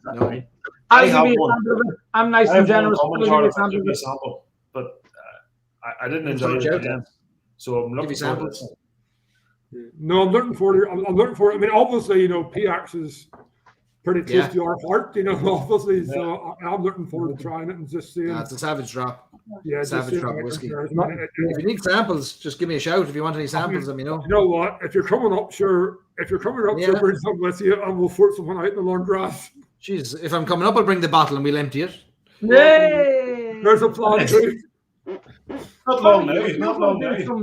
You're going to do some touring around. I mean, by the time you get up there, as I say, you have Cologne within striking distance of us, but you also have within striking distance of Ecklinville and Hinch and Short Cross, Radham Estate. Yeah. How's your liver going to survive all this? Copeland. Well, yeah. I invested in a copper liver last year and it served me the world of good. And it purifies the trade on the No, I have to pace myself. No, we've to. Jamie Demison's after saying Nisa had a full shelf of PX yesterday. Which Nisa? Where's that? Echoed now. Yeah. Can Jamie Jamison buy two and post them to me and I'll pay them for them? Yeah. No actually, do you know what, Charlotte? In fairness, between them and Blood Brothers in this month's auction, mother of Jesus. Yeah. Is it? Are you in on it? Oh, shit. Yeah. There's a lot. It's, yeah. It has got quite noisy out there, hasn't it? I mean, there's a lot. Yeah. Obviously it's building up to the Christmas period, but it has started and there's a lot out there.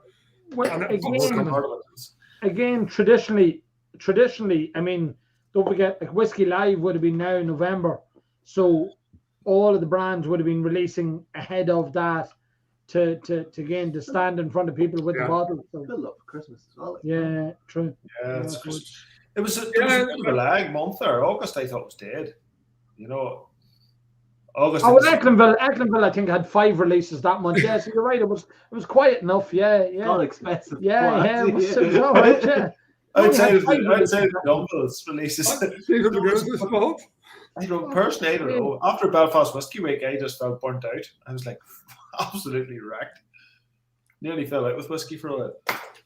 Brendan, are you still working at Are you still doing the bit of architectural work as well, or are you full time at the whiskey now?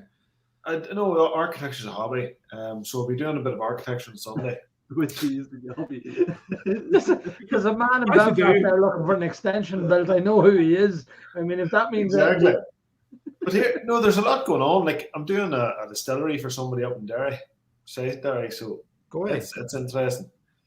Very good. So the planning's been passed and the building control's been submitted and funding's underway. But I just advise them to keep the head down because there's too much noise and all. It's just focus and don't be talking about it until it's built and then talk about it. You hear too many horror stories of people who've gotten into trouble. Like if you look at the trouble that James went through, and Steve Leggs, an amazing thing, but the trouble they went through in the roadside. Do you know what I said? Just for a long time getting planning. yeah, so just keep the head down and we'll see when you're up and running, start banging the drum then because there's a lot of noise there anyway.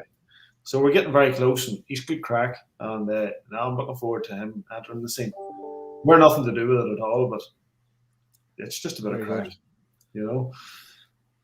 So there's a niche for you, Brendan. I mean, I suppose you straddle the two worlds really in a way that you straddle the architecture and the whiskey knowledge and the whiskey, you know, distilling. Now that you have previously when you had the knowledge of the distilling process, but now you've actually the practicals. You'll sort of say, well, actually, you know what, your wash needs to come off here at this angle out of the distill so that you can do this and that and the other.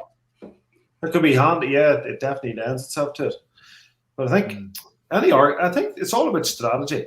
You always go in with less, and then you apologize afterwards, and then it's the same, and then you jump the gun with the building controller or the B car, whatever. And I think it's just about strategy and just playing the cards right and timing. Just on something there, I don't know whether it's actually general knowledge or yeah. I mean, Forsyths. I mean, it shows the strength of Irish whiskey in the fact that Forsyths deemed it necessary to put a base here in Ireland. They're doing it over in Kells. That they've got. Yeah, the Forsyths are putting an Irish team based in I think Kells. they're putting a sales guy on the Service engineer. team. Yeah, service team and engineers in Kells. There's a new distillery being built in Kells also. But I mean, it shows the strength and the confidence in a way that all these stills are going to need servicing and all these the mechanics of distilling are going to need servicing and work that Forsyths are putting. It's the first time they've ever done it outside of Scotland. I remember quoted off them about 7 years ago, probably more, and there was a 4-year waiting list. Yeah, and then scaled up massively since then. Yeah, like a 4-year waiting list, and now they can do it within 11 months or something. It's just. Yeah, but again, that's why a lot of people started going to Italy for the stills and all that sort of stuff. That's that they couldn't get the stills here. That's true. Michael, your competitor. I don't know if you're aware of this. So I have no competitors.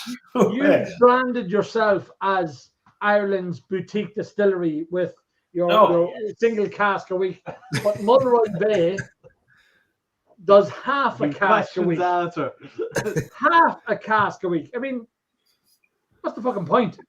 Brandon, I wouldn't be competing with anybody if it was buying their stuff, but good man, Brendan. No, Boileau's good old crack. It's funny. We've a wee drink in the pipeline. It's called Balkan. And this is all coming from research from the amazing Fionnán O'Connor and conversations in the middle of the night drinking. But Balkan is a shortened version of Boileau Chion, which means madness to the head. And Boileau means madness to the head. Now, whenever Michael, whatever you want to call him, Dick or whatever, was down in Achill Island when he was a youngster, because his dad's from Achill Island, and they still speak the Irish down there. And they always thought he was a headbanger, so they called him Boileau. So it's interesting. There's a nice, merge between that name and the word Balkan. So, but no, we have great crack, and he's doing things his own way, and he's self-taught, which is great, But I remember the conversation that him and Laurie were having at the time about Laurie was sort of quizzing him on, you know, your stills.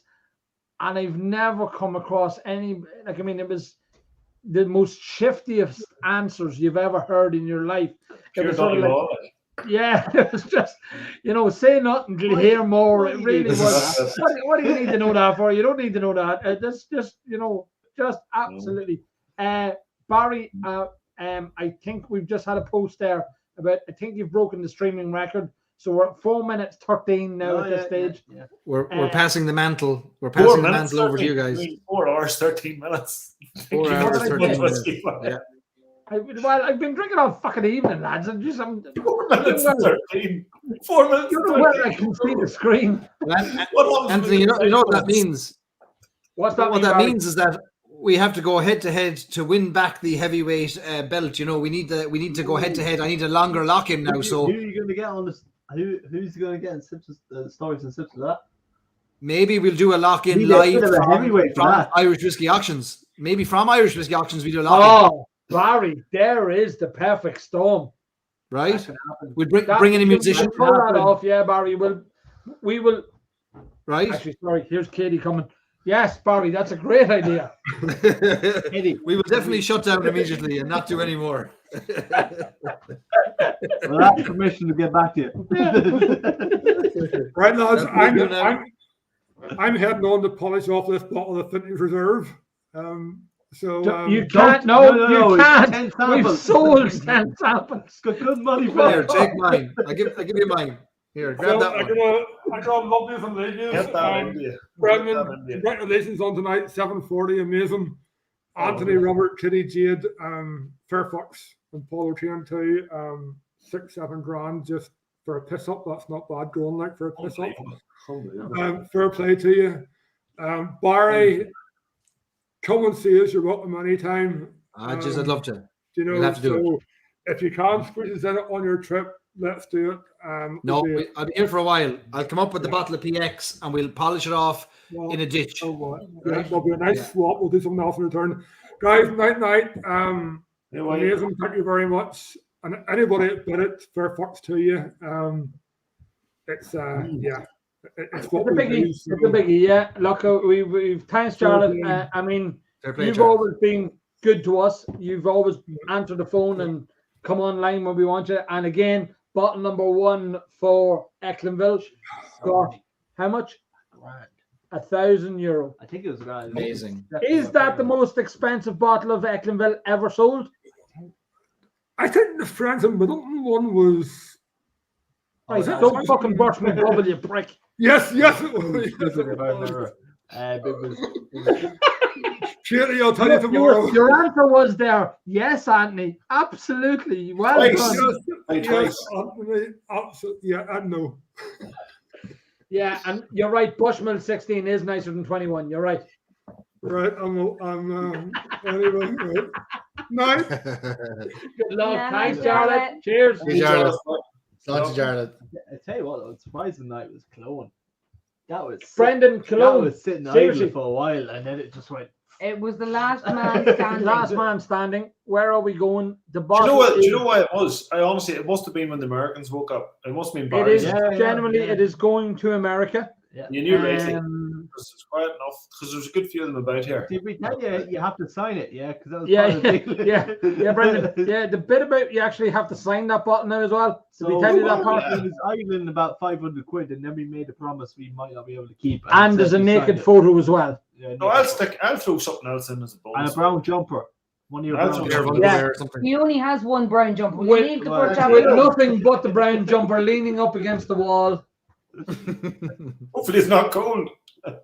I didn't think it would do much, but it jumped about 50% price when we said that. Yeah, there you go, Brendan. And we've always said, I've actually always said in auctions that signatures add fuck all. Yours is worth 250 quid. I'll say it surely. No, Connor, the naked photo is definitely not of me. Nobody wants to see. Trust me.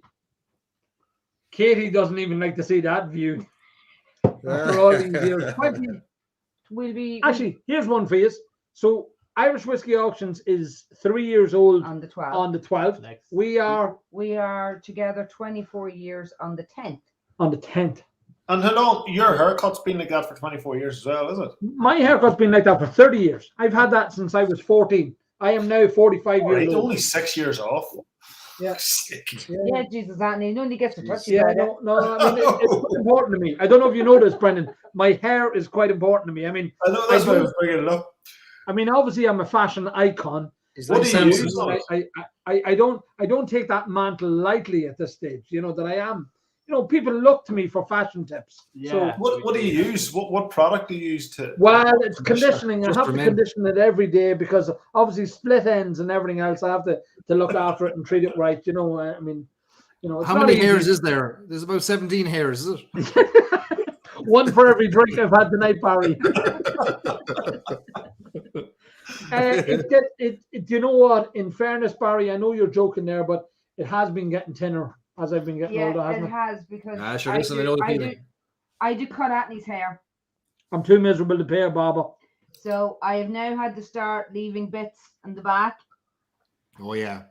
to just fluff it out a wee bit. So Yeah, you yeah, know, it yeah. looks more luscious. Blow dry it. Fucking Yeah, cold, yeah. fucking high. I was gonna bid him Paul's to try and buy it back and stick it on and hope that Get a bit of you know, hair. crafts- Yeah, crafts- Don't want that. It'll just take over your whole body. yeah. Transfusion. Yeah. He's keeping it growing for when he needs the comb over, which is starting to happen. So instead of going from front to back, it'll go from left to right. Oh no, it'll have to go back because it's starting right in the middle. Not the crown. Shut up, I'm not going All right, bald. yeah. You just staple it then, staple it to the back of your head, just with a No, staple it's gun. grand. I'm not going bald. Don't listen to her. She's only saying that. What's that Mick Maguire said? The clone cult tasting was nearly 7 hours. It was actually nearly 8 hours, but he was asleep. Jeez, lads, we're only halfway there. Was it genuinely that long? Yeah, it was. Because I tapped out and came back in, and I couldn't believe it. I got up for a pee in the middle of the night and I'm still at it. Mick Maguire fell asleep the way through it. Barry, I know Come home from Omar work, is right? Come home would from you work, describe eat your Omar dinner. as a friend? Go ahead, sorry. Barry, would you describe Omar as a friend? Begrudgingly so, I would, yeah. I'd call him a friend, Right, yeah. Right, okay. Well, I did. He came on and he gave some smart arse comment earlier on. I did invite him in and he said, fuck no. Fuck no. I mean, who needs he's friends all- like that? His bark is worse than his bite. He's a big old softy, and Omar's a good. He's He's a good. weekend anyhow. He's not busy. He's doing training. He does. Hey, love listen. Dublin He's and good going to for Monaghan. nothing. Omar has left Cork. He's moved back to Kerry. He has now officially left the world of whiskey. That's the end of him. He's gone. Sorry, I hate to contradict you. He didn't leave Cork. He was evicted. So he got evicted out of Kerry initially. He's now evicted out of He got Cork. asked politely to leave. He's Cork. hiding now somewhere in North Kerry. He's like the South Clare. A team, you know. But if you want him and you can find him, maybe then you can hire him. Yeah. I mean, that's probably what don't he's want like him. to me. No, Yeah, nobody yeah. wants him. You're right. I mean, seriously. He came here earlier For on. Omar, man. For Omar. I'm surprised he not, didn't I stick mean- around. Yeah, But he he's started He's up, around he to started drink. up the he started up the Sunday night, Friday night subs, whatever, on Twitter again. Friday night dram. Friday Friday night, night, yeah. is the one. But he doesn't have any whiskey to drink. He's waiting for people to give it to him for free again. She's 42 children now to be taken care of. He can't be focused on the whiskey. That's true. That's true. It's not 42, Barry. It's only 40. He has a God full-size sake. bus now. I heard he bought a bus from Cronin's Coaches for all the kids, and he has to drive them around the place. Like, No, Your no, man's not here to defend himself. we had the conversation here earlier on. He is going to the vets to get neutered. So I mean, there's going to be no more. I think 42 is the limit. So he is away to the vet now.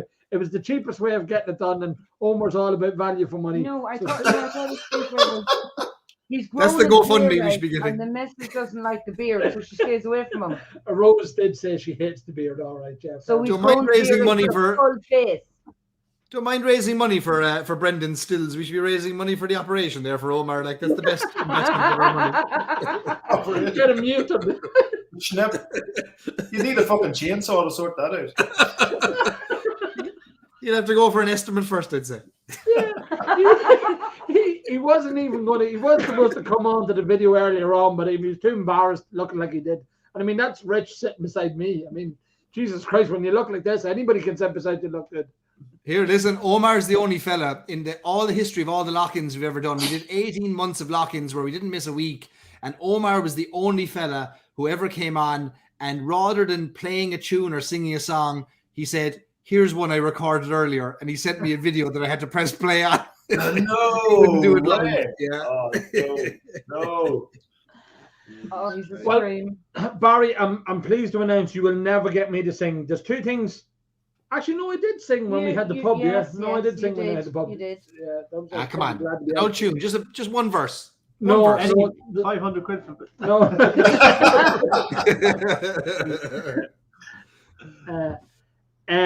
We are. I've sang once. I've danced Once. I don't do that. Not well. No, not well. It's like Listen, an we elephant in a tutu.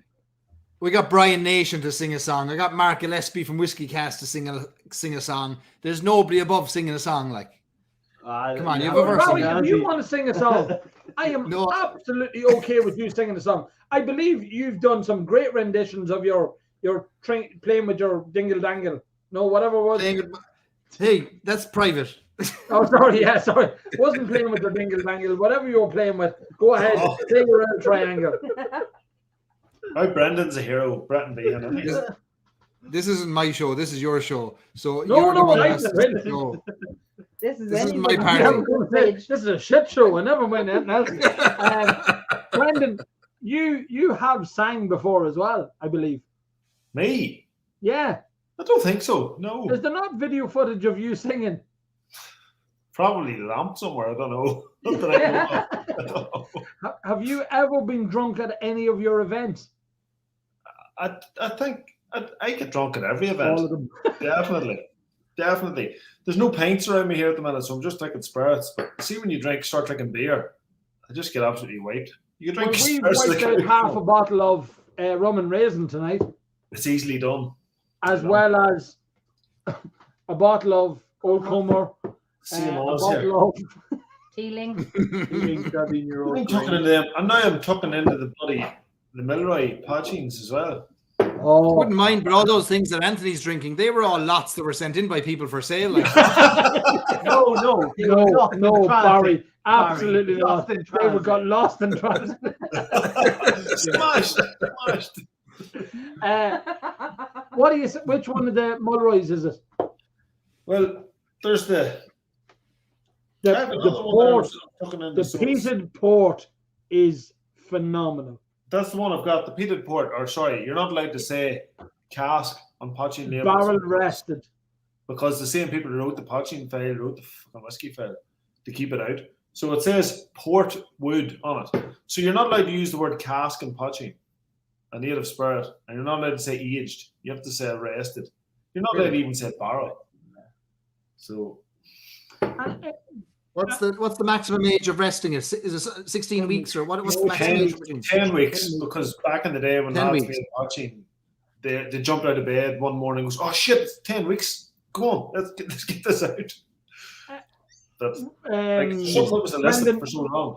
Then they've gone and said.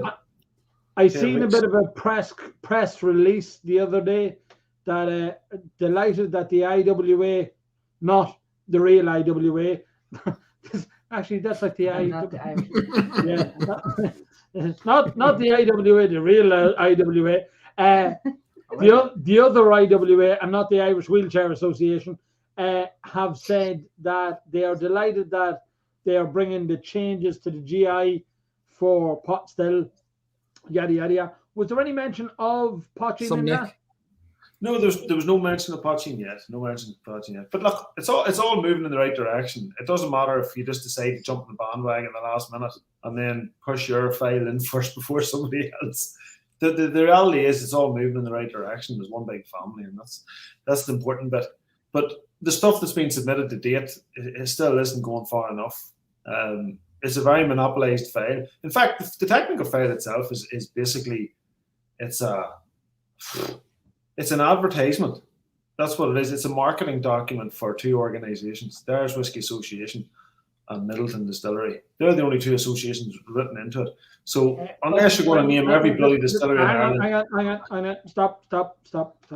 it's true. For legal reasons, we've just got to stop you there.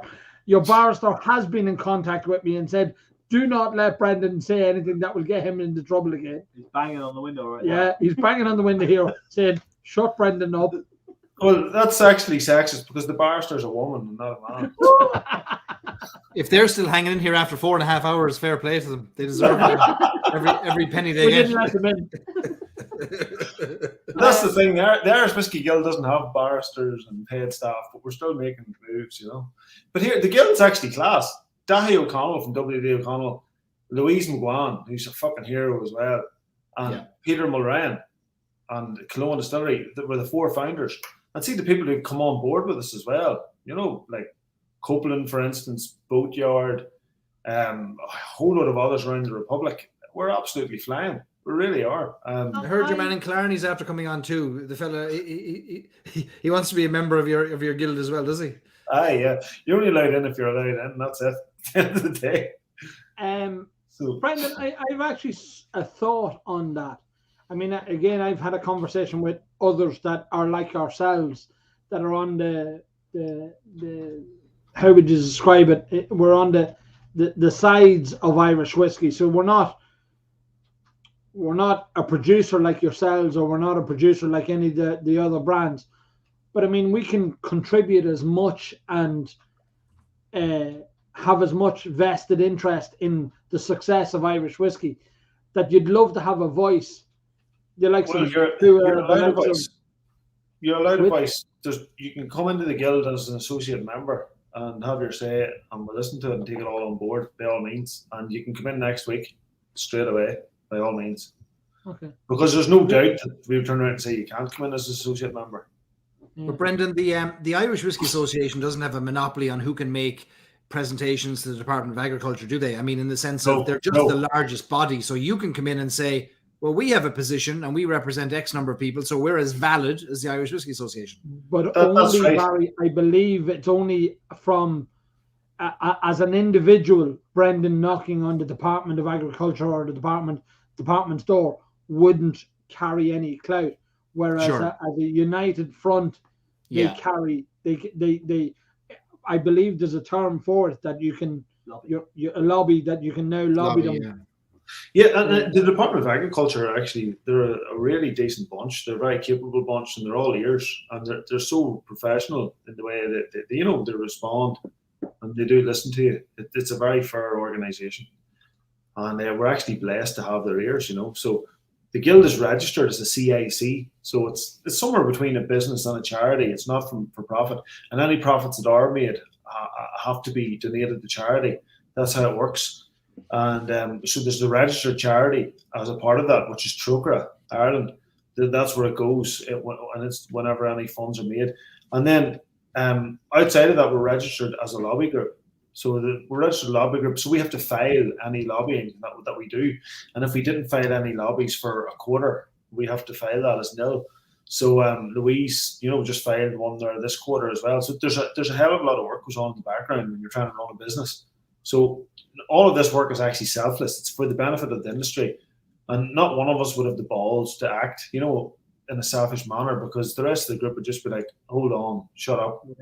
So it's very well run. It is a bit slow, I'm not gonna lie. It's slow because we're so busy, but it's always the best of intentions at heart. And it's something really amazing.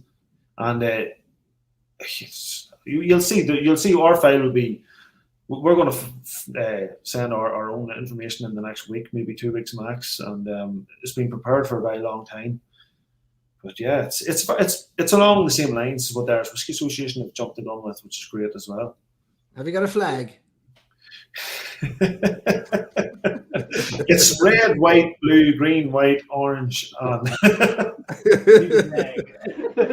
I'll fly it here. You're saying that with all the wrong accent. If you say that with a Belfast accent, that'd be flag. Hey, have you a flag? Have you a flag? Have you? Well, no, I no flag. The Free Whiskey. Free Whiskey Association. So we're going with this. It is a strange position that it's in, is that, and I suppose that exists in all businesses again, that the bigger they are, the louder they shout per se, that the smaller voices sometimes feel that they're not being heard. That's a thing that's transcended into Irish whiskey now, isn't it? I think it is. I think it's ingrained in our society, isn't it, to nearly look up to the big guys, to look up and when they speak, you be quiet and you bow down. What's ingrained in me is to stand up to the big guys, even if you're going to lose. Yeah, and, so that's the difference. So I think that's the way we're moving towards, and but the industry's starting to move in the right direction. You know, it's starting to be a wee bit more less monopolised, and the legislation's actually going to start following that. But it is that not, and again, I think Middleton, in fairness to them, they were the only show in town at the time when it exactly, was. Yeah. So I mean, they can't be faulted for doing what was in their best interests at the time. Ultimately, I mean, John Teeling was there, but even John Teeling was sort of towing the party line. I mean, Pot still. I mean, I know from talking to John, the Pot still wasn't on his radar. No, you're right. You're right. Middleton kept Pot still alive, so Middleton have to be commended for keeping Pot still alive. Yeah. But Middleton's interests were Irish whiskey's interests, weren't they? Because there was no other game. Well, at the time, that is it. And you have to remember as well, all of our favourite whiskies right now are from Middleton. I think they are anyway. Some of us love Bushmills whiskies as well, but without doubt, their favourite whiskies come from Middleton. They're stunning stuff. There's Connor's just asked a question there, Brendan, actually, that sort of I had just thought about a second ago. You and Jarlath and all the northern distilleries exist in a strange place, because I mean ultimately you're not Department of Agriculture. Your liability or your responsibility isn't to the Department of Agriculture, is to DEFRA in the UK. Not exactly. He's right in a way, DEFRA. So that was a mistake that somebody else in the Republic made. A former member of Fine Gael made a complaint directly to DEFRA, thinking that's how it worked, which just shows you not the level of pettiness, but also the lack of knowledge, which you can call ignorance. But the people who actually govern Irish whiskey in the north is HMRC. So HMRC govern it, which is basically the revenue in the Republic. So they govern the legislation and the taxation and the duty for it as well. So the HMRC govern it, which is great. But they're not, it comes out of Glasgow, so they're not overly interested in what Irish whiskey is. So those laws are actually just written by the Department of Agriculture. They're given to the EU. The EU give it the nod, and then they're basically just enforced through HMRC, and hopefully that continues on after Brexit. There's no reason why it shouldn't, but we hopefully it will. They are setting up a Belfast team again, but I still hope the status quo is continued. It's a good system. Who's setting up HMRC? Is setting up a Belfast team, or? Yeah. Look at this. You know, there's no movement. I have to say one thing for HMRC. It's very well run.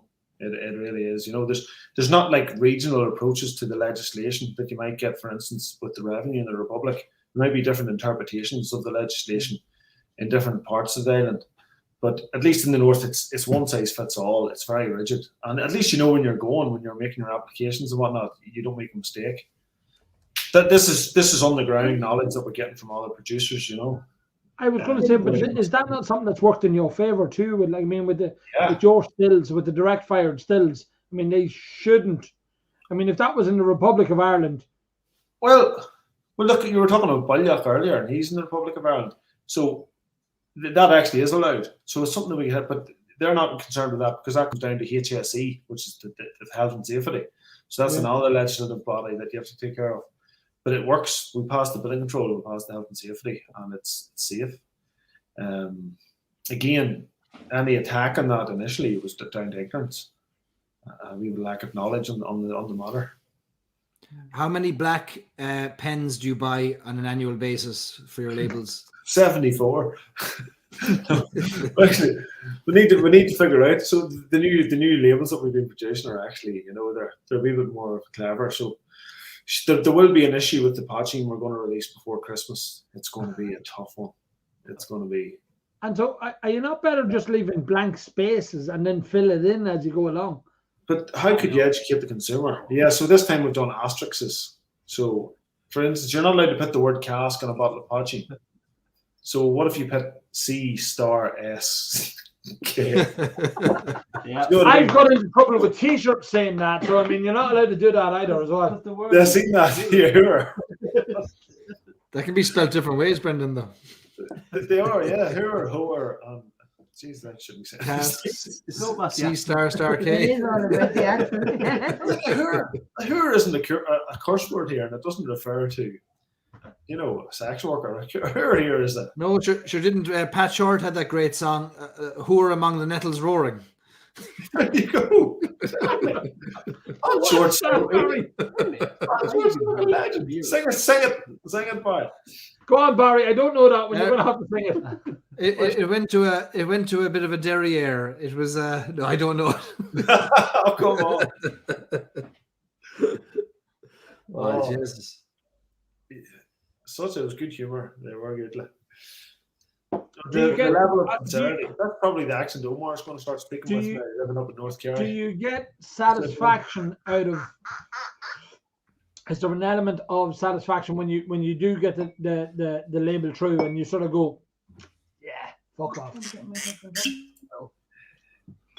What you do is, Anthony, it's like approaching architecture. You know, you just do it and then ask for forgiveness later. You know what I mean? You just keep going.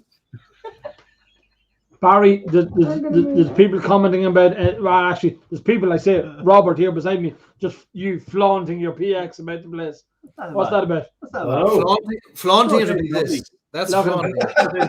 He's going to be dressed up in another turtleneck later, rubbing himself with it. I hope you enjoy it. Yeah, I'm sure it's lovely. I'm about a third of the way through it, and it's agreeing with me. It's agreeing with me.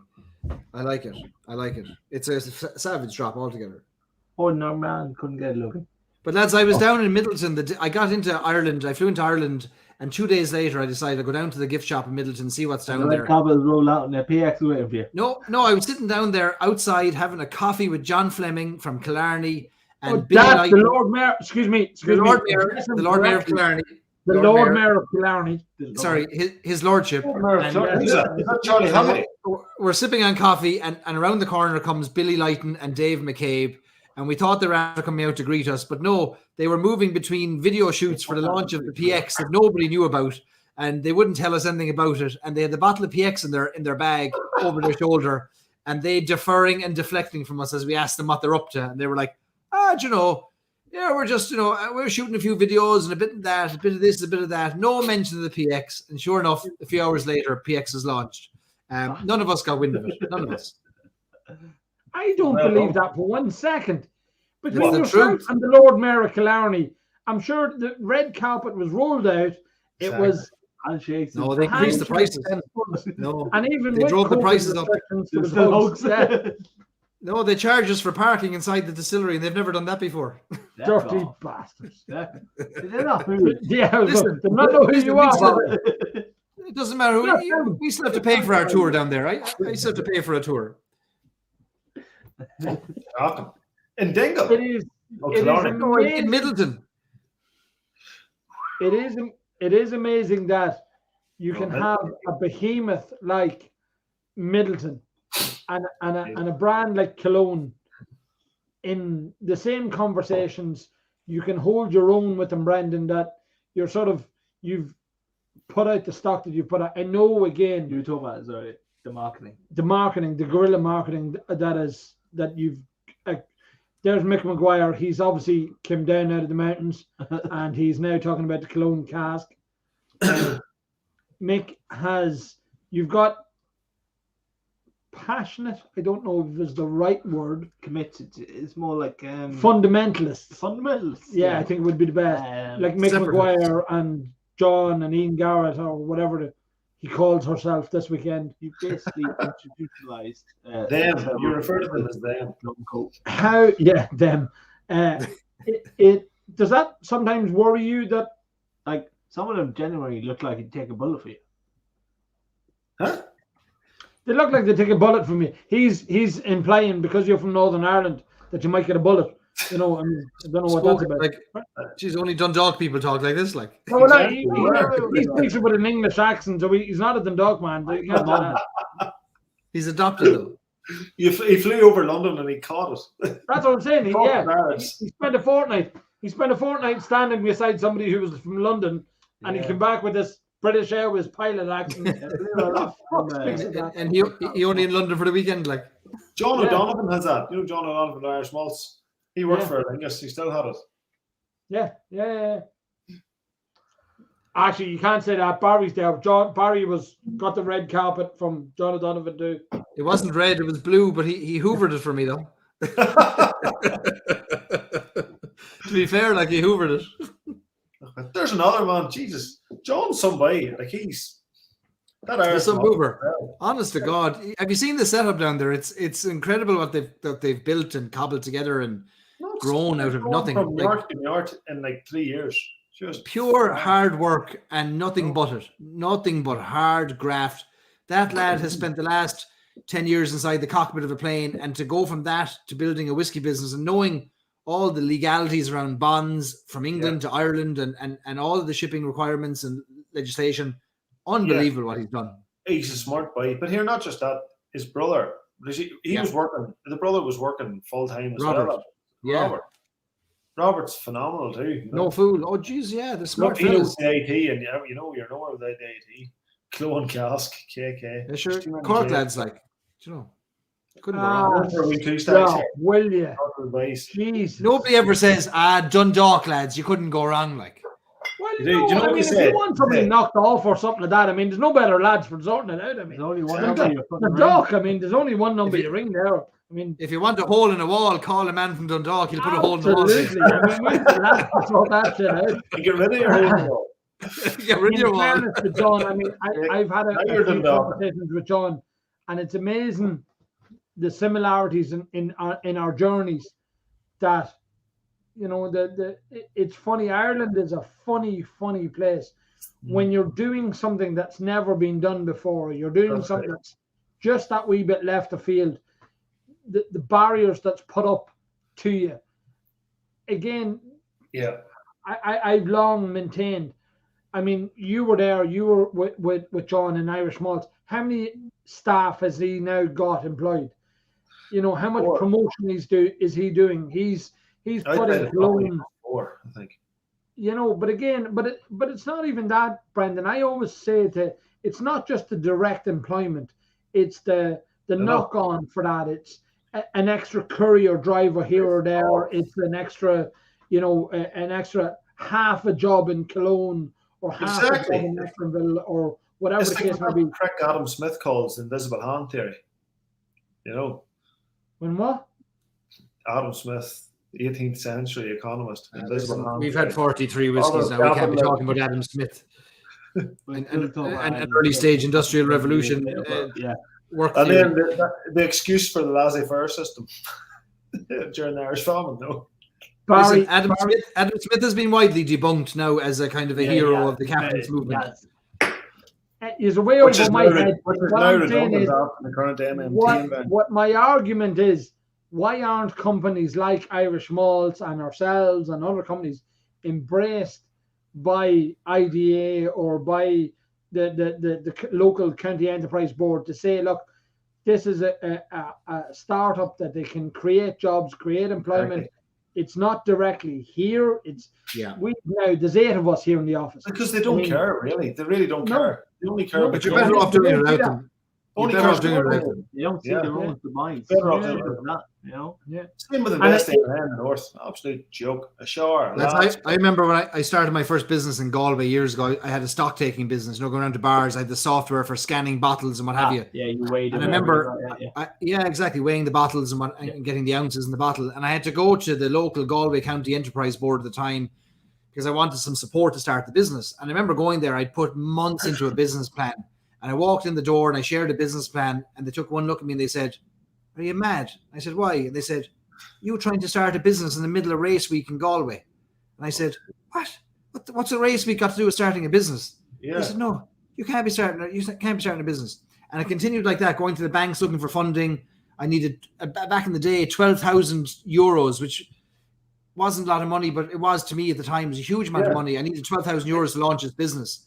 And that was to buy 2 sets of scanners for bottles, 2 lads on the road. The bank AIB, I remember them saying to me, we'll lend you 6,000 euros. We won't lend you the 12. I said, but sure, with 6,000 euros, it doesn't make sense. The business doesn't even work. I won't even be able to pay you back. And they said, well, we'll give you 6, not the 12. And all those small little kind of, when businesses and organizations, banks and enterprise boards look at what you're doing and they can't figure it out, they don't want to support it, don't even waste your time on them. Just go ahead and do your thing. Forget about it. Just run. I had to bear hoping a thing. Fuck's sake. And then he found out he didn't have to do it. It's funny you say that, Barry. My very first business, I asked for €2,000 overdraft on my account. Bank of Ireland wouldn't give it to me. Genuinely, hand of God, would not give it to me. €2,000 overdraft. Wasn't looking for a loan, just an overdraft, just to be able to buy stock. Wouldn't give it to me. Now it's, what can we do for you, Mr. Sheehy? How can we help you, Mr. Sheehy? Would you like to loan, Mr. Sheehy? And it's... Feck off. Yeah. Exactly, yeah. I'd be the same too. I can't wait to get that. Tolerance for them at all. Cannot wait. Yeah. Cannot wait. It's being implemented in every state in the US right now. Like, there's literally companies going around fitting devices to top models. It's Barry's company. Barry's going around doing that. Yeah, but that's perfect. That's how Barry's a millionaire. Perfect. That's why Barry's a millionaire. That works. Anthony, I'm only in your shadow, buddy. I'm only in your shadow. Barry. Here, did you see what the Wiser said? Alex Coffey there in the chat. Cork boys are best. Alex, in Australia. Yeah, I was going to say it's easy to say that. It's easy to say that when you're in Australia. I mean, you wouldn't say that. Cork. I'm in Cork right now, saying Cork boys are the best. How about that? Yeah, but you're all right, Barry. You get to leave and you get to go back to civilization in America. I mean, that's what it's all about. I mean, you wouldn't say that if you were living there. I mean, really? Oh yeah. America's the civilization we're all aspiring to nowadays. Yeah. It is a mad that more small companies aren't embraced by, and it is very much, I found, but why would my experience has been, it's very much of watching. I only had a conversation with a banking person the other day, and it's giving the right answers and not giving the wrong answers, as in don't tell them all of the answers, knowing the information just to say just enough to be able to go, here we go, we're doing this. Sure, they don't understand it. They don't understand small business. They don't. And they have boxes to check, and they have shapes to fit you in. If you don't fit in the shape, it doesn't work. And look, even 6 months ago, I was looking for when I was with Stories and Sips and buying glassware and whiskies all the time for shipping to events around the country in the US, and I was trying to increase, just like you were saying, Anthony, with your overdraft. I was looking for an increase in my credit limit on my credit card. Wait for this, from $3,000 to $5,000, not a massive amount of money. And I had to spend an hour on the phone explaining how the business worked and how I could be trusted with this extra $2,000. Anyway, eventually I got this $2,000. Took me, a pound of flesh to get it. But a week later, I got a note in the mail saying, "Oh, we've noticed your spending habits. We've taken the liberty of increasing your credit limit to 29,000." I didn't ask for it. They don't. It's all about boxes and that they fit you in. That's it. Doesn't make any sense. But then boxes are set up by the companies. Like every so often, even you're like, all right, there's a tourism grant coming out, and it's tailor made. You're sitting going, this is obviously tailor made for one specific company that's 16 miles from me. I know who it is.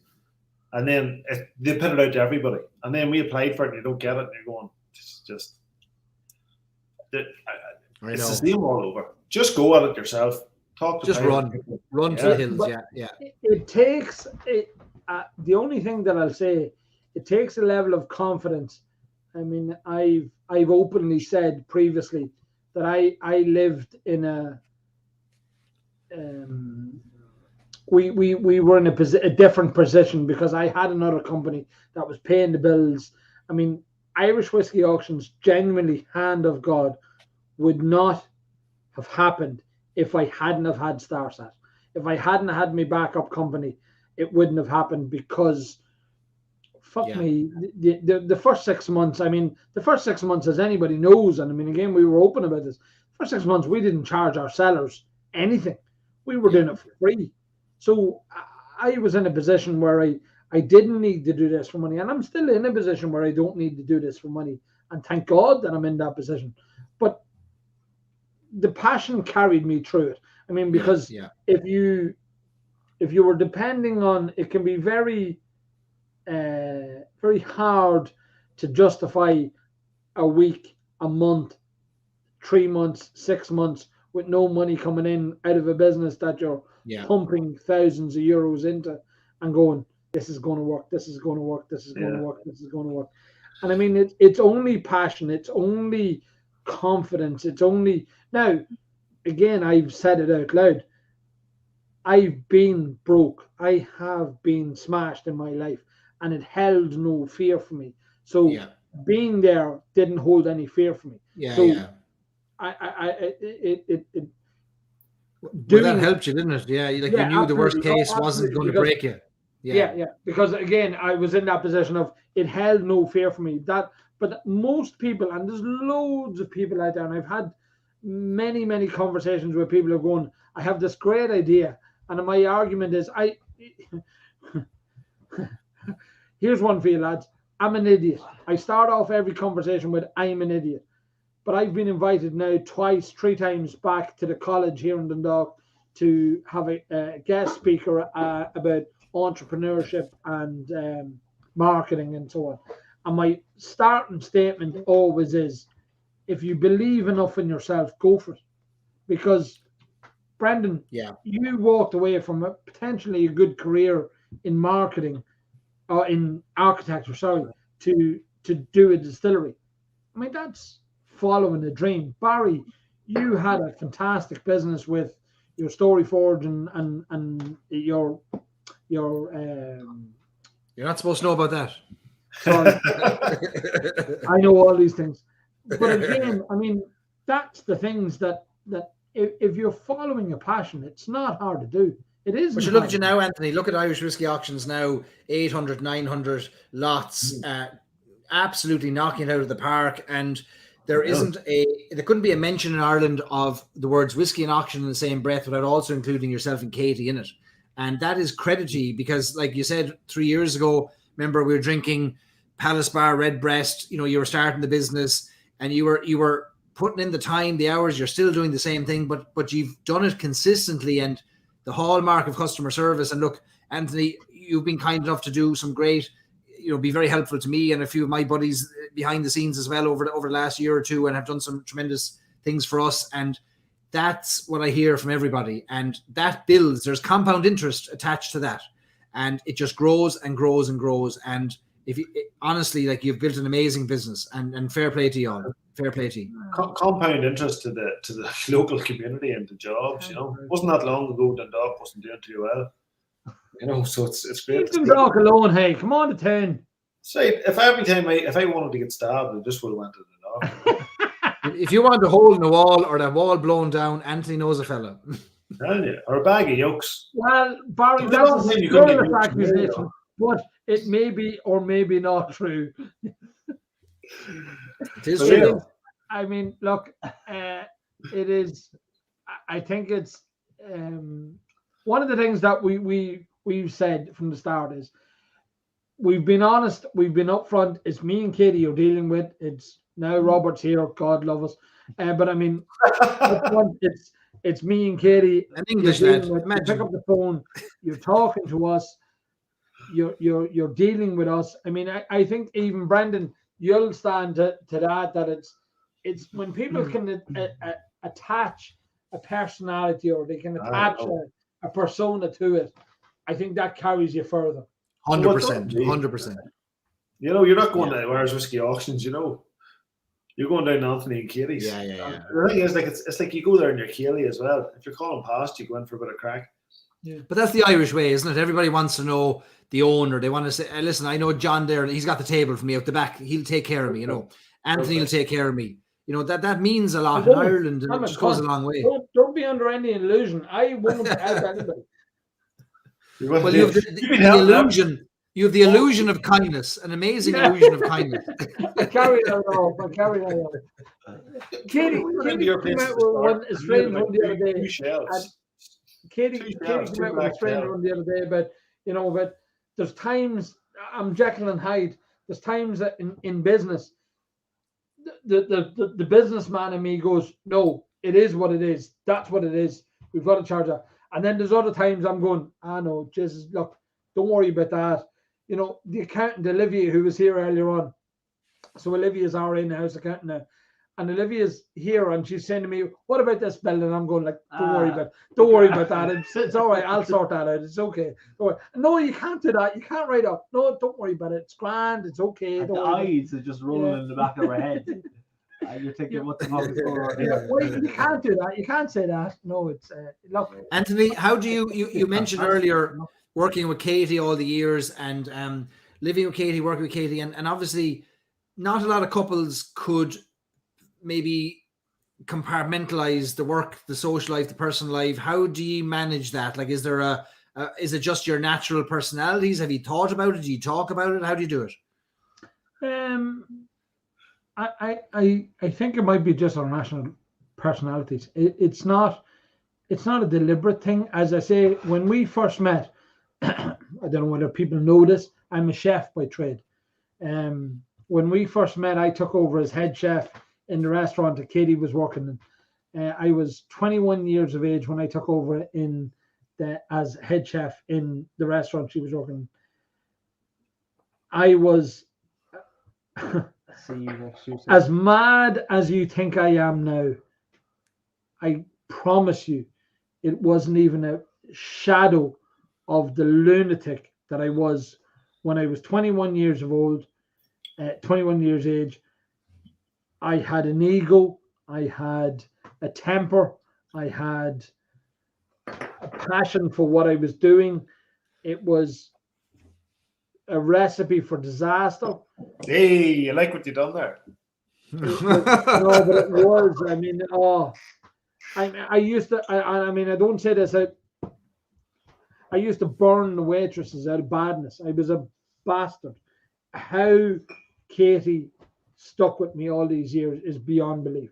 But there's an element of Katie goes that she didn't live with Anthony the chef. She lived with Anthony, and I was a very different person. And even in the whiskey business, my public persona is probably different than my private persona.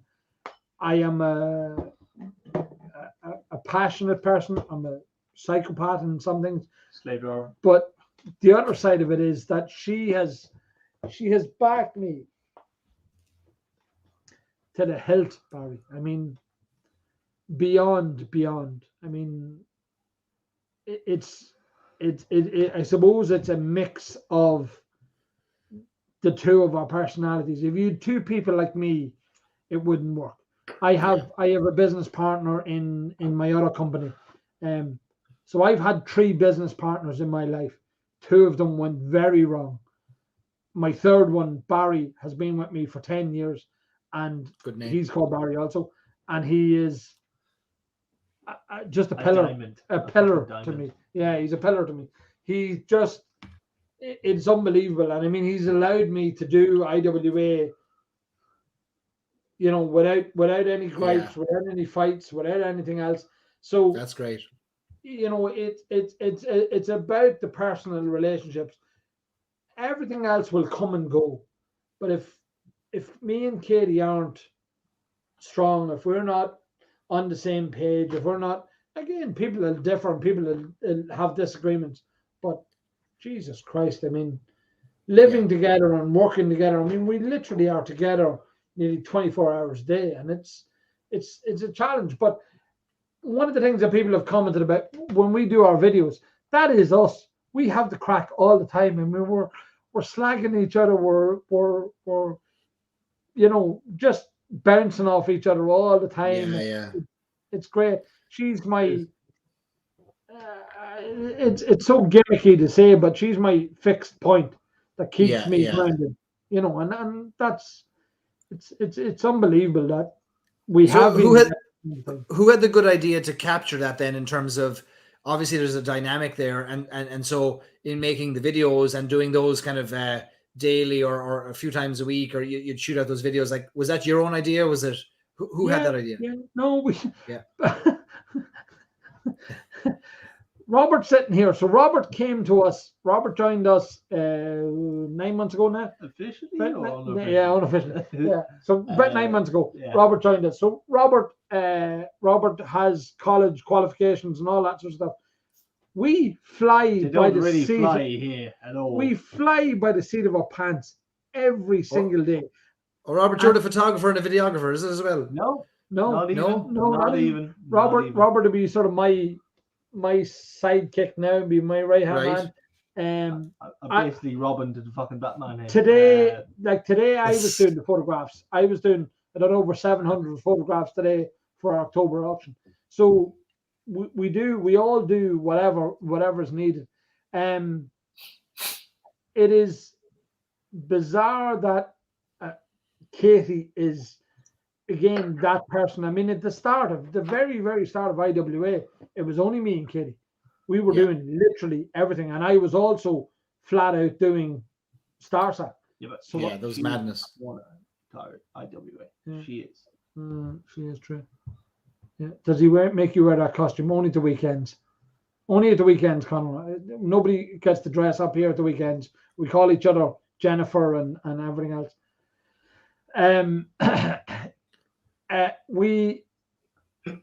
The heart thing, the passion thing translates through. I mean, when you've got somebody who's got your back, you're unleashed. You're free to do, and I think that's been the thing for me, is that when I know that the person standing behind me has me back, I'm free to do whatever. And take on whatever. And if it goes wrong, she's going to say, well, let's try something else. And you have each other. Yeah. And I don't think we've ever actually had conversations about it. It's just been and it's been. Yeah. There's two unique personalities there. I think that's what we're getting at, because most couples, whenever they actually need a bit of distance and they need to come back and talk about something else that's nothing to do with work. But with you guys, you're just legends. You can have the crack with each other. It's only 1 in a million, Definitely a rarity. But you can crack with each other and work and then go home and be dead on. But you can't. And I mean, fuck me.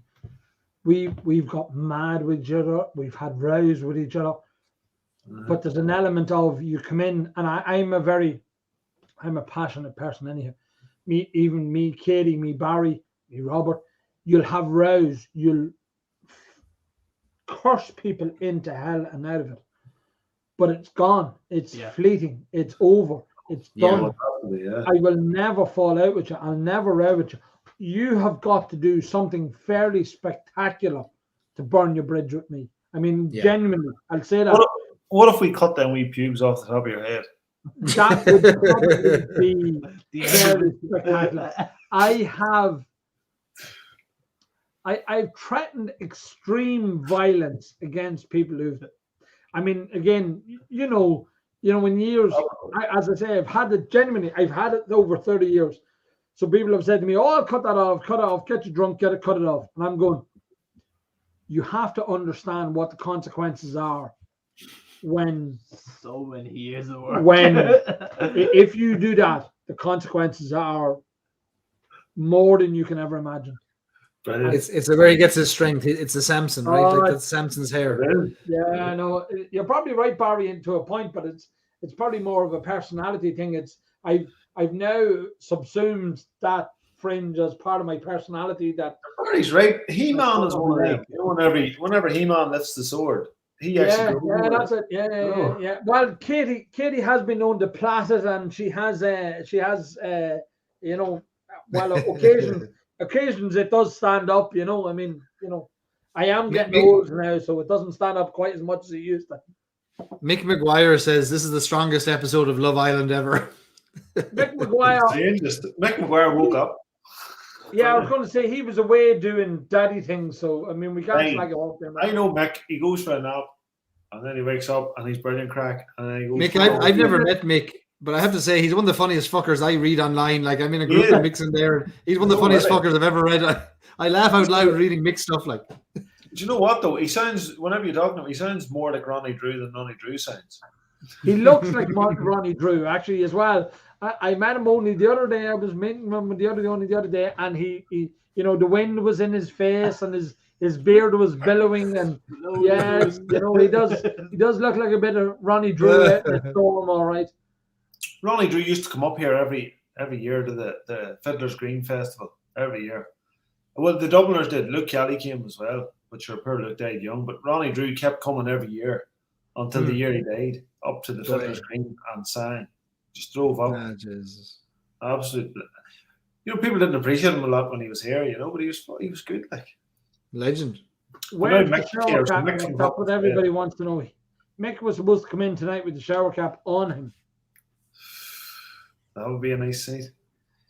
Anthony, if we do a lock-in at Irish Whiskey Auctions, you're going to have to assemble a cast of characters that you want to have make appearances in the premises throughout the night. Non-physical? Physical or non-physical? Yeah, again, Robert sort of logistics on that, but we can. How long do you want this to go on for? Because we'll break records. Well, we're actually 5 hours and 10 minutes now. Fuck off! I'm going home to bed soon. We don't have to beat that.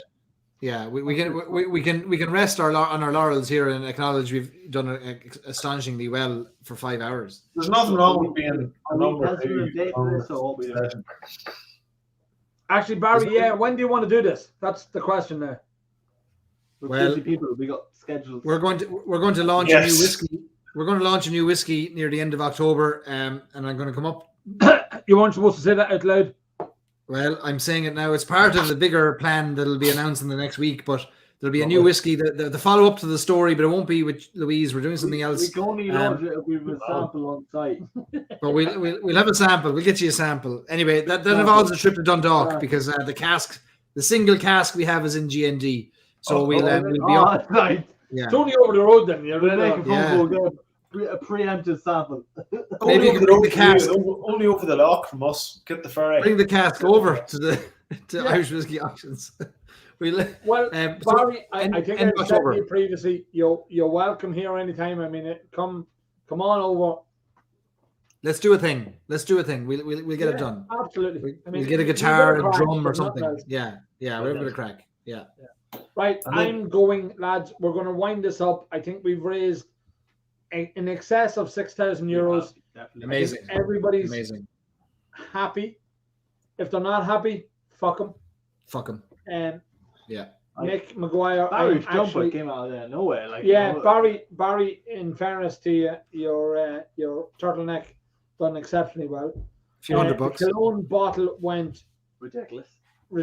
Samples. Thanks to the Americans. Bottle went ridiculous. We're going to America, and we're going to thank these people next month. Well, you'll have to go to.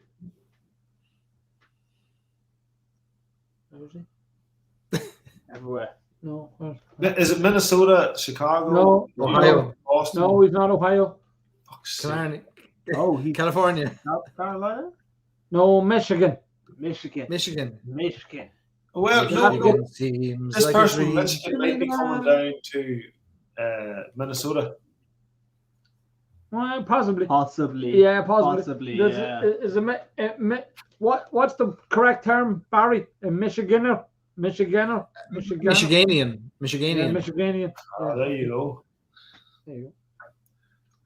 So he was the last man standing. He was the last bid on Irish Whiskey Auctions for €740 for bottle number one of I'll bet back off next year for more. Fair play, Anthony, for coordinating this and for putting this all together.